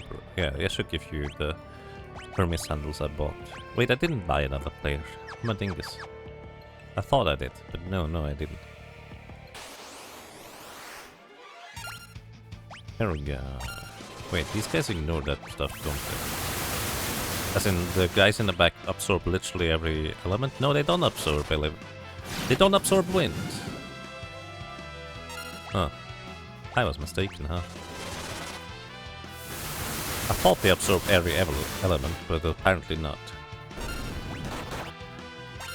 These things, by the way, are weak to fire, but at this point it would take me longer to menu over to Flamethrower and actually use it than just spamming the confirm button.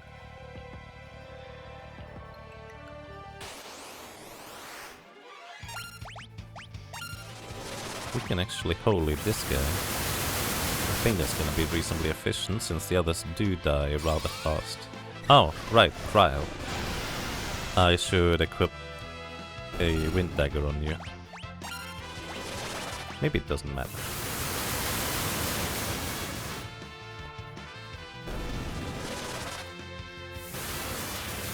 It's kind of funny. I accidentally single targeted with Lena, but it was exactly one survivor anyways, so yeah. Anyways, let's give you the air knife back.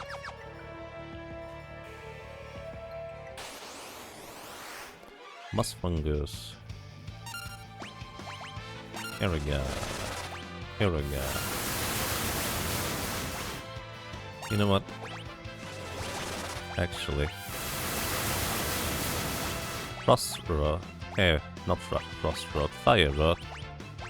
And use a Fire Rod. I'm pretty sure this will just nuke these guys. Yep.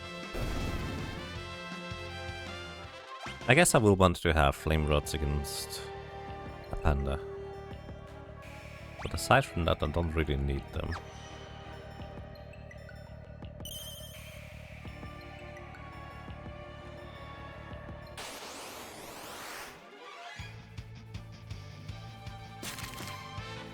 Get wept.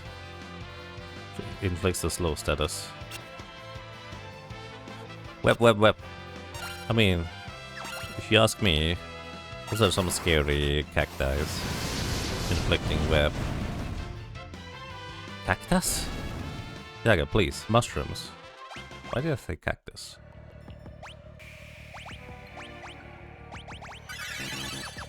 Righty. This is one of the few cases where we're probably better off actually having you use a bow for once. Alrighty, welcome to Galatistery. She has, I think, about 18,000 HP. She is considered a beast, so the Artemis bow always crits and hits. And is mostly annoying rather than dangerous. So we're gonna cast Haste on everybody as a priority. Then we're going to just cast Holy. I believe she also frequently counterattacks with various spells and such. But I don't think it really matters. Because... yeah, she's not gonna survive a whole lot, to be honest. Meteor. Holy.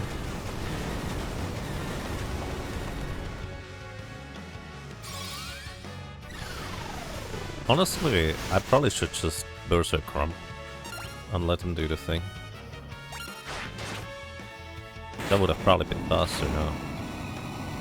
I didn't realize he would deal 4,000 damage per shot.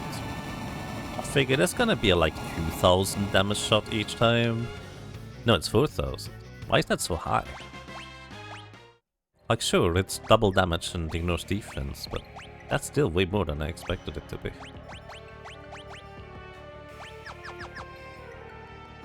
Anyways, now we get to the scary part.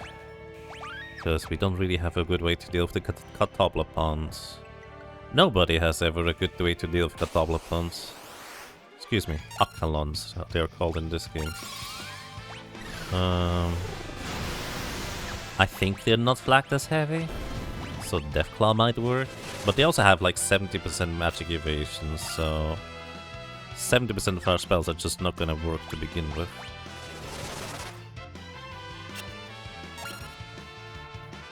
Like, I think they petrify. Maybe they are just scary because of solo character challenge runs. Also, let's see. I do believe they counter with stuff. Are you immune to paralyzation? No, he didn't counter. Well, I say he's... not sure, I guess. Anyways, Holy works. Then we can Meteor the last one.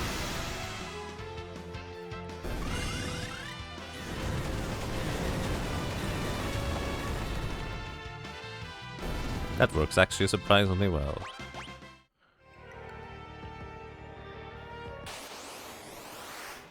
Boruket. I like how... my goodness. I have a preemptive strike, and the game doesn't allow me to menu for long enough before the enemies get a turn. It's just like, really? Come on! To be fair, I have the battle speed settings at very fast, and I forgot to set them back since earlier. So, that is at least partially on me. But still, the game just has no grace period for when you get your turn. It's so... I can't get used to it, basically. That's just not how my brain functions, I guess. Anyways, let's set up for Omega. Well, I say that, but let's actually stand in front of Omega. We might still get a random encounter. Ha! Wait, that is Omega. Okay, welcome to Omega. He has Delta attack. This petrifies a character, which is kind of bad news for us. Then every other turn he uses Wave Cannon. Sometimes he uses Wave Cannon on consecutive turns. Rainbow Wind blinds and paralyzes and silence. Actually, no paralysis. Anyways, Wave Cannon is 50% of our maximum HP in damage every time it hits us. And again, it hits every other turn.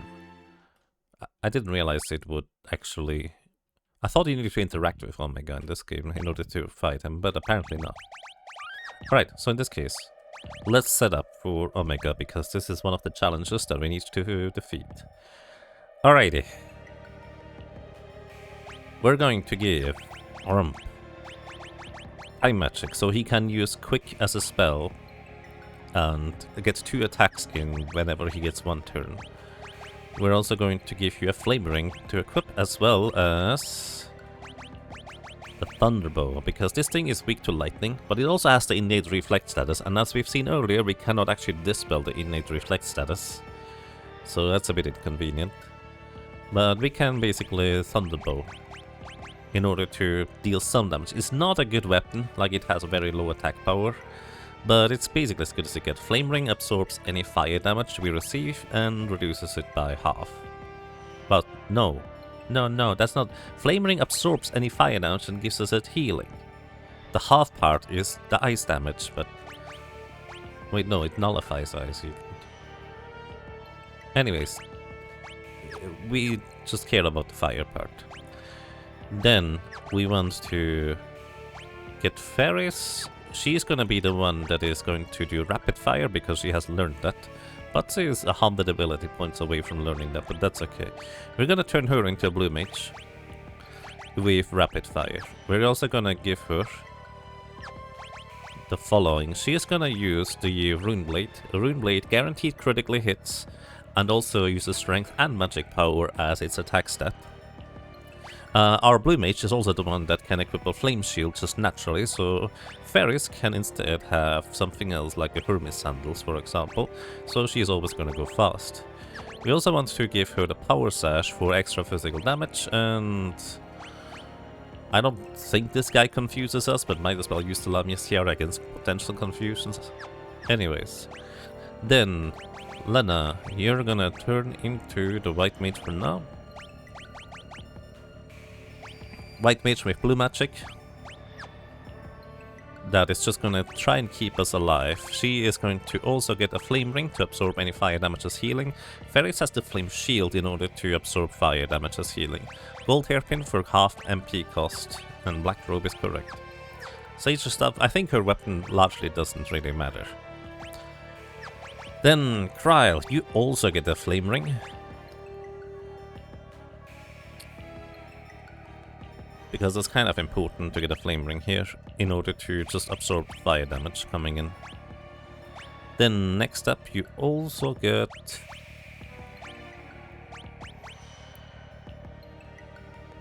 I think you get the chicken knife for the 5 extra speed, because that could be relevant. She doesn't really need any other weapon anyways, and we can't run away from Omega regardless. Then we're gonna go into the configurations and set our battle speed down to, let's say, slow. I actually don't know which speed I want. We'll see, but this way we should have enough time to react to everything. Alrighty, attempt number 1. Wait, it actually moves? I didn't know this thing actually moves in the pixel remaster. I thought it was static. Genuinely. Alrighty. Order of operations. We first of all need to establish Mighty Guard. This gives us Protect, Shell, and Float. Protect and Shell, basically half all incoming damage. That is not like static, like, well, Blaster is still going to blast us for half of our maximum HP. But everything else is gonna be halved.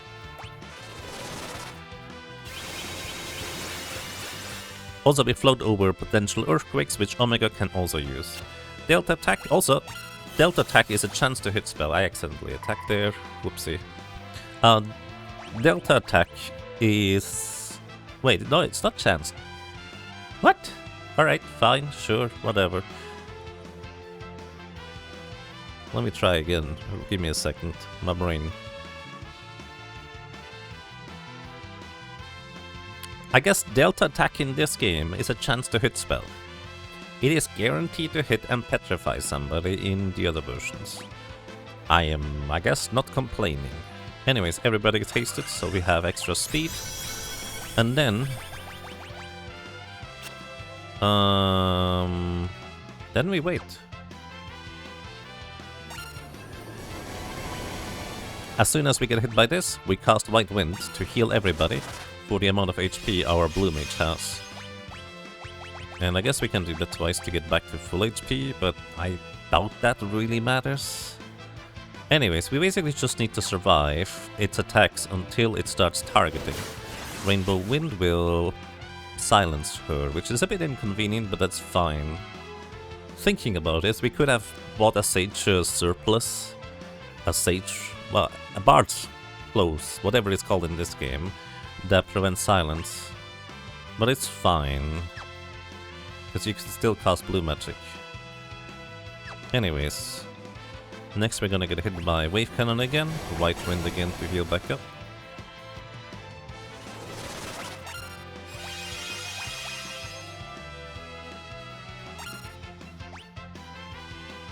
Might as well just White Wind back to full again. Then he gets a double turn here. Blaster, it has a 50% chance to kill and a 50% chance to paralyze. We would be, well, we would still get paralyzed, but we got the kill instead. Such is how the wheel rolls sometimes. Mighty Guard back up. I think he is gonna do targeting now.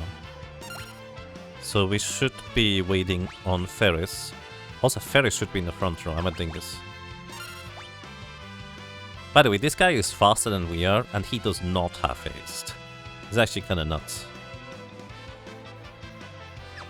There we go, search. Alrighty, so, the reason why that's relevant is because in, I think, the Pixel Remaster version, during the search, he is not going to counterattack. And this is our window of opportunity to deal damage. He has 95% physical evasion, so unless we have like a surefire way to hit, yeah, good luck hitting him. Your best option are daggers or whips, which half the enemy's evasion, but only daggers really help you because you can actually enchant them with blade weapons or some, like magic blades. There we go. Anyways, the targeting is our opportunity. And we're gonna... He already moved now. That is inconvenient, because I couldn't even attack him with Ferris in the meantime. But it's all my own fault, because I forgot to put her in the front row. Well, I guess we'll see next round. So back to just surviving we go.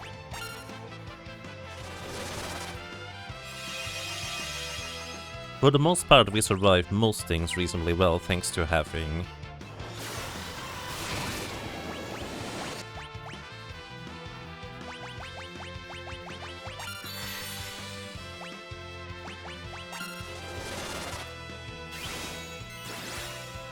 Thanks to having Blue Mage, really. Wave Cannon again. Which I think is one more turn and then it's a double turn and then it's targeting it or searching again. Flamethrower, thank you for the heal. This is why we needed the Flame Rings. Wave Cannon, now it's a double turn again.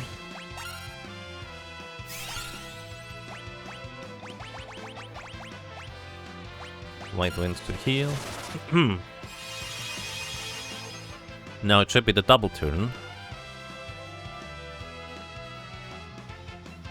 Missed the Delta attack. Maelstrom, everybody in critical HP is very inconvenient. We're gonna give you high potions. We are also having the HP leak status, which is kind of a bit of a problem potentially. Alright, let's see. Ooh, 4,000 damage. That is not nearly as much damage as I hoped it would be, not gonna lie.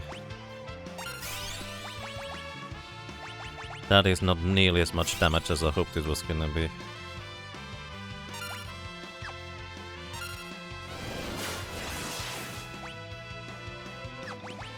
Also, the other guy decided to take a nap now, because I didn't heal in time. Ugh, this could be taking a while. I don't know if we have enough resources for this. On the bright side, we can deal damage. Rune Blade and Rapid Fire does work. I do... No, it's unlikely that the... I should have bought the other blade though. It's unlikely the other blade works. Wave Cannon. White Wind.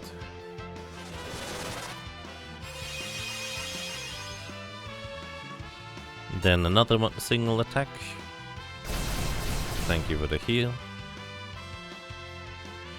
It's kind of funny, we only get healed for half. Wave Cannon. Then it's gonna be a potential double turn. We have to heal in between this attack and the next one. Also, we can just cast Float on you normally, I guess.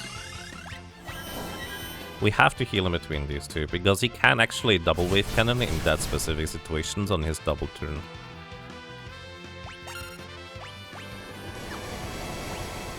Wait. Maybe that wasn't his double turn yet? His double turn must be coming in soon, right? Don't kill her, please. Alright, that was the double turn. Now he's gonna do the thing.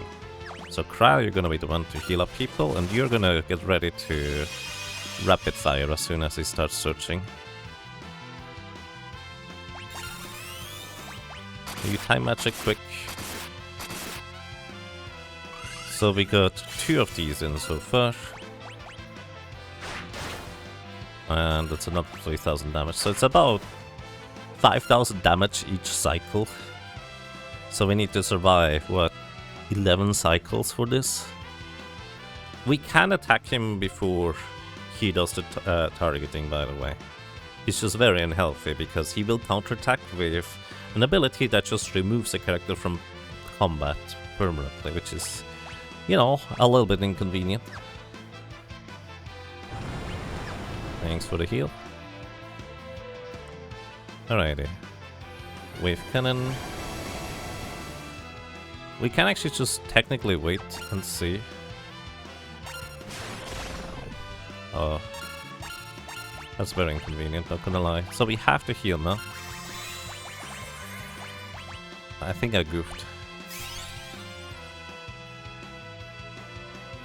Yep. I goofed.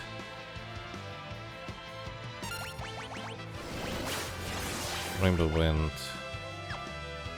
Well, elixir yourself and hope that you survive the next round.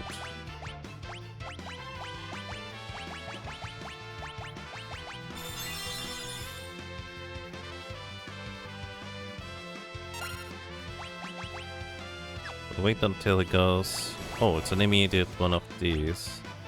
That's alright. Oh, right, I didn't haste Lena again because she was dead. I forgot about that part. White Wind. No, we double wave cannoned. We died. Alrighty.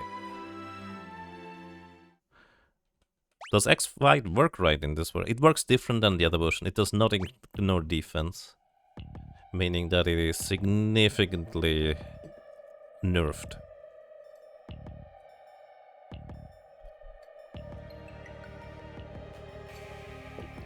Anyways, trying to think whether I have other options for dealing damage instead.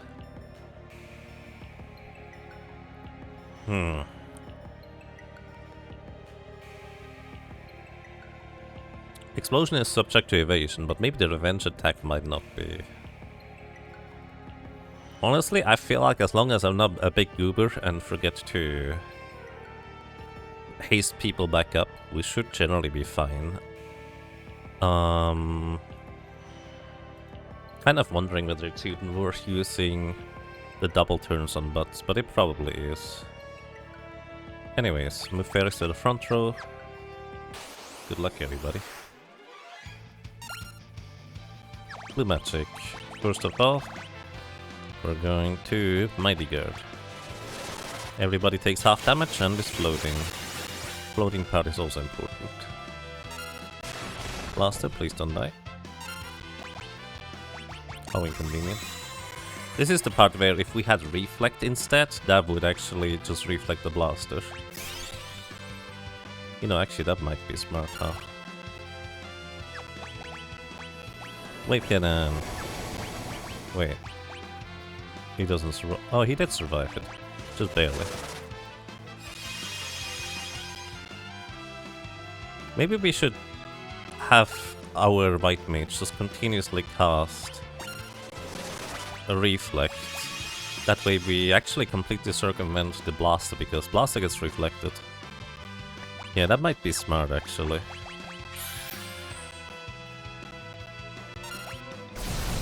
Atomic Ray, thanks for the healing. Next he gets blaster and then a double turn.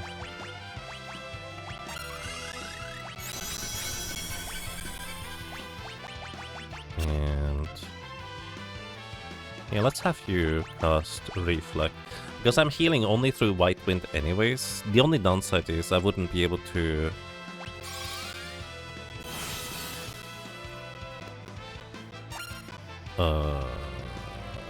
brains. There's some things I wouldn't be able to do. Actually, hold up.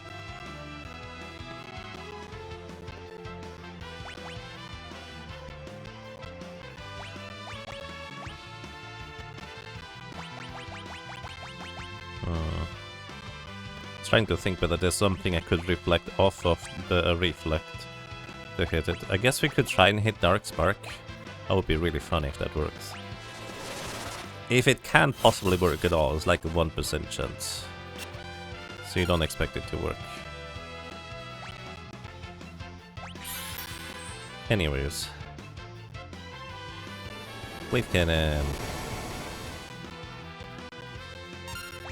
So we're gonna heal via using, first of all, a high potion on Lena, and then Lena's gonna be the one to use White Wind because she has the ribbon equipped that allows her to take half MP cost. You have Time Magic. Wait, that's a double turn, isn't it? Oh, Maelstrom and that? It's pretty rude. Hey, look. He did. Because we got Maelstrom at the 1 HP. You know what we're gonna do? We're gonna just return back to the beginning of the battle, dude. That's also something that can happen randomly. You roll a 1, and because you are basically permanently under the HP leak status in this battle, too bad. Which, if you ask me, is pretty rude, but oh well. Also, I just realized I actually don't want Reflect, because Atomic Ray also can get reflected, and he heals from Atomic Ray. The attack misses, how convenient. So... Haste Guard. You throw a potion, and you use Blue Magic White Wind. Alright, this could take a bit. But it should be doable. Thanks for the heal.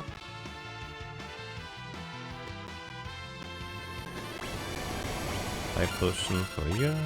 White Wind again. Basically, this is our best way to heal up without high potion and to heal. And then we're not at the double turn now, right? Wait. What? You can't paralyze Ferris, she's immune. I disagree. Game? She has the Hermes sandals, this makes her immune to paralysis. What? Are you serious? Anyways, I guess Paris doesn't get to do damage this turn. Omega hacks in the game, indeed. Rainbow Wind, that's fine. Wave Cannon on you, heal you up. White Wind.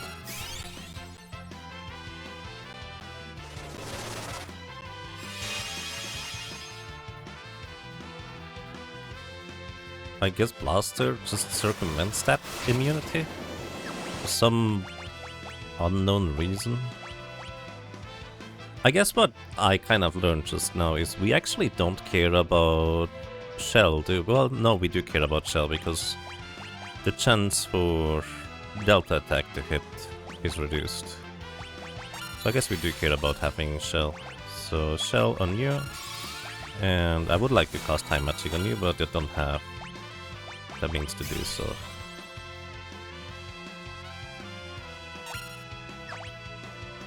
Then float. I guess we could give everybody a region. No reason not to, I suppose. Gives us a tiny bit of extra healing. Blink doesn't do anything.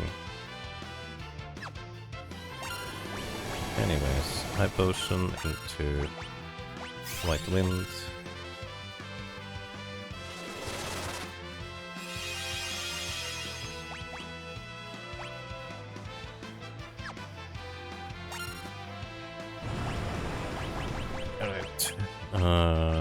Region.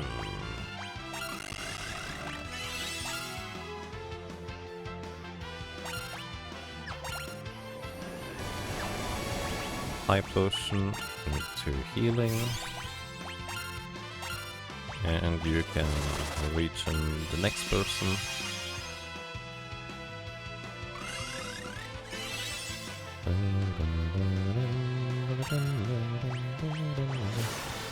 Failed to attack on Ferris again. And... oh.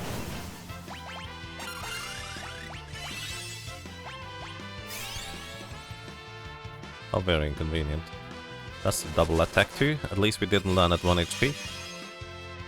Maybe we do actually want to cast Cura during that time.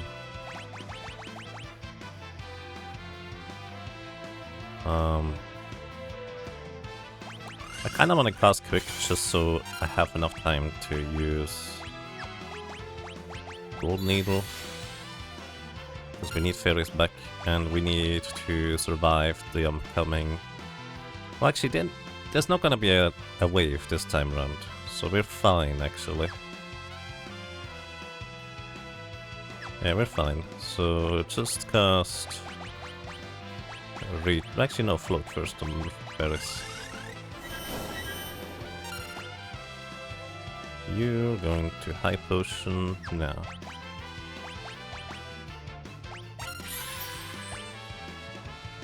White Wind, heal up everybody. So we're gonna get one attack in, hopefully. Search. Quick. Aim. By the way, if somebody wants to keep track... actually, no. Don't keep track. I need to keep track. I should keep track.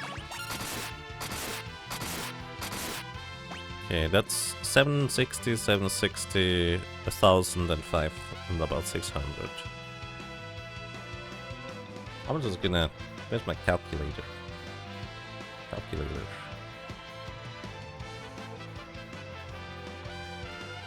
Plus 3000 damage, plus another 3000 damage, so we're at about 6000 damage dealt, hooray.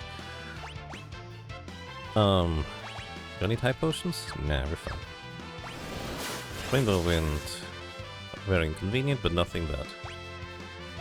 Next is Wave Cannon, as usual, then we blow Magic White Wind, also as usual.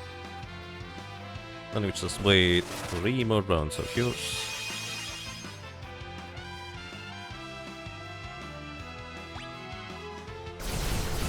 Thanks for the heal. Maybe I should wait until this turn happens, because it could always heal me. But then again, if I do, it could easily be that I just goof and I just get blasted into oblivion. Which would be a bad idea. Alright. Next move. Oh my god, that's fine. Then he is going to Wave Cannon. Oh, that's the double turn, isn't it? No, it's not. Oh, the double turn is now. He can Wave Cannon immediately again if he feels like it. 1 in 3 chance on one of his 2 turns.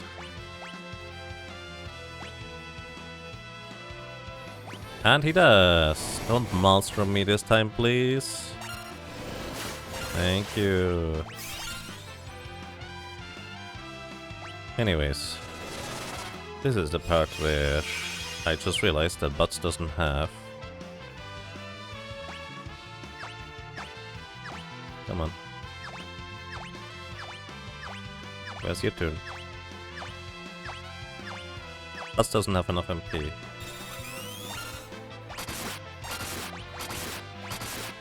Ether. Time Magic. Quick. Then I should use an elixir on Butts. I didn't pay attention of how much damage I dealt. Let's just assume it's 6000 per cycle. So... we're at about 12,000 damage dealt. Probably. I have 8 elixirs. How worried do I need to be about those? Probably quite worried. We're going for it anyways. Alrighty, next up. He didn't go yet, did he? Actually, I can get another turn in. Yes, just about. So if I'm quick, I can actually get another turn in immediately and theoretically attack twice. Alrighty, don't delta please. Not, well actually the delta is now. Also we're gonna soon reverse the idea and Lena's gonna throw a potion to Kryl and she's gonna White Wind to heal. Thanks for the heal. Wave cannon always.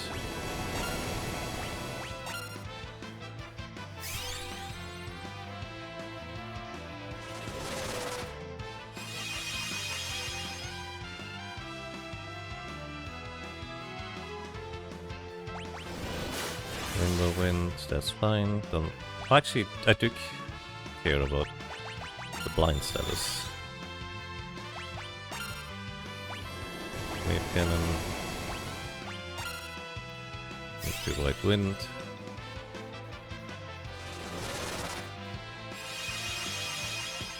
I don't know if it's double turn now or the next round. I guess we'll see.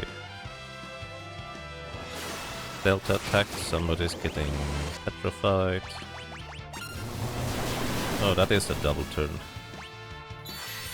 Maelstrom is such a rude thing to do, honestly. I needed to heal him.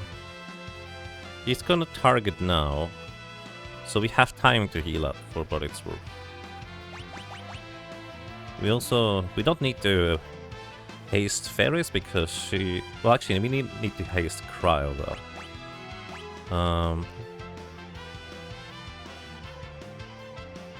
We do maybe need to heal you, so actually what I should do is actually should use my White Mage to heal properly.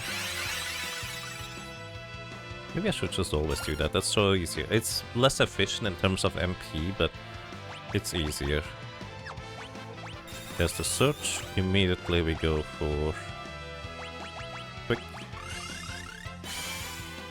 into aim. Aim again.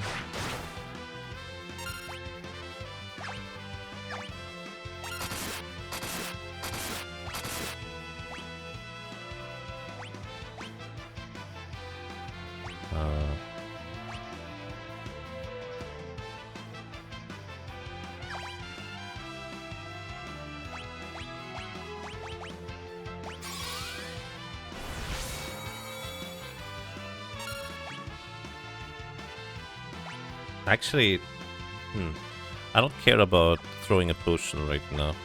What I do care about is I want to immediately attack as soon as Prompt gets a turn, so you just get an additional attack in right there, before Omega goes. Right, we can't rapid fire, so Ferris is just strictly too slow. So if we were to rapid fire, we would need to do it from the Hunter. But... If I went to grab 1,000 needles and we would deal an extra 2,000 damage per cycle, that probably would be worthwhile. The main problem is I would need to walk all the way back outside. I guess we can teleport outside, but then we have to walk all the way back inside. It's probably slower than trying to do this just once correctly. So let's just do this once correctly, I guess. Anyways, we need to haste Kryl. So note to self mostly. Here I go. You have haste, don't you? Let's see, 2 quicks are 77 plus 77. Hold up. 77 plus 77 is 154. Plus 77 is 231. He is 15 MP short of casting quick 3 times. Plus 77. He's actually just slightly short of casting quick one more time, so you might as well use this MP to cast haste as well. It's only 5 MP anyways.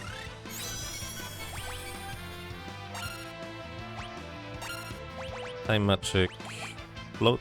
Float only matters on the double turns. Wait, not slow. Fun fact, you can technically slow Omega, he's not immune to it. But because he has like 90% magic evasion on top of being like level 115, Your chance to hit with spells is like 1 in 1,000 probably. If it even works out for you to be able to hit him at all. Which I don't actually know if you can technically even hit him with that. Thanks for the heal. Next up is going to be another wave cannon.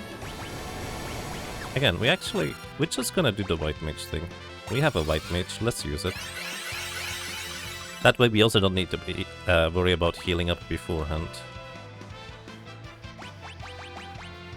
So we do need an elixir for Lena in this case then.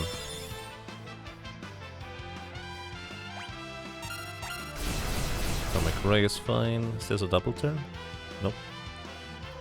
Lena can keep her cool sunglasses on. Right, now it's a double turn. Once again, he can just wave cannon if he feels like it.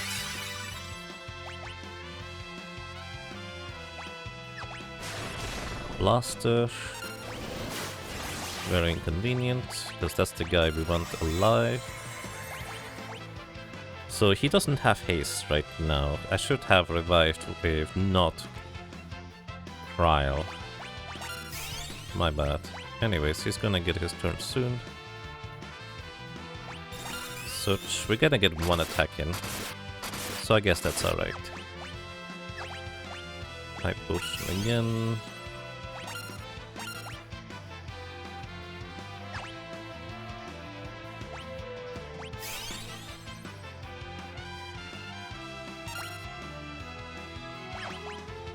Right, we got 1 attack in before, so it's fine. Silence her, bit inconvenient. Actually, do I have a way to cure that right now? I don't. So this is where we need to rely on the high potion into White Wind strategy, I suppose. Wave cannon, high potion into White Wind. No self-destructs allowed. Does Mighty Guard help against Wave Beam? Not in this version. I think in the old Steam version it worked. But no other version, I believe, does that. Haste for yourself.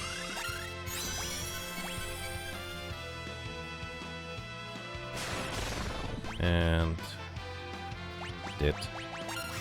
He's getting awfully lucky with those 50-50s. How inconvenient. Float.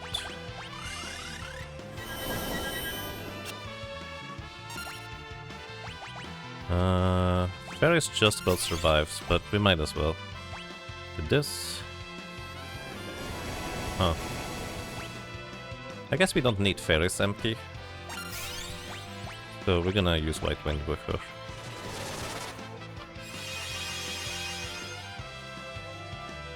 Well, actually, that's not true. We do need her MP for the crits. Ah, I should have considered that beforehand.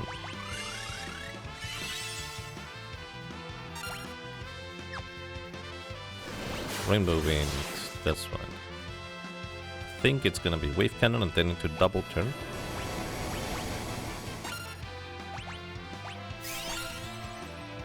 Right, so he can immediately blaster us again, which I just hope he doesn't. By the way, I think Maelstrom always hits in this version. We should theoretically have at minimum a 50% chance to evade Maelstrom that puts us into critical HP. In every other version at least, but I guess not in this one. I just realized. Oh, very inconvenient. Blaster... Rainbow Wind. Okay, that's... not great, but fine.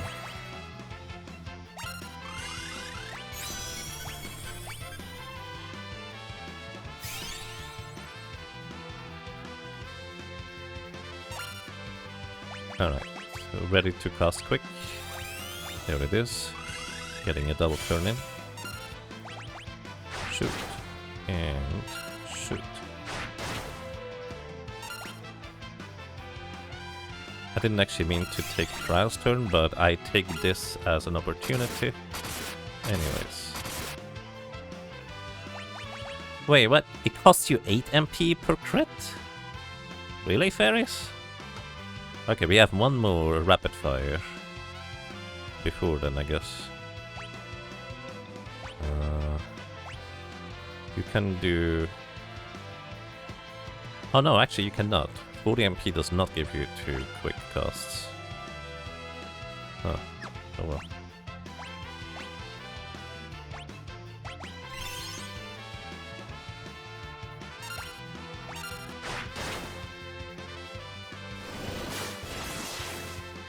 Was that a counter? Did I just attack into... I might have. Oh well.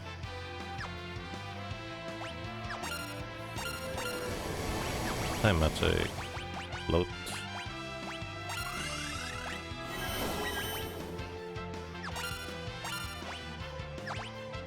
Kyuraga. Actually, now that I can wait and just Kyuraga, we could just check for the next turn. Then again, he might blaster my healer, then we would be in trouble again. Maybe I don't want to do that. That's a fair point. Anyways, I would prefer if you did do that. We can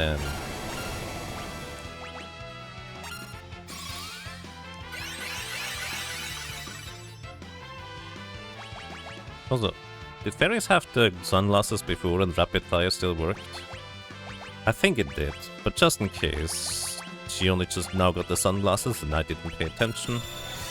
Here you go. I think it rapid fire, or doesn't care about sunglasses. Alright, next is wave cannon into a double turn.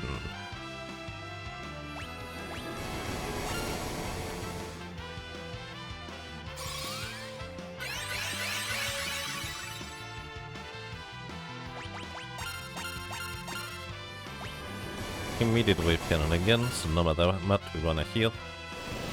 Rainbow winds, that's fine. On you anyways. Alright, we got away pretty easy. I just wish you could do something, Kryle.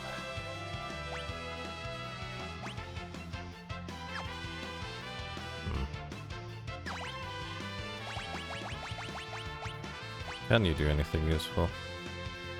Not to my knowledge. So I guess we're gonna just wait and see. Alright, quick. Aim. Aim. Now you need an elixir again. Just gonna defend with these two, just so I can mash the button to attack as quickly as possible again.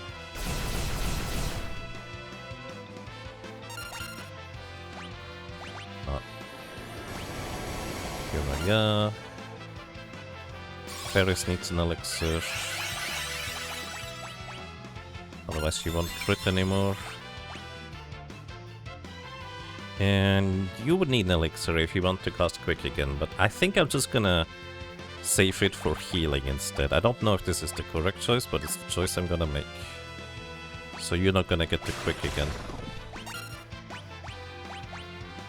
That is so inconvenient, dude.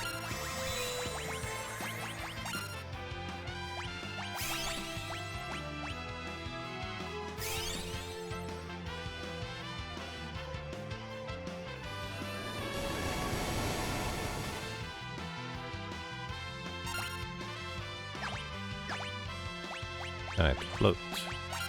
Probably should have casted haste.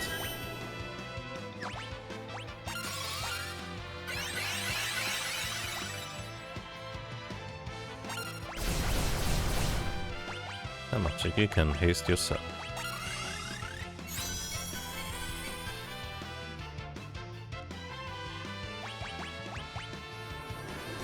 That's a double turn, I think. He hasn't used Quake. No, it isn't. He hasn't used Quake a single time so far. I don't think. Maybe it just doesn't show up because we're always floating. No, he also got a double turn. During his double turn, he has a 1 in 3 chance to use Quake, which should just do nothing because we're floating. It doesn't feel like he ever used it so far. I might be mistaken. Belt attack boost.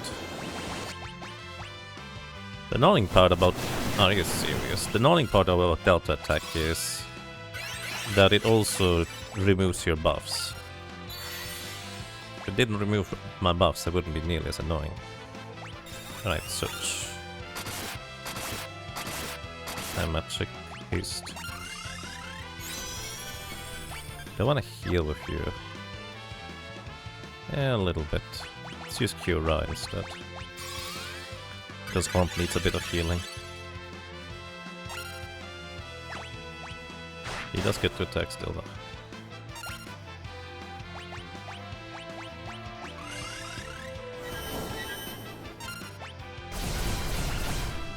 Thanks for the heal.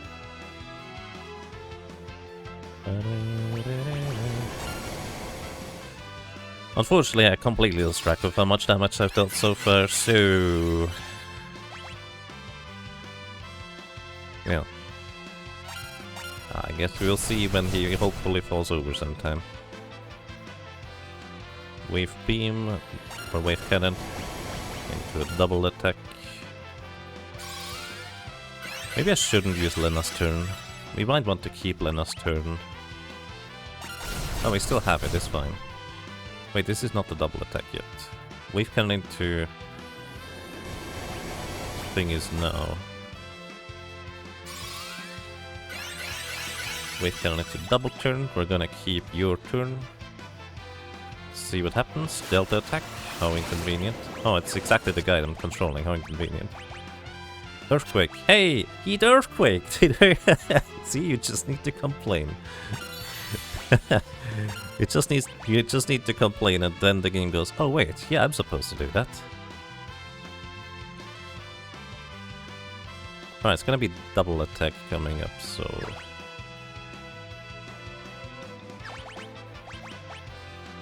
we wanna heal you. We wanna get ready for you to rapid fire. Time magic. Haste.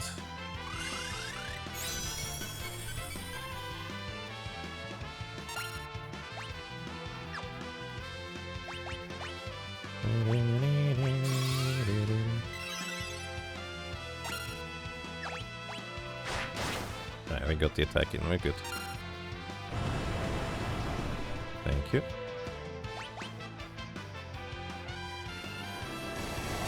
Wave Cannon. Kyuraga.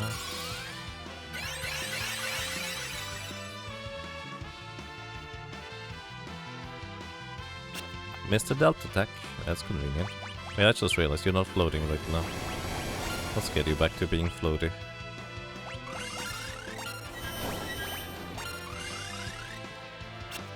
Oh. Wait, he was hasted? Right. Is this the double attack? I don't think it is. No. So Wave Cannon again.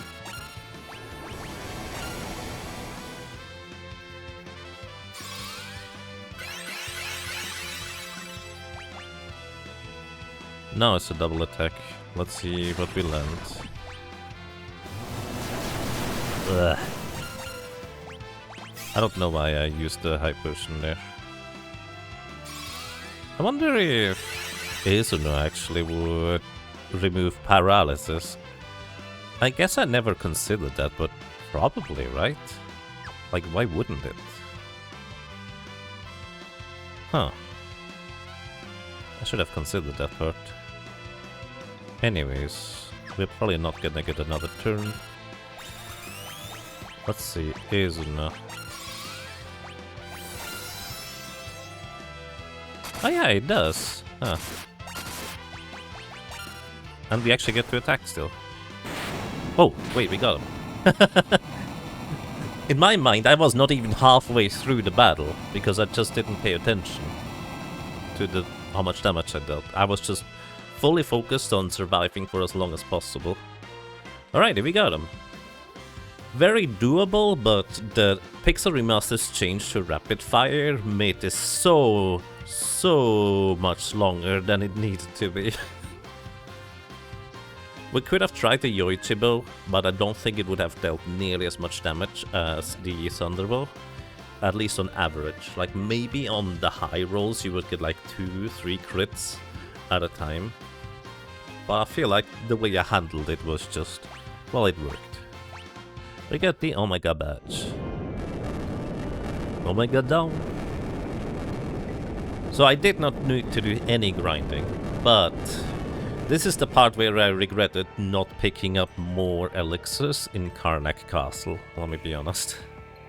If I picked up more elixirs in Karnak Castle, this would have been so much more comfortable. I could have just thrown them around for a bunch longer.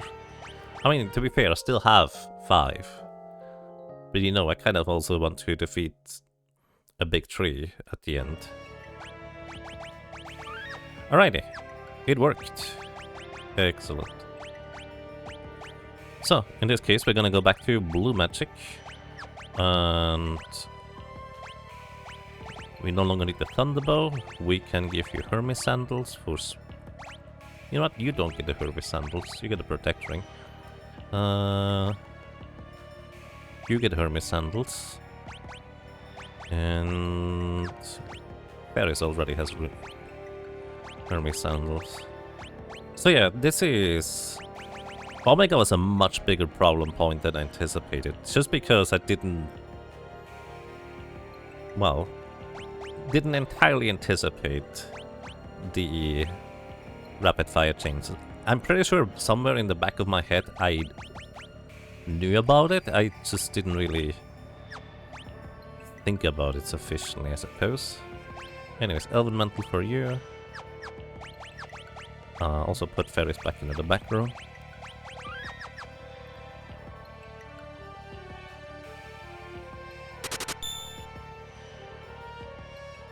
Matthias, thank you so much. Welcome back for 17 months of support.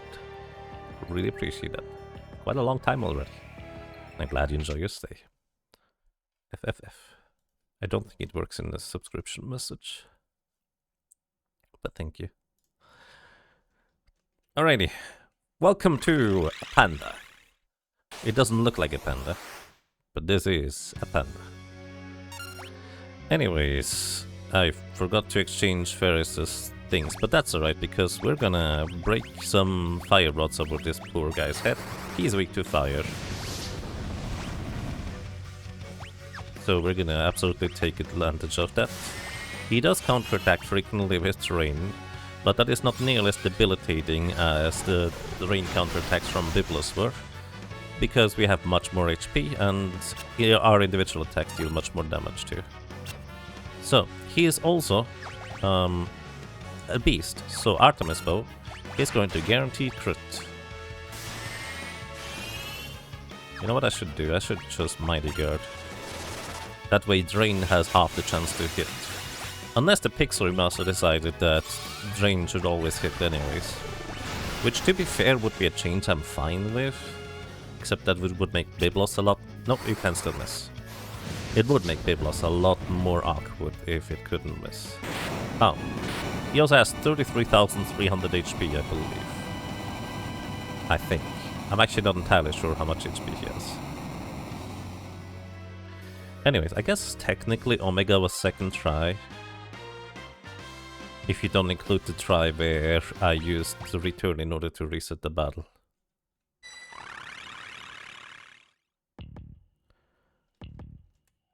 GG's on Omega. Thank you. It was a chore, yes. Normally, Hunter just makes Omega free in every other version. Except this one, I guess. Well, I wouldn't say free. Other versions actually have to contend with an entirely different problem against Omega. Can you rapid fire with a Magus Rod? Oh, you can. Wait, can you rapid fire with a Sage's Staff? Because the Sage's Staff doesn't use the standard attack formula, so I don't think its attack power is gonna get cut in half. So I guess against an undead enemy in particular, the Sage's Staff would actually hit like a truck.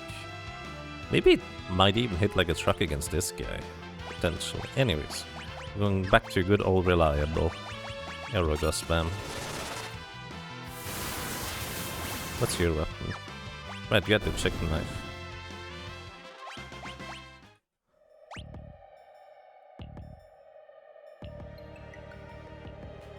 You can rapid fire, but it prevents any procs. Wait. Rapid fire with a thunder rod actually might have been way better than the... Whoa, that's a funky idea. Rapid fire with a thunder rod against Omega actually might have been better. I think normally in like the Super Nintendo Game Boy Advance version, rapid fire just doesn't really work against... Well, it just doesn't work with rapid fire and rods. But this version here seems to have different ideas of using rapid fire. So this actually would probably work, if I were to guess. Reload the last save and try again. I want a hard save. I don't want a quick save. But yes, we can do that. Oh wait, I saved over my previous save, didn't I? Yeah, unfortunately I saved over my previous save, so I guess I can't check anymore. But I would if I could. Ah, my bad, sorry. It genuinely didn't occur to me until now. Because, well, I didn't try rapid fire with anything but that stuff. Which actually means, hold up. Fairies, you can become... Here. Let's see. White Mage with rapid fire. And... I will guess that it's gonna still cut the attack power of rapid fire in half with staves. Normally, if the weapon uses a non-standard formula like the Drain Sword and uses with rapid fire, it actually deals full damage for every hit.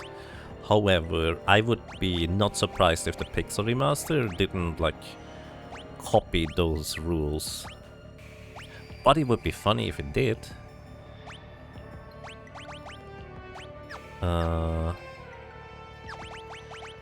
Let's give you the Sage's Staff, Hermes Sandals, Gold Hairpin. You get the Air Knife, you get the Air Knife, you get Hermes Sandals. Lamia's Tiara is probably better. Let's see.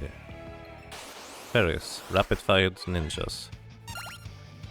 Another thing about Sage's Staff is it never misses. So theoretically this might work pretty well here. They have 5000 HP, these guys.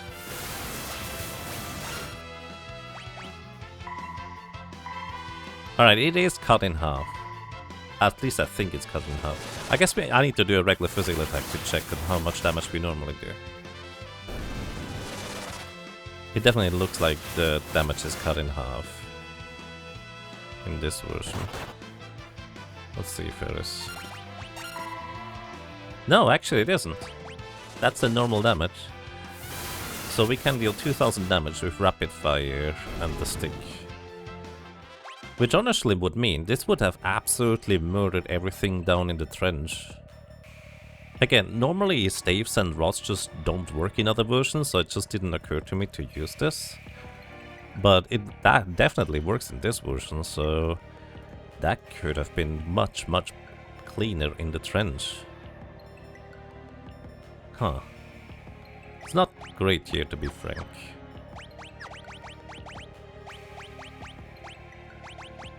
Anyways, do I care about using rapid fire against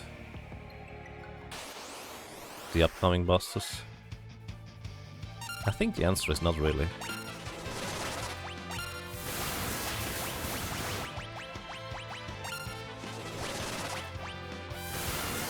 By the way, fun fact, these dragon Aves in... well, maybe not the Pixel Remaster, maybe they fixed that. But these dragon Aves enemies are neither dragons nor Aves, because there is an Aves killer bow, they don't take extra damage from that, and there's our dragon killer weapons, they don't take any extra damage from those either. Which is quite amusing to me, and something that I like to just tell everybody about every time, just because, you know, I like to share information about the games I like to play, and I happen to know way too much about.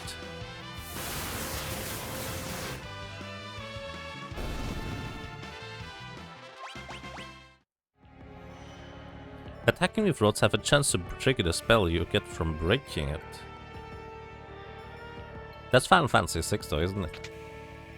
I don't think that normally happens in Final Fantasy V. Unless you specifically mean the Pixel remaster. That would be interesting. Oh. This guy's scary. But he's not flagged as heavy. And I've used it. He has 20,000 HP if I'm not mistaken.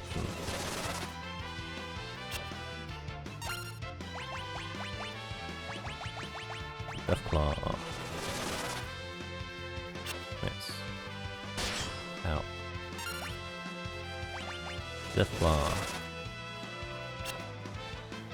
Maybe it's just straight up damage is the way to go. I thought he countered spells. Maybe he counters physical attacks. So let's go Eraga.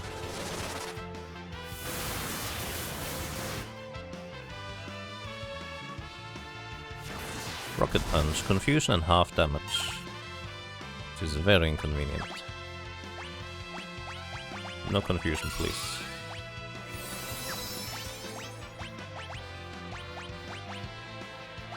Actually, can we paralyze you? I don't know if this guy's immune to paralysis or not. But, as mentioned before, paralysis guaranteed lands if he's not immune to it. And if he's not... well, he is in fact not flagged as heavy in the code. I know that for a fact. Well, unless the Pixel remaster decides to change that up. He would be paralyzed for a long time. I mean, he looks heavy, but he's just a hollow piece of armor. So clearly, he should not be flagged as heavy in the code. Also, I believe that's the rare encounter on this floor in particular. Which is... well... interesting. It's either the rare or the uncommon encounter.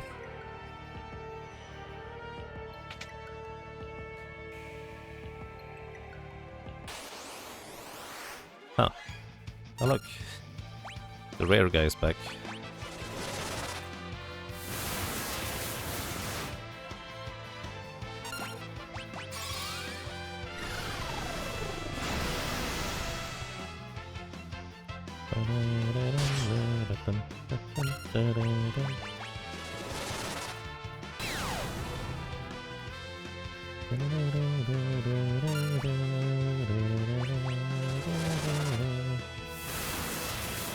The next video should be done by this next stream or just after. Hey Kyo, do you think we could link and release the first part, well, right now, I guess? Well, maybe at the end of the stream would be more fitting. Or maybe actually both in that case. Actually, I guess it would need to be uploaded and processed first. But that sounds awesome, thank you. And enjoy your lunch break. So everybody, by the way, quick heads up for some people who would like to watch the other games that we've run. But watching on Twitch the VODs is occasionally a bit awkward, let's be honest. Kyo has been working on cleaning up the VODs and uploading them to YouTube, so the breaks are cut out, maybe some little edits here and there. Nothing too crazy, but still quite a lot of work involved.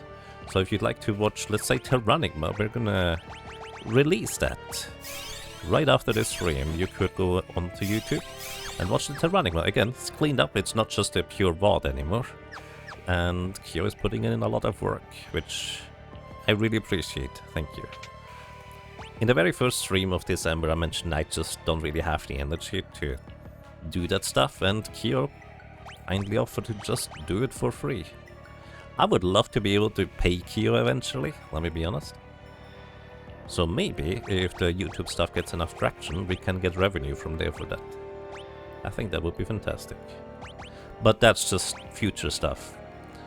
For now, at least, we would like to get feedback, gather information whether people like stuff or not, or just generally ideas as to whether the work there is appreciated or not. Anyways, thank you for the feedback. Lena, you have no MP. You know, that doesn't matter. We only need one. Welcome to Azul Magia. This is a blue mage, as might be indicated by his name. He copies blue magic that we throw at him.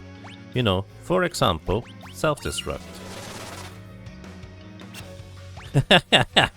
If we don't miss, he has like a 30% chance to dodge. Learned, and then he has a high chance of using it the next turn. I don't know if it's guaranteed or not. But he has like 27,000 HP. He also has really high defenses, and is reasonably dangerous with all his spells and abilities he can use. But if you just teach him self-destruct, he will gladly just use this against us. One-shot somebody, probably. Actually, Blink might just prevent the one-shot, which would be funny too.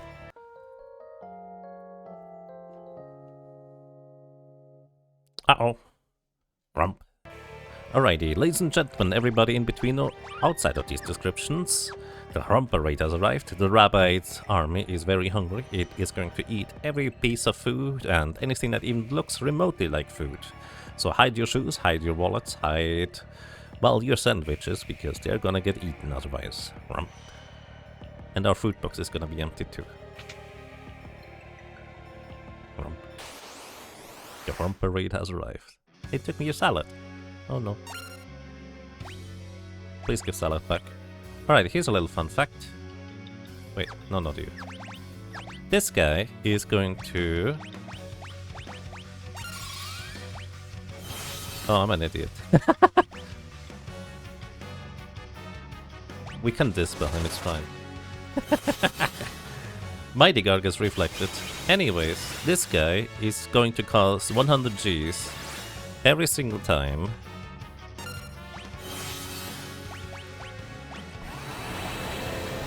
And this removes float status. But it only removes float status if we have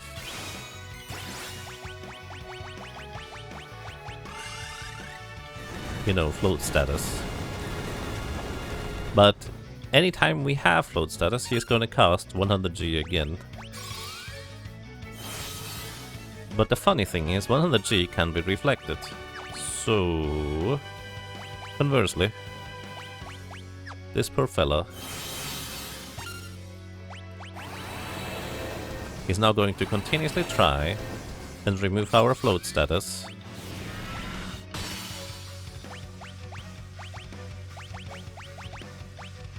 Wait, weren't you like level...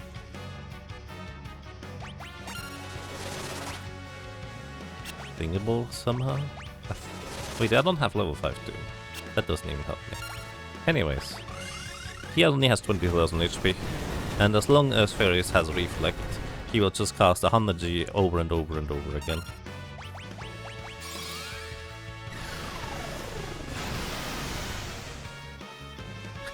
Too bad, Rabbite. I already ate your sandwich. Ha! You were too fast.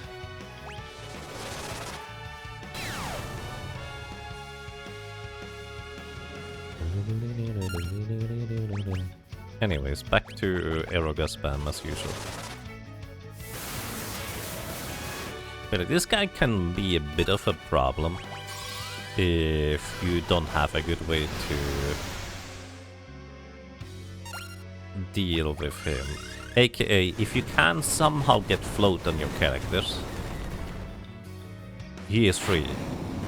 If you don't have float on your character, he will cast Quake on your entire party, dealing about 1000-ish damage, so you can reasonably survive it, and with a white mage you can just heal through it. But other classes might have a bit more trouble surviving that. Like even blue mage, just casting Mighty Guard once, you have Shell afterwards, and then you can just heal through with White Wind. That also works reasonably well.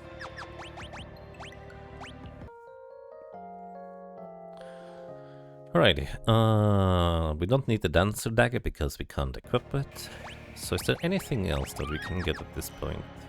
Not really.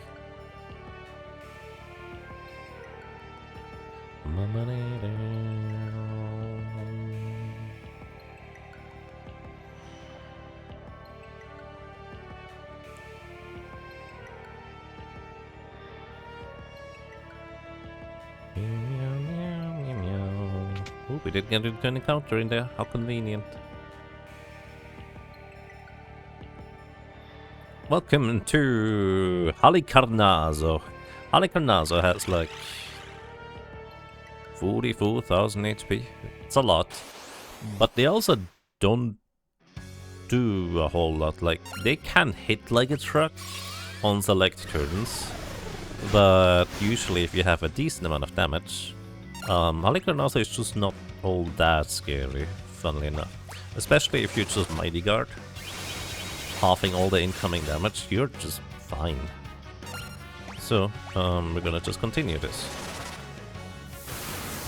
One could argue I should use the Yoichi bow and just aim. Oh yeah, right, I forgot about this part. Ribbiting.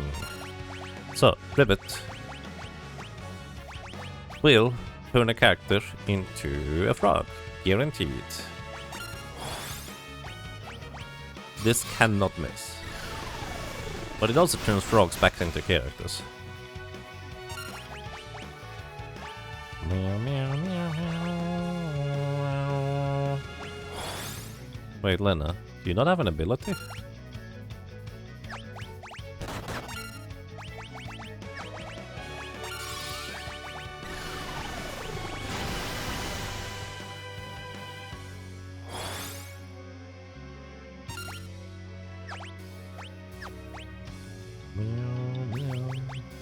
Frogs basically cannot cast any spells, except for Pond Chorus, I guess. And have no physical or magic defense, so they take full damage from every attack afterwards. Frogs are friends, not food, indeed. You know, I should actually propose SevenSins and BGG the challenge to play through the game as frogs. Because I felt like that was quite interesting to try and work through. But at the same time, I don't know how the Pixel remasters work with this. We had a good time with it in the Super Nintendo version. It's a bit slow going at the beginning, but the frogs are holding their own. Otherwise, anyways. Actually, I don't know, it feels like a good idea. But maybe not. Maybe it's a bit too out there. Also, yeah, considering how much faster of an animation it is, we deal less damage than Aeroga. But I think that's fine. Helena, did I forget to give you an ability? I feel like I forgot to give you an ability. Anyways, Halicarnaso down. Generally speaking, Halicarnaso is almost never a big problem, because if you manage to get past the previous bosses, Halicarnaso tends to be not that big of a deal beyond that. Abilities. Yep, I forgot to give her anything. I guess she doesn't need anything. Maybe having a second person to cast white magic would be convenient. You're not sure, that's a good idea. I think that's a good idea at least. I didn't end up buying Doom, did I? Time magic. Nope, I did not.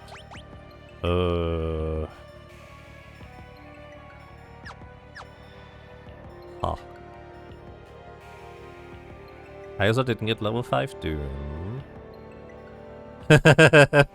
So I should have either got level 5 Doom or bought the thing. I meant to go and grab level 5 Doom, but then the library was closed, and I forgot about it. Actually fighting Twintania. Maybe. Maybe we're fighting Twintania. I mean, I guess we could for once, right? Just need to be careful about the counters. I forget if Twintania counters magical or physical attacks with Tidal Wave. I thought it was both, but I might be mistaken.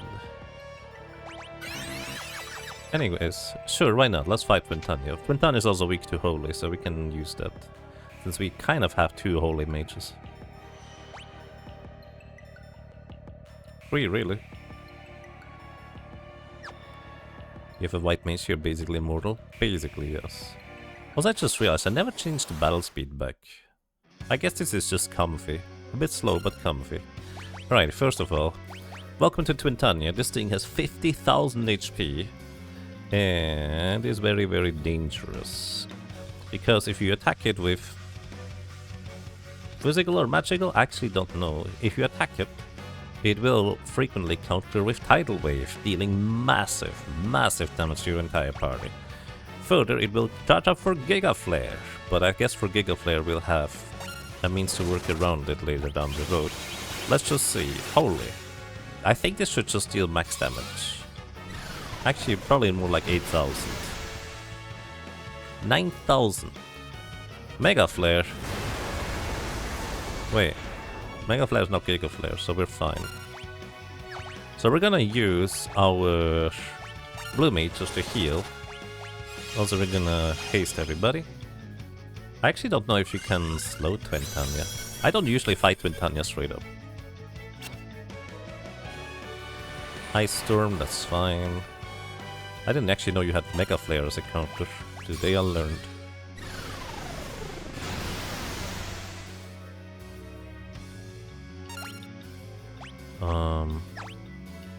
You have Holy as well. It's not as much damage because it's not boosted by 50%, but still about 6,000.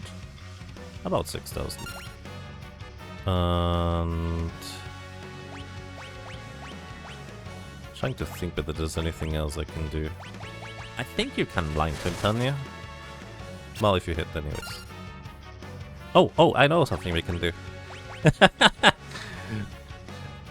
Maybe I should use this more again. No, it's fine. Here. We got 2 Staves of Light I forgot to use against Exdeath at the end of World 2, so... if we break one, we cast Holy! Poor Twintania. Oh, it does counter with Tidal Wave. That's not even that much damage. We can survive another one of those.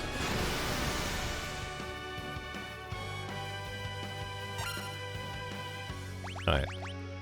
Then we heal. And Holy again. Normally what you do against Twintania is you have some form of instant death attack. And when Twintania is charging up for Giga Flare after I think 5 attacks, it is vulnerable to basically everything. Level 5 Doom to Frogging status. Basically anything works if you throw it at Twintania at that point. Also, Tidal Wave Krell is gonna go down if I...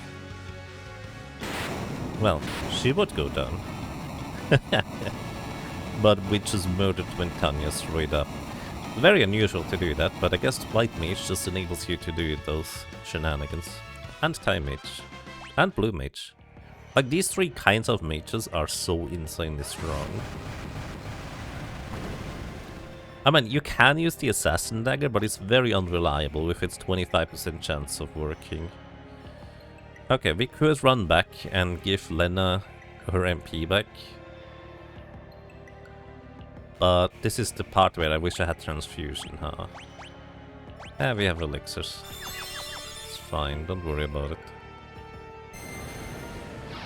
It feels so weird using elixirs outside of combat. But hey, they're there to be used. Oh boy.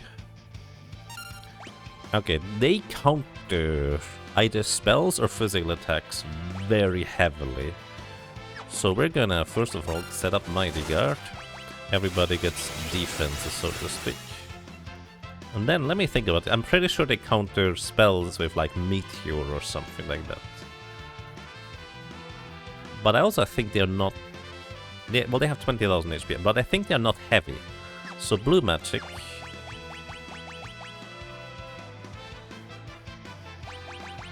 Deathclaw should work, I think. Well, if you hit anyways. Maybe. Oh.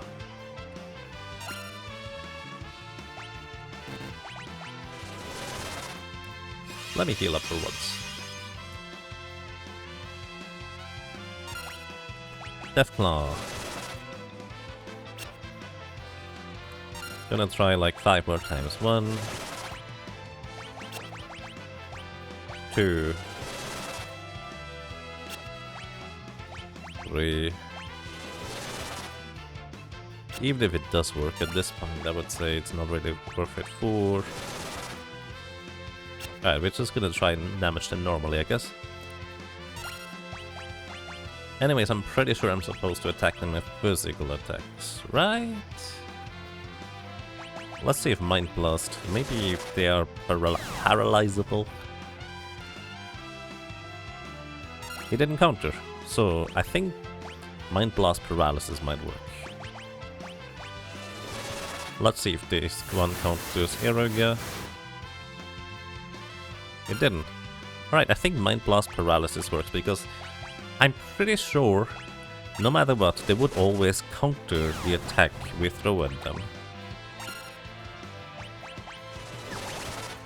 So in this case, we can just paralyze and immediately cast a spell right after in order to deal damage. Even if they're flagged as heavy, paralysis lasts long enough if we just wait for everybody to get a turn before we cast the spells. Which I think makes the most sense. So Mind Blast, Eroga, Eroga.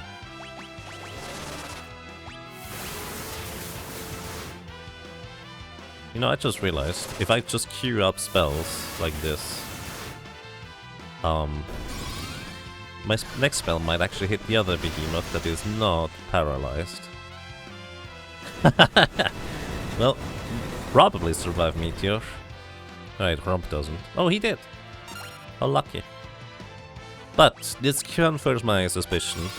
They are, in fact, paralyzable, and they will counter with Meteor. But at least Mind Blast is just insanely strong. Once again, Mind Blast surprises nobody, well, maybe me, with how insanely versatile it feels like it is. And we can actually Meteor here. Holy. And what weapon do you have? Air Knife is fun. Here we go. Yeah, we have Mighty Guard set up, so we took half damage from the Meteor. Twin Lance, that's a rare drop. Chest on the right contains a Fuma Shuriken, a ninja throwing weapon, a really strong one. Ah, come on. First of all, we're gonna once again set up Mighty Guard. Just feels correct. Kryle, give me your turn. You haste everybody. And then we just wait until everybody gets a turn. Mind Blast into Holy, into... You're not having enough MP anymore. Into... Here we go.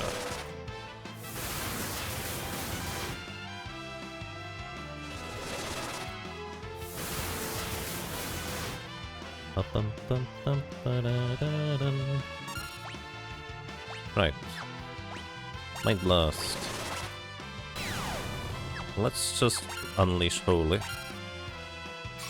Because that might already be enough. I didn't really count damage. Lena's also out of MP. I wish I learned Transfusion, dude. I feel like it would just be so handy. It's just knocking Lena out, recovering her full MP in the process. That would be so convenient.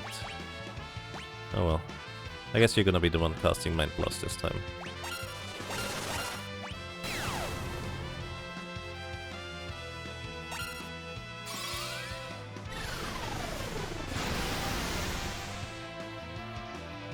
Alright, one down. Mind Blast. Meteor. Here we go.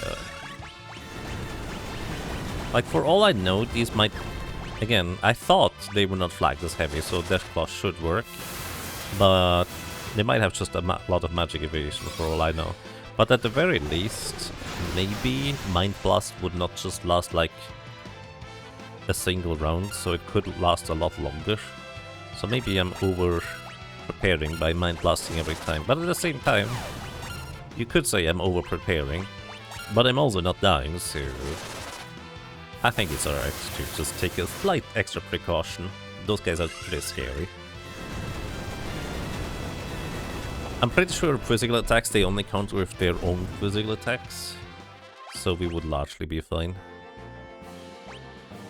Alright, I guess we're just gonna have Lena throw around potions. We can steal a Genji shield from this guy. Actually, Lena, you can go and try and steal the Genji shield. Here you go. Equip the Thief's Knife. Right, he does actually... First try, Genji shield. How convenient. This guy does hit it decently hard, but we're also kind of largely fine.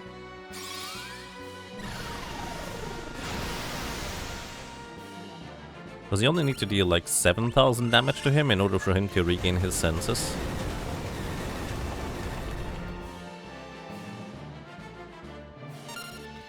So when... Oh, no, he did regain his senses. I was about to say, I think normally that's a counter attack when he regains his senses. But this time you just had to wait.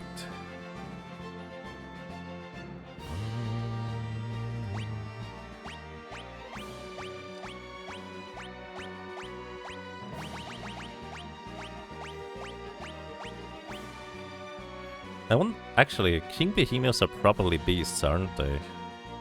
So the Artemis bow might actually do really good damage. I should try the Artemis bow. I didn't even think about that until now. Romp might be able to just murder the King Behemoths.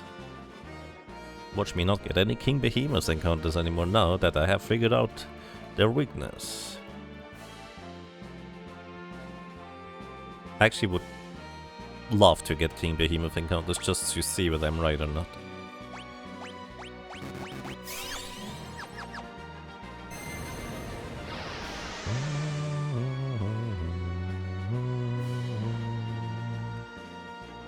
That chest on the right contains another Fuma Shuriken. And I'm pretty sure these necromancers are undead and can be killed with Phoenix Stones. Yep, indeed. These core chimeras, I think, are not flagged as heavy, so the Death Plus should work on them too. Actually, I'm pretty confident about those guys. Before we do anything else, Artemis Bow, let's check. These are not magical beasts. But hey, that's still 1,700 damage, that's pretty good actually. Try again. At least I'm pretty sure the Assassin's Dagger would work on them, so Lena, you can try that. 25% chance to activate the instant death move.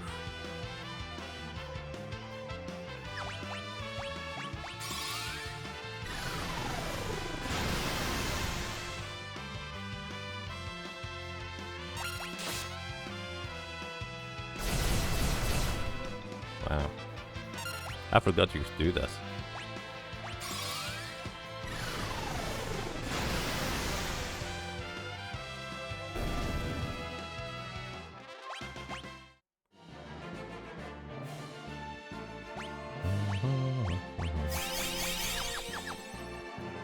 This chest, on the other hand, I would like to get that.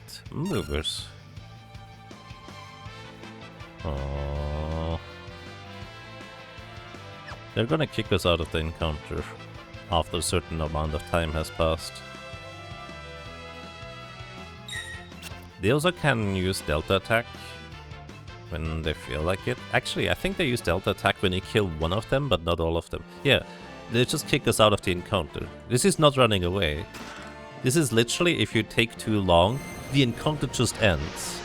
It is the weirdest thing about the game. I guess in a sense it's more like they run away, huh? Anyways, Lena, try to hit that guy.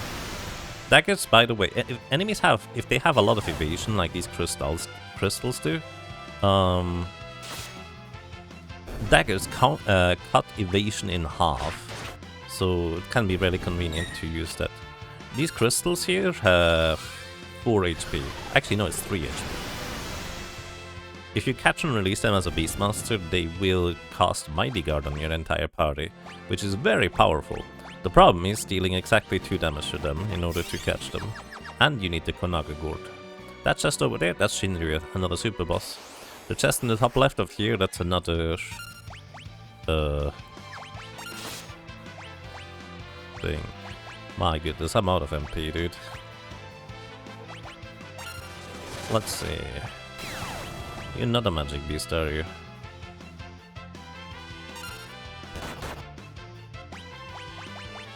Kral is the only one who has a decent amount of MP remaining.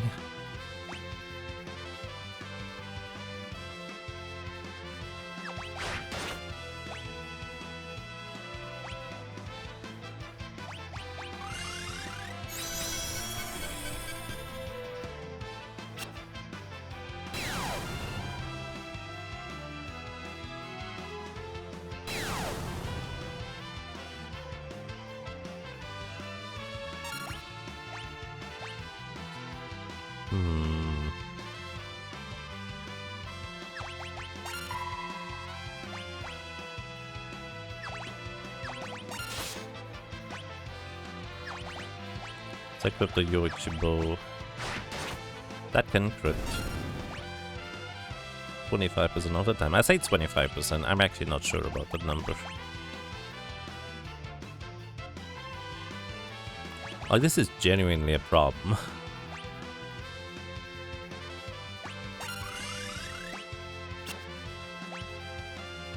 Not having any MP. Who needs MP in order for us to survive the next encounter? Really 3 characters. Lena and Ferris need MP, so Alexis it is.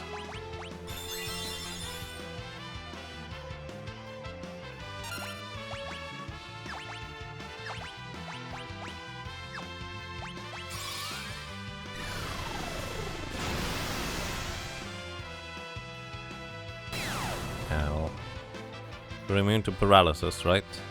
Okay, we are immune to this paralysis, just not the other one.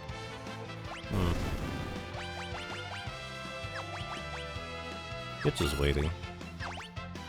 Actually, you're not waiting. You throw a elixir here.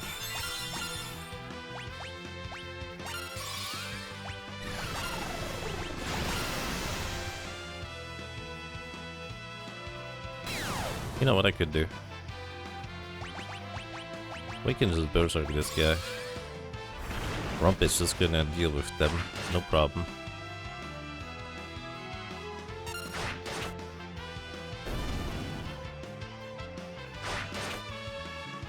Probably could have done that a while ago. Last room, well, with enemies anyways.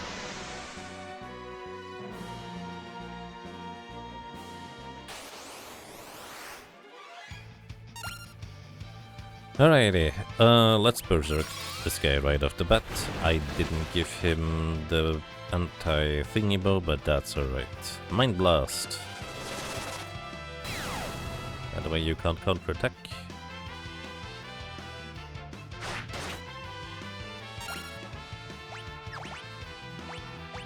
Mind Blast. I'm pretty sure the chimeras are not heavy.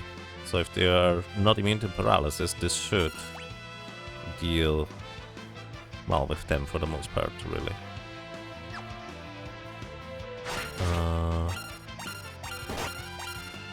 Okay, this guy is heavy, so he does counterattack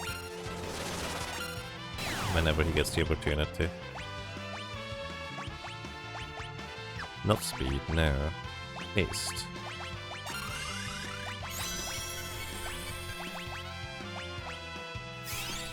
Speed is something else. Speed is adjusting the literal battle speed in combat to something between battle speed 2 and 3.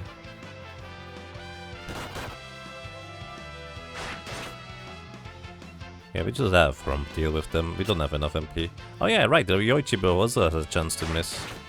I forgot about that part. Bit inconvenient, but that's okay. Yeah.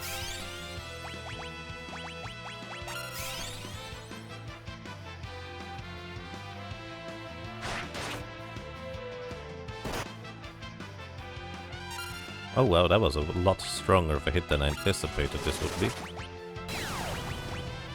Mind Blast, so you can't counter. And you also cannot dodge. While you're paralyzed, you're guaranteed to get hit by physical attacks. Even if the weapon in question doesn't have 100% accuracy.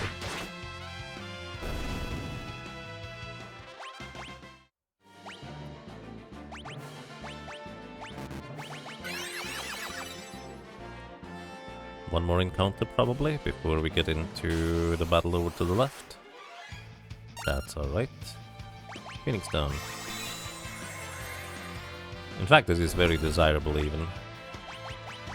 Let's see.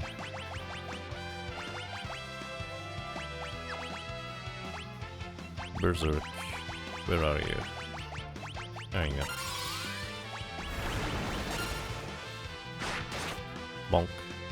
Just one-shots that guy. Right, hitting this guy is gonna be a bit tricky. Unless the dagger just does the trick. How convenient. Varys mastered MP plus 10%, which actually means she just literally mastered the entire white mage job. Alright. Do we need to do anything here? Not really. We're probably fine. Good morning, Beckinator. I'm doing quite alright. I hope so do you. How much fun was Omega? It was quite a tense fight. I enjoyed it actually, because I didn't know if I had enough resources. But then suddenly halfway through my resources he died, so I guess we were fine. It was a process, slow but steady. I actually kind of enjoy these rather tense fights where I don't necessarily know on how far we need to go in order to win. Welcome to Necrophobe and his barriers. The barriers all have 8800 HP. Very low MP for what it's worth. And they all just cast Flare or Holy on themselves, reflecting off of themselves over to us. Dealing about 1000 damage raw, half of that because we're gonna have Shell. And we can probably begin casting Blink already, I guess, for phase 2. Then we haste everybody. Especially Hump. So, we want to defeat these barriers sooner rather than later. So, ideally, we can just nuke one or two of them rather quickly, because the more we defeat quickly, the less damage we take in the grand scheme of things. So I can't really... Well, I guess we can heal by... Alright, sure. I'm gonna cast Reflect on you.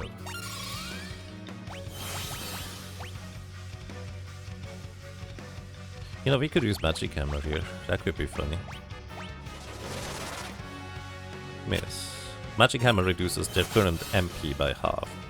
Alright, all of them are gonna attack approximately at the same time, so we just hope that their attacks don't land on the same character 3 times or more, because that will knock out one of our characters.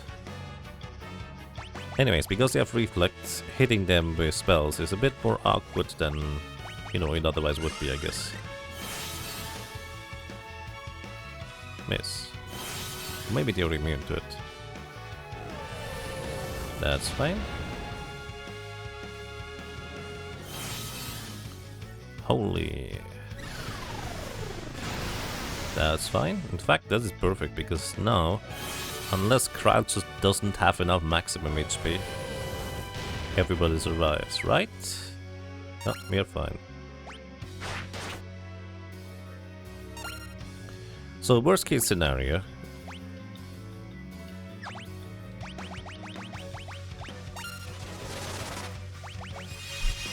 We just run the barriers out of MP before we can defeat them. Which frankly seems quite alright. I'm just trying to think whether there's anything else I can do in order to deal decent damage against these things.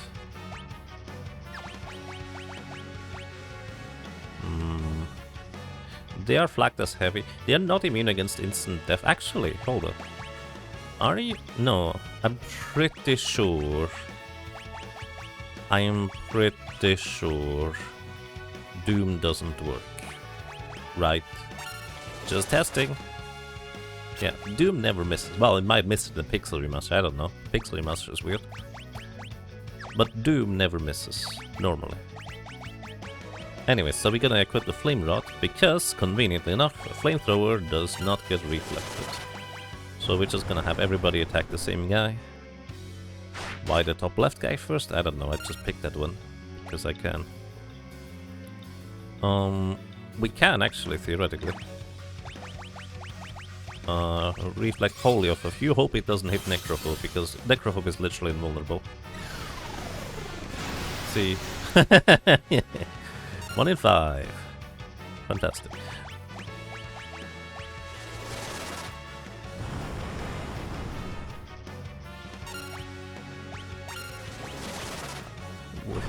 Everybody else remembers who they're targeting, why not you, Ram? Are you too good for remembering the targeting? Anyways, Blizzaga, this multi-targets on their own... Wait, no it doesn't. Not in this version. In every other version, they multi-target their own characters with their own spells, making the damage much more spread evenly and averaged out. But I guess in this version they just don't do that, huh?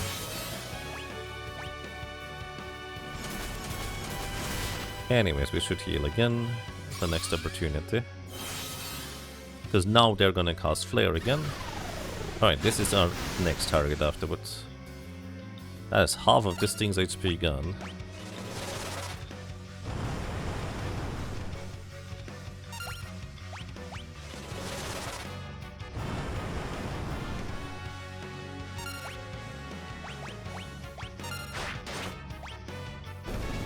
Alright, one down. Heal up everybody. White Wind goes through Reflect, which is why I'm casting that over Kyuraga. Plus it technically costs less, I guess. And wait, that's the wrong guy. Oh well, I guess we hit him at least once with Frump as well already.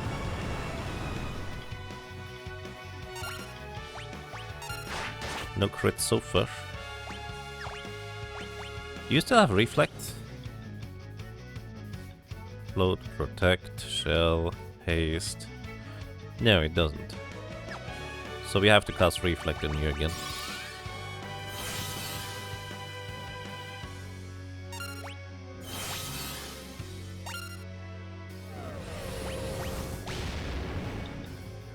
Ow.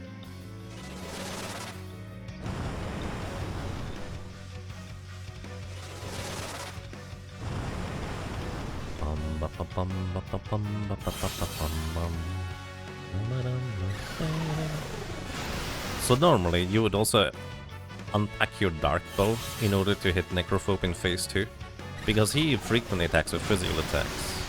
However, Pixel Remaster decided that the Dark Bow is subject to magic resistance, so you're probably not gonna blind him with it. I mean, it's possible. Just doesn't seem particularly likely. I say that, but I'm actually not entirely sure whether that's true in the Pixel Remaster. It just mostly didn't do anything whenever I was using it. You have a good aim for hitting the middle fairies. Unfortunately, that is not what we're looking for right now.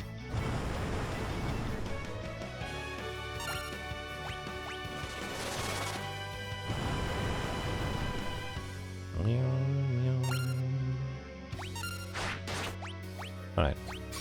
Afterwards we'll need to heal. I guess we can heal with Trial. Nice. That guy should be done. So maybe we don't worry about healing with Trial, because we do guaranteed survive whatever it throws at us next. So from here we should start preparing to battle Necrophobe. He always gets double attacks. So we wanna give everybody blink. So we block the first 2 physical attacks. That's probably fine. Yeah, we're good.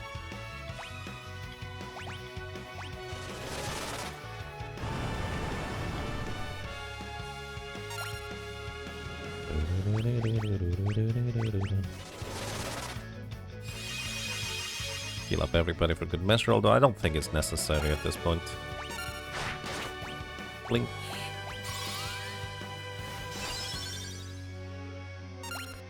And Flamethrower. This thing should be down soon-ish, like 3 or 4 more attacks. And then we have Necrophobe. Necrophobe himself has 34,000 HP. 44,000 if he didn't encounter the Gilgamesh earlier. Oh, there's a crit. Oh, nice. And the funny thing about this guy is that he is vulnerable to literally every single element. So we're gonna spam Arrogant Holy to just absolutely murder this poor guy. He also will always give us sunglasses at the beginning of combat with Flash. Which, if you remember, Flash doesn't have the greatest probability of landing. So there's a high probability that we would have just resisted it. Anyways, Holy, just because I can.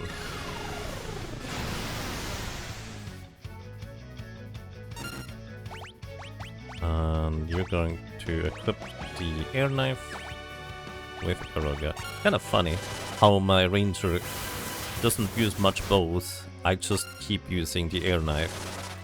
Just because on average that's just more reliable and more damage. And we've been using this spell since basically World 2. The middle of it, more or less. Hurricane.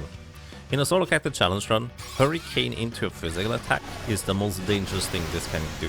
Hurricane puts you into critical HP, and then... Hi Greg. His physical attack will...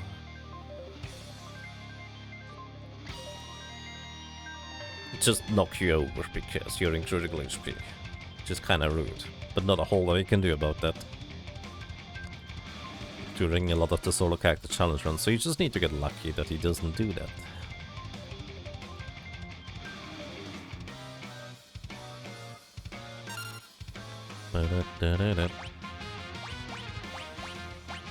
Greg, I hope you don't mind.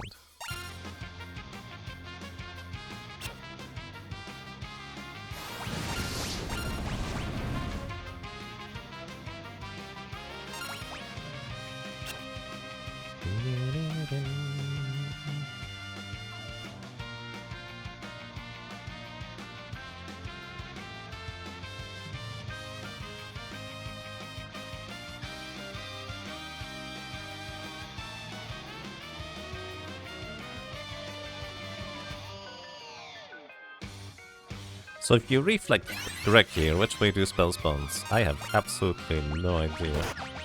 Can you reflect Greg? No. He's immune to reflect. That's an unusual immunity, but I suppose the possibility. Because you can be immune to literally every status effect, even beneficial ones in this game.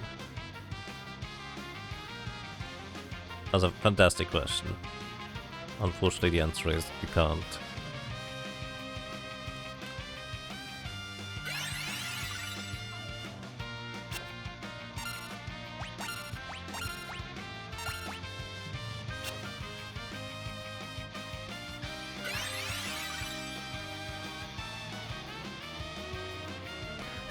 Greg is already taking the time to do some self-reflection here.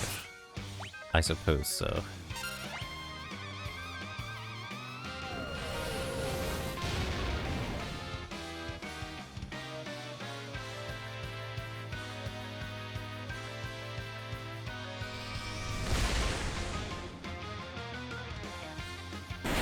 Wouldn't it be funny if Greg would miss his self-destruct here sometimes?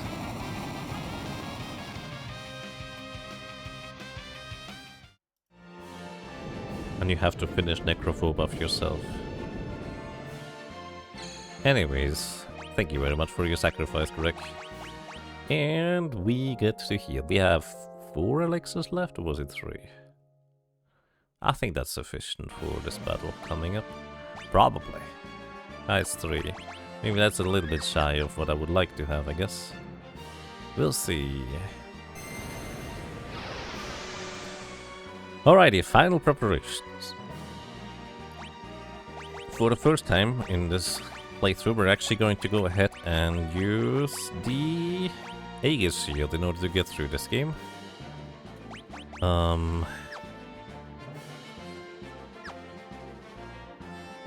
Let me think. Aegis Shield is a good choice because this gives us immunity to petrification. I theoretically could have used this against Omega as well, but then I would have had to buy one extra Flame Ring, which to be fair in hindsight probably wouldn't have been that big of a deal, huh? Regardless, do I want to worry about rapid fire? No, not really. I don't care about rapid fire in this battle because it's multi-target. I think the white mage is going to be my best single target DPS for specific parts, so we're definitely going to be relying on that. You guys are just gonna assist, I guess, with extra damage on top of it. Having an elemental could actually be very nice here, because the extra protection from the Protect Ring probably doesn't do a whole lot.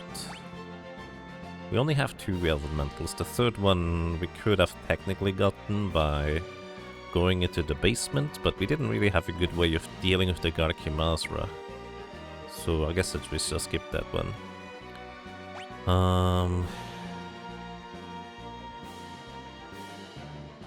Reflect is mostly annoying, because we have a white mage to assist with. Yeah, I think we're fine. We could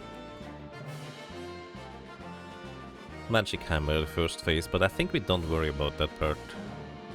Magic Hammering the first phase would mean guaranteeing to get to phase 2 without getting meteors thrown at you in the process. But simultaneously, it's a long process to get there, and I'm mostly worried about not having enough elixirs to ride out that stuff. Rump is going to be our backup supporter with blue magic. Which weapon do you want to have for this? Let's say the Artemis bow is gonna be really good because we can. I'm pretty sure the Almagus part is a beast or beast type. We don't have anything against humanoids, which doesn't matter because that's the magic part, which we take care of anyways. Can't blind the physical part, but we can continuously keep the part on the left in check. So I think what we're gonna do is we're gonna holy the right hand side. Well, Almagus first.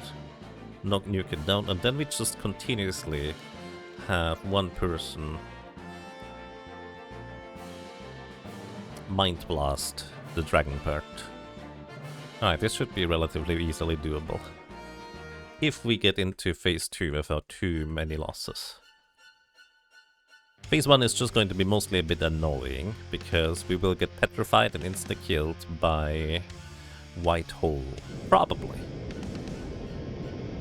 There should be at least a 50% chance for us to resist White Hole,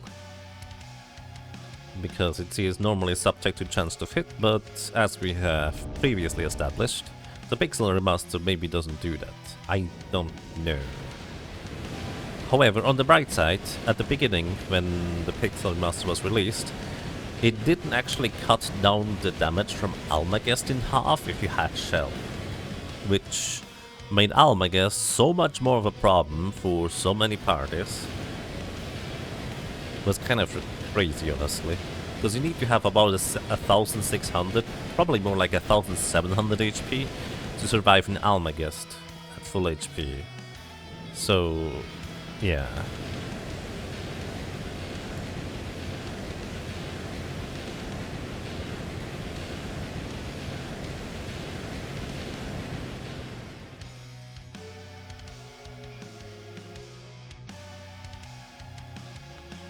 Was this the first Final Fantasy with both a real Phase 1 and Phase 2 and the multi-part final boss?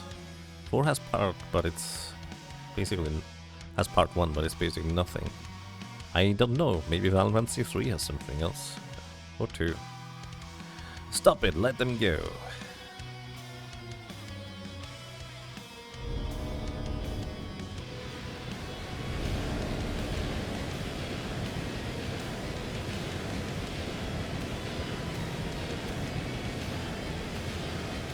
Worst case scenario, we should have enough firepower to nuke the Almagus part before it gets out of hand. Because I think Butts should survive it, even if Almagus was still gonna be at full power.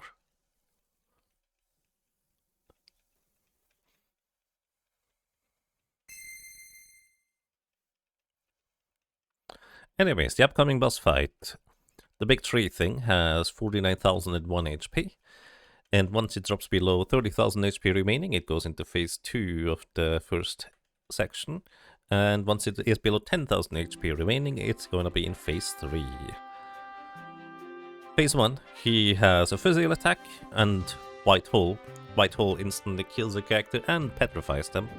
The Pixel Remaster, I believe, also handles this differently than other versions. Other versions, where if you had immunity to either instant death or petrification, it would entirely prevent White Hole from occurring. However, I would guess that this is not going to be the case in this version here. We'll see. We have an Aegis shield, but everybody else is susceptible to it.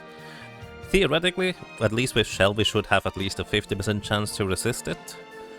But again, I don't know if that's true or not. Let's see.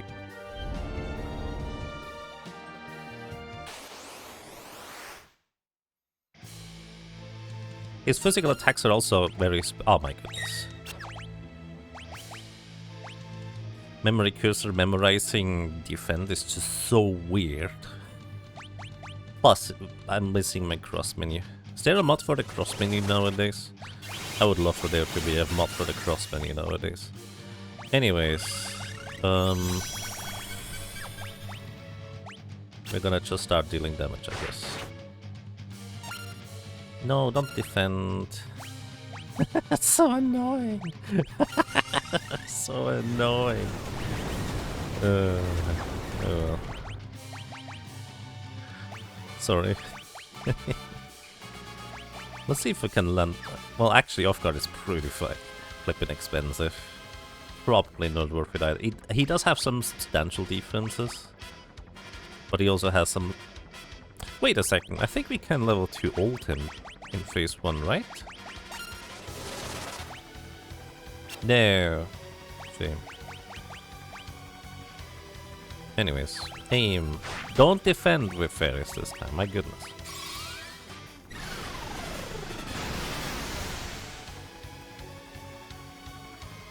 White hole.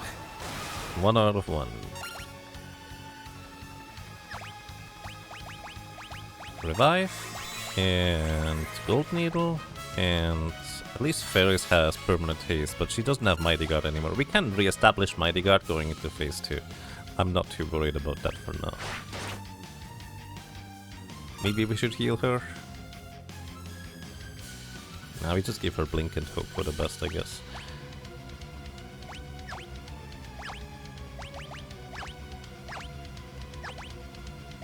Meteor. Like magic. Blink. No, actually, no. We're just gonna holy. Why did that target Ferris? Why did that target Ferris? I'm pretty sure I did not click right on my keyboard, by the way. Just to establish this. And as you can see, he can cast Holy too, if he feels like it. Wait, Ferris is still alive?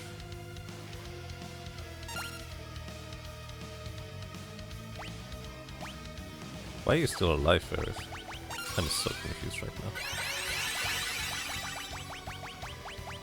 Anyways, Mighty Guard.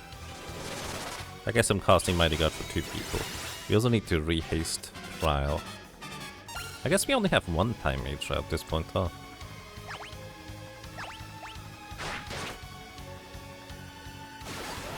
And White Hole again. It's a 1 in 3 chance in phase 1. I believe we are still in... No, actually no, he casted Holy. We are in phase 2 now. Which means it should be a 1 in 3 chance on like his 2nd turn, and then his 4th turn. Basically every other turn is like a 50-50. Could you not do that to... Well, actually no, Ferris is fine because she does have permanent haste. So at least I don't need to re-haste her.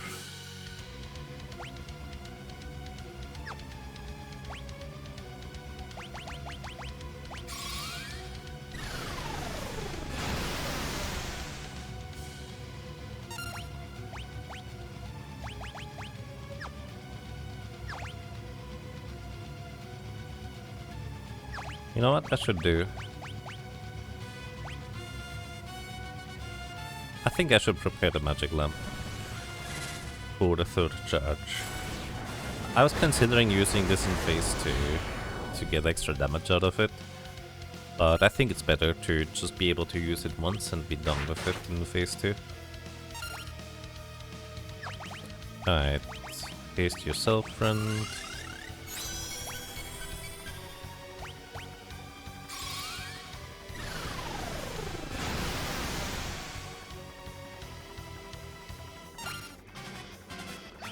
Alright, tsunami.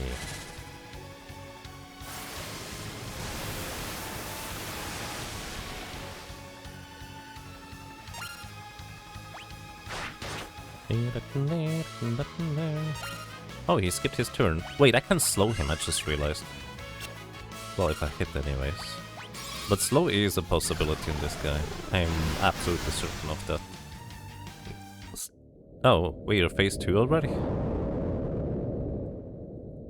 So, when he's below 10,000 HP, he has a 1 in 3 chance to do a physical attack, 1 in 3 chance to do nothing, which he did, and 1 in 3 chance to cast Meteor on our heads, which would have a high probability of at least knocking out fairies, maybe even a second or a third character. The tree gets eaten by the void. Tasty tree. Alrighty, welcome to phase 2. I didn't have a particularly nice transition into it, but here we go. Phase 2 consists of 3... I guess it's 3 parts, huh? No, it's 4 parts technically. The far left part is the magic casting part with 60,000 HP. However, it is not flagged as heavy in the code, which means the third charge of the magic lamp is instantly gonna kill it, and we basically don't have to worry about that anymore. Specifically, the magic lamp does that because this is always calling in the instant kill. If you cast it with a summoner, it would always use the physical attack instead. Anyways. Then, welcome to phase 2 properly, I guess. What we're gonna do here is we're going to... where is it? Switch weapon to the Artemis bow. Once again, Artemis bow inflicts... well, critical hit damage against beasts. Each one of these parts is like a different type. I actually have no idea what the physical part is. Anyways, we can't take advantage of anything. Technically, we could blind the physical part in the top right. But yeah. So, this is the physical part. It has 50,000 HP and will frequently attack with physical attacks and vacuum wave. And these just kind of sort of hit like an absolute truck. So... caution is advised, I suppose you could say. But at the same time, not a whole lot we can do about that in a lot of cases, so we just heal through it and hope it doesn't hit the wrong person at the wrong time. This is the Almagus part. It has 55,000 HP, and as the name might imply, it casts Almagest. And it does so every like 3 or 4 turns it gets. Almagest deals about 1,600-ish holy damage to your entire party. That's a lot. It should be resisted or reduced by Shell. Should. So we probably should survive at least one of them, although it's not gonna be all that pretty with all the other damage flying around. Then we have this part here. This is a dragon type anyways. The Grand Cross part, 55,000 HP as well. And it will, after a reasonably lengthy charge up time, cast Grand Cross. The lower it is in HP, the more quickly it's gonna cast Grand Cross. Like there's thresholds of HP. Below 30,000 HP it has like 1 less turn, and below 10,000 HP it has 1 less turn, and also an occasional chance to just randomly cast Meteor if it feels like it.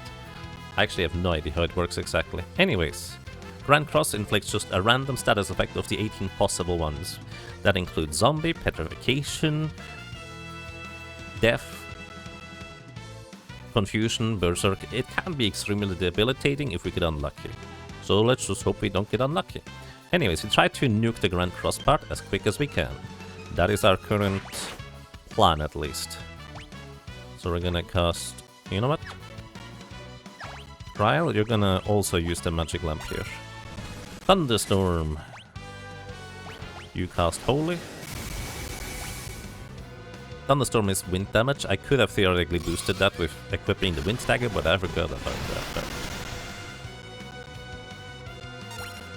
Magic lamp.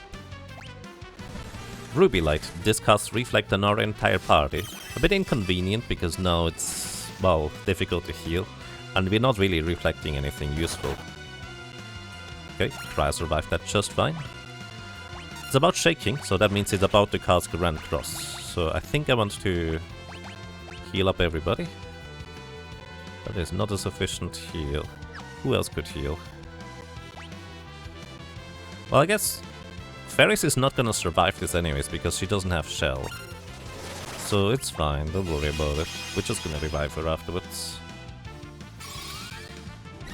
The thing is, usually the first Almagest lands at the same time as the physical attack gets another turn.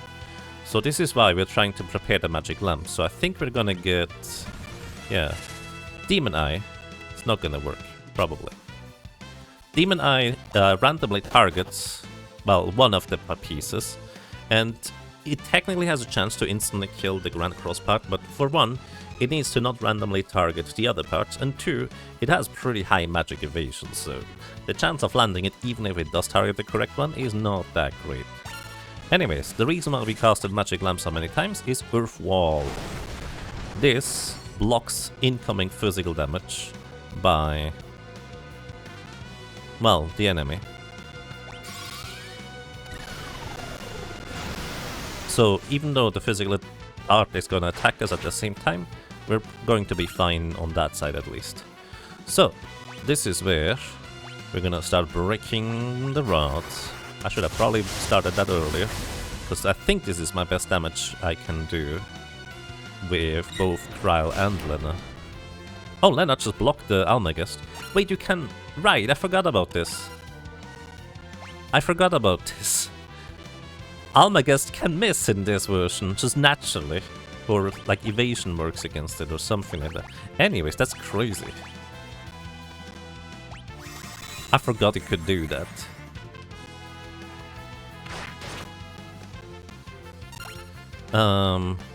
Just keep breaking rods. I completely forgot that that's a thing. But it is reduced by Shell, so we're fine. Dispel. How inconvenient. We're gonna establish Shell here. We're going to aim for this part still. You're actually gonna cast White Wind, healing up everybody. Golem Wall does not protect against spells.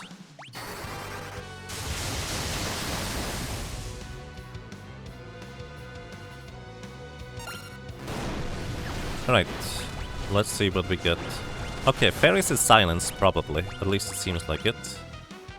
Yes, straight up silence. Not a big deal. Well, I say that's... it's kind of a big deal, because she no longer can cast healing. And there's no way to get rid of silence aside from waiting until it runs its course.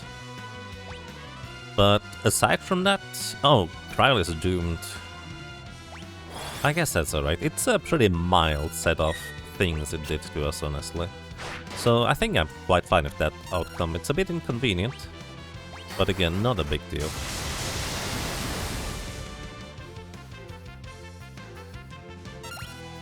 Alright, Kryl needs haste again. I forgot about that part too. What can you do, Ferris? Can't even use the magic lamp while you silence? That's weird.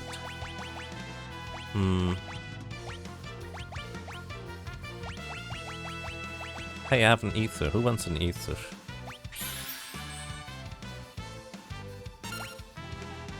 So you're gonna haste yourself.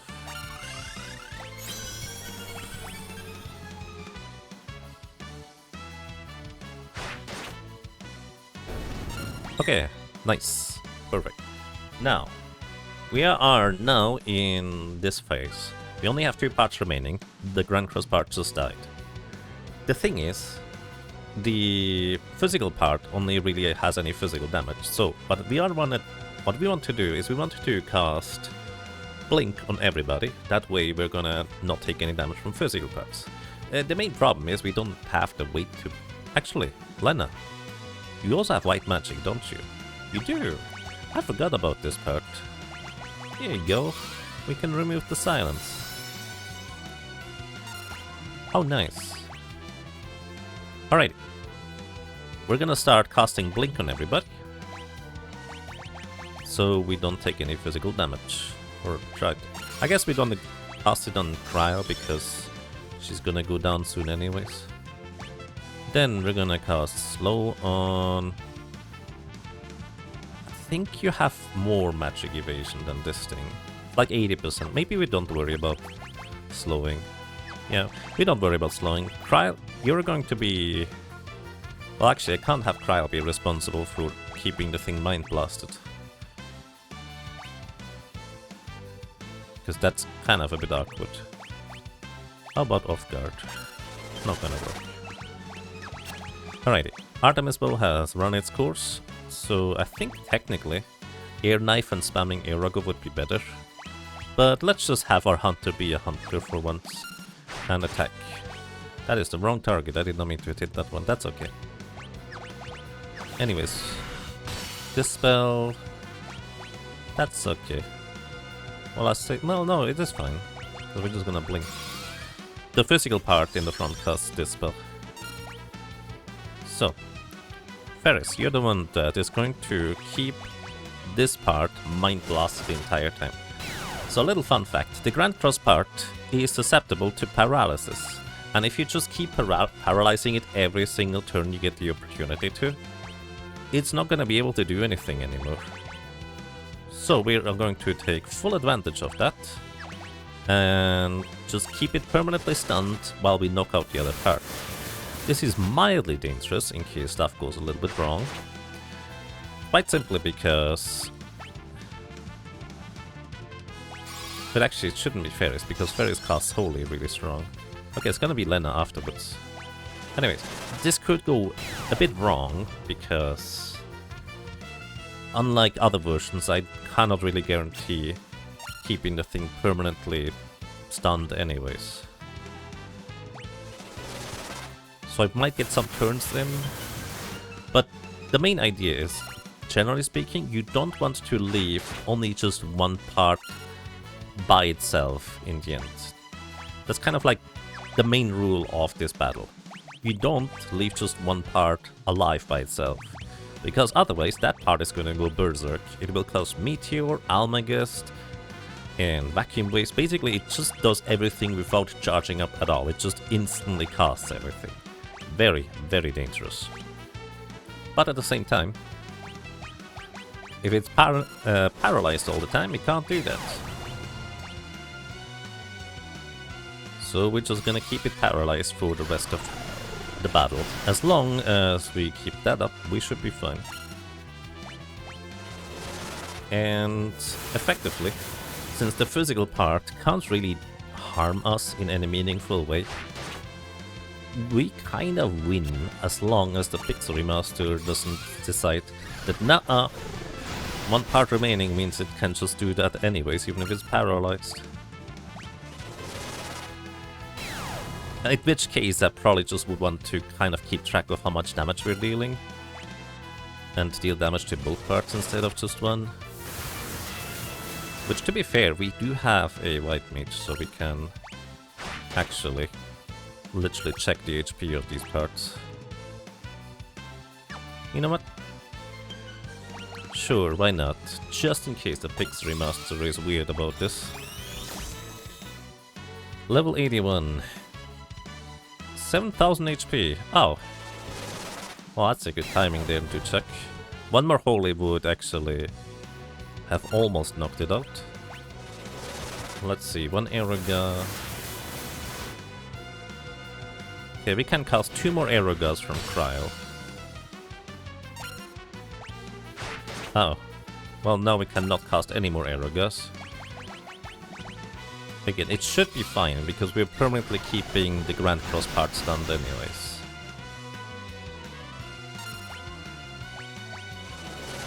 Theoretically. You get the impression from the commentary that Gaga doesn't like Pixel Remaster. It has some really good changes and the other ones I just don't agree with. So it's more of a mixed bag for me. I think overall, I guess a whole package, the Pixel Master is great. I just prefer the Super Nintendo version personally, but this game is really good. You should play it. And if this is your only or best way to play the Pixel Remaster instead of the other versions, it's a good one. It's more of a precaution because, again, this game just does so many little things slightly differently than what I'm used to that, well, I have no real way of knowing beforehand is the catch.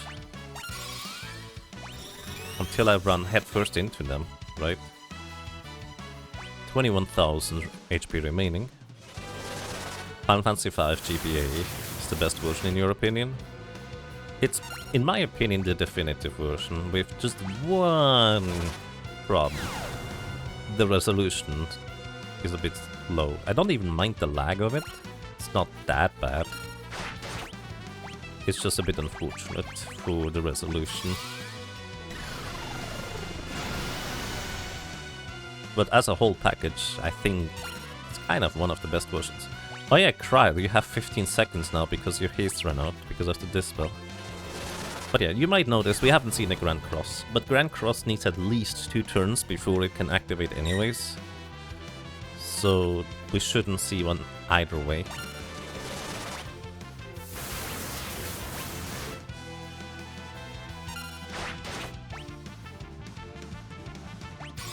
Alright, we're going to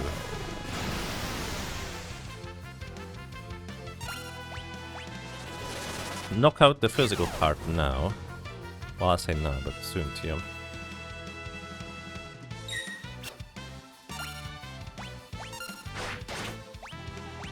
There it is, it's gone.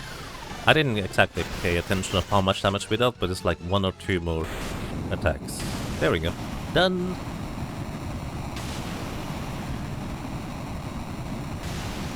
GG.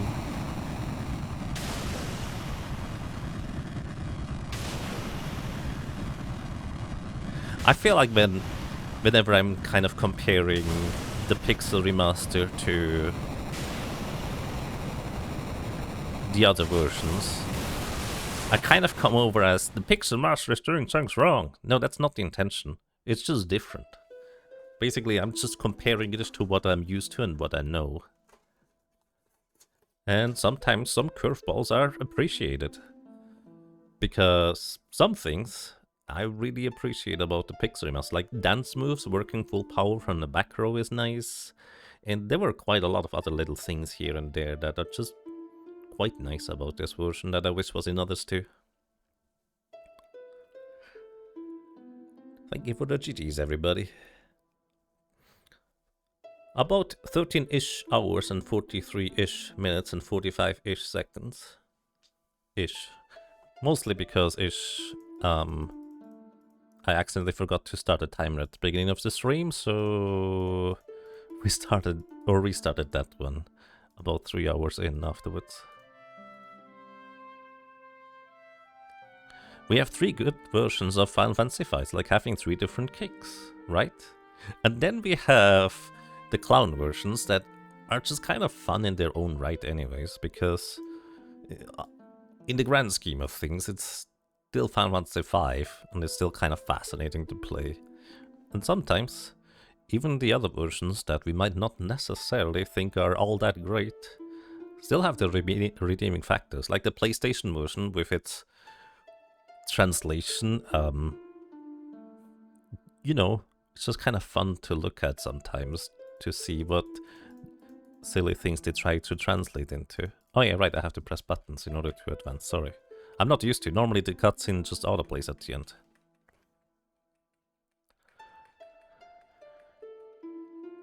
But also, PlayStation version, I distinctly remember having one of the best iterations of the soundtrack as a whole.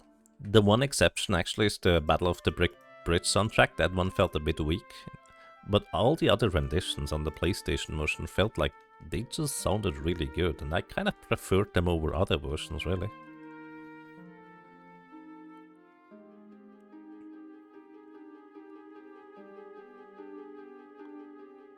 Then the old PC version, you know, as much of a cheap labor job as it was, one aspect I really like about that one is the enemy sprites were amazing. Like, they didn't need to do the pixel thing like they did in this game, although a lot of the pixel things in this game feel like they just put a pixel filter over it and left it at that, which, you know, it feels a bit strange. Anyways.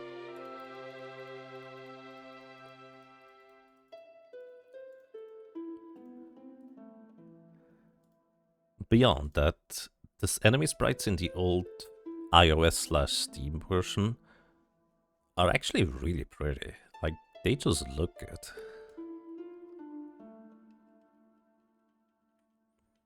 Autoplay doesn't start until we reach the 3 or more. That makes sense, I guess. Thank you. Alrighty, everybody. And I suppose that was Final Fantasy V for us this year.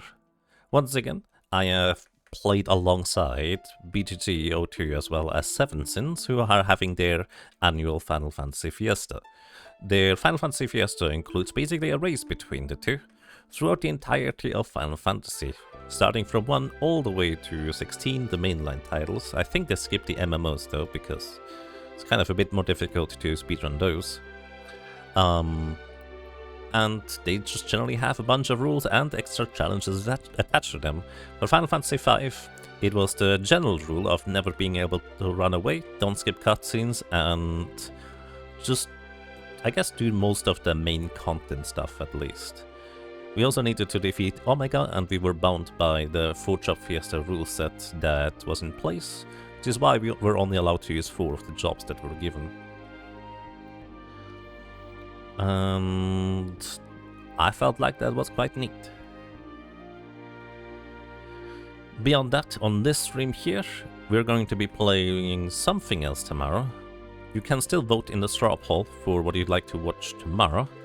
As a reminder, the straw polls are all cumulative. Every single day there's a new straw poll available for December that you can vote in. And basically, whatever game has the highest amount of votes is going to be the one that we pick next. So if you'd like to see something else, make sure to just vote for that every day. And you can find the straw poll here in the stream or in the Discord. And you basically have a total of 15 votes. Like, it's kind of like a ladder. You give 5 votes to one game, 4 to the next, 3 to 1.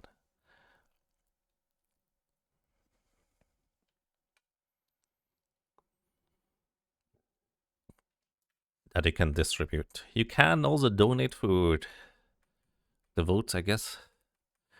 As usual, I just don't like talking about money stuff, but at the same time, that's kind of what brought me to this insane donation total at the bottom, for which I would like to apologize. I hope it's not too distracting. But it's also kind of a... If I don't reach the threshold at the end of the year, which is not the entire bar full, just 2/3, quote-unquote, just, then I will probably just, well, not be able to stream as much anymore in the future. I will still do occasional streams here and there. But, well, we'll see.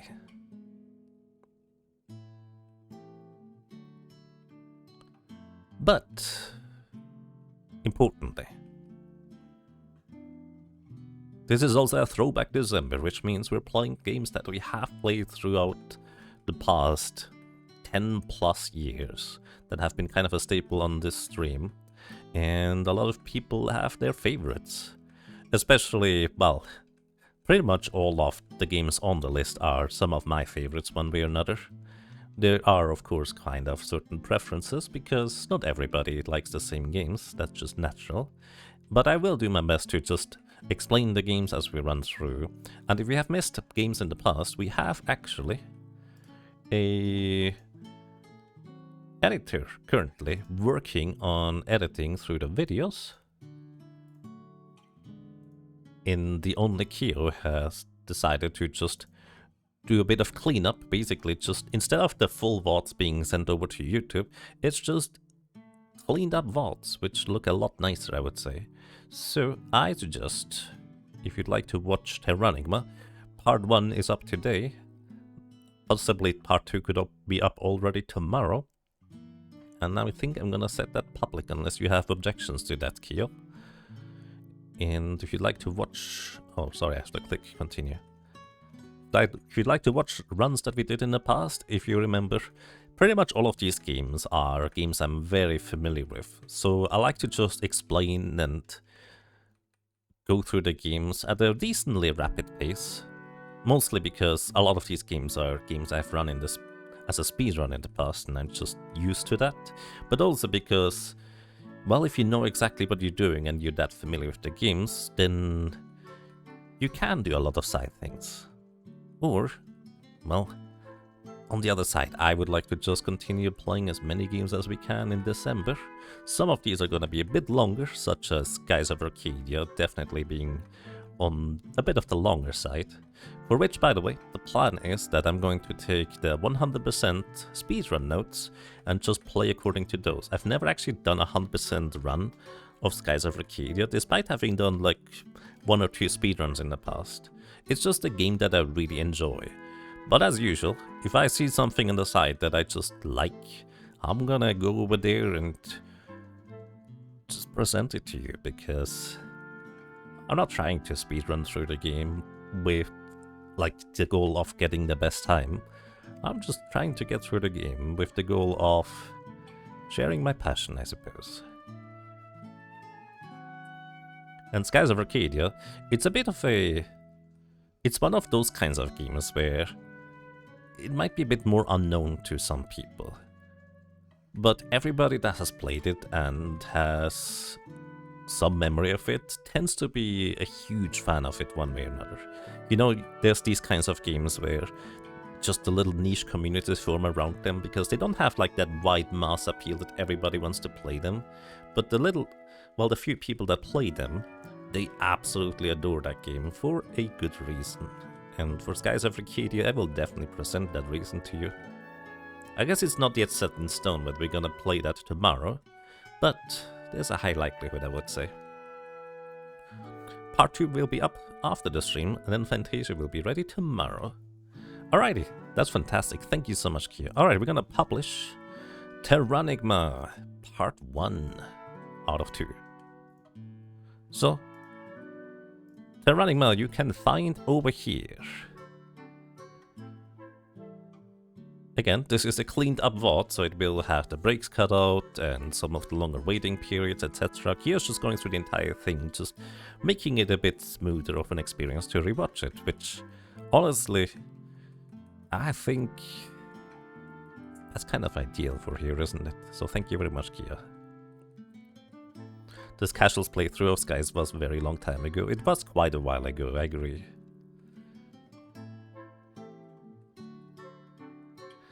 Alrighty, link is in chat for people who would like to see Terranigma. Part 2 should be following soon, TM. And that's most of what I have to say.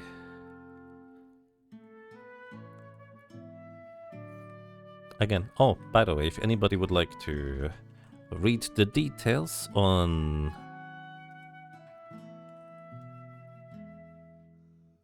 I wrote my own command wrong. Good job, you guys. It is yes.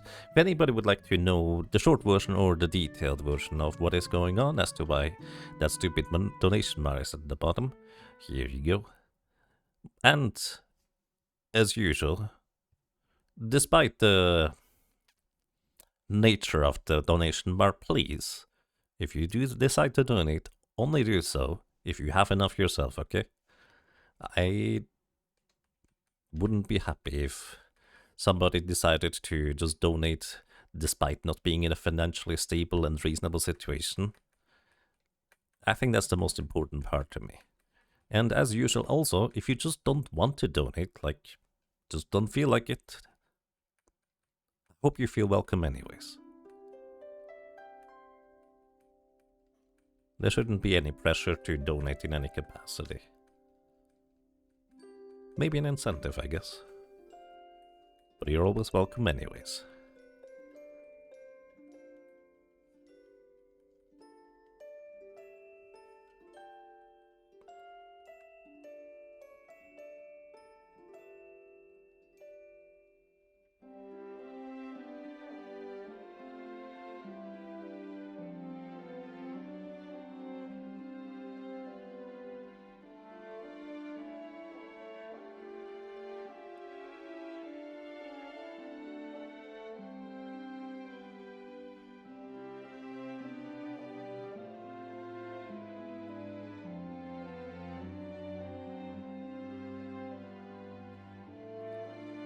Nice, thank you, Kyo. Alrighty, and I think I don't have to press the buttons anymore, right? Somebody sent until the big tree. We're at the big tree now, yes. Alrighty. Next. I think BGG is still playing? Maybe? Maybe not yet. Where is BGG? There he is. Okay.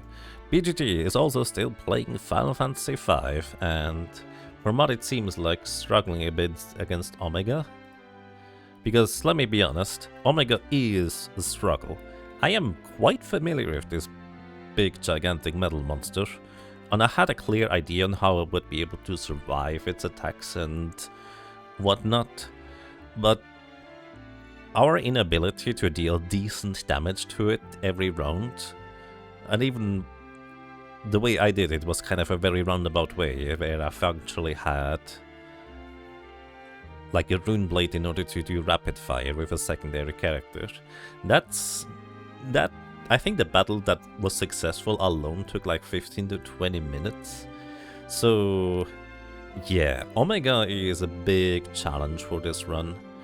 Also, Blaster just ignoring whether you're immune to paralysis or not is also pretty rude if you ask me. Anyways, if you'd like to watch more people play Final Fantasy V and beyond for that matter, make sure to check out BGG02 over here. And if you have time, wish him good luck, because my goodness, sometimes you need luck against this metal menace. Oh, I think he has flame rings now, that's good.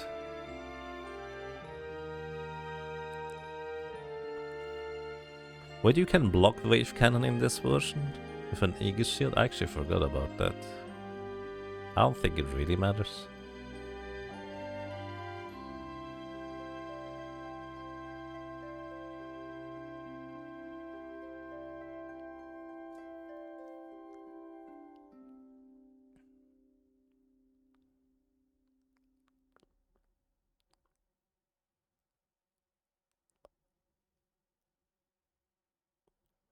One thing I like about Final Fantasy V's ending is, and that's kind of just peculiar because it happens to be memorable to me, depending on which characters are still conscious at the end of the battle, the ending actually changes, with the characters functionally being, well, dead for about a year, only brought back to life at the big tree just now.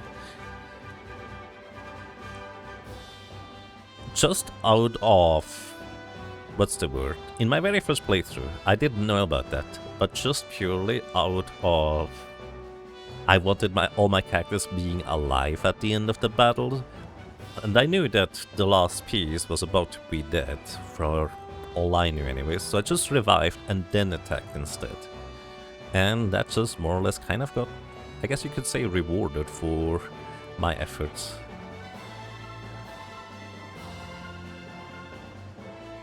Anyways, Four Job Fiesta complete. And with this, we have reached the end. And until then, once again, thank you so much for watching. Thank you so much for listening and for lurking. I hope you enjoyed your stay. I hope you enjoyed being around, and well, hopefully until next time. Take care, have a good night, and If you'd like to watch more of Final Fantasy V, BGG02 is still playing, so I'm gonna redirect you guys over there if you'd like to watch that. Alternatively, if you'd like to watch the Terranigma VOD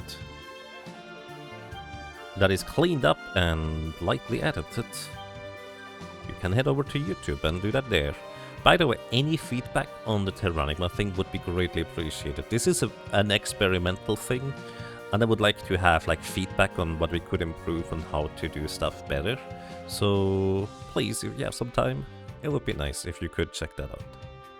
So yeah, take care everybody, and good night. Bye-bye.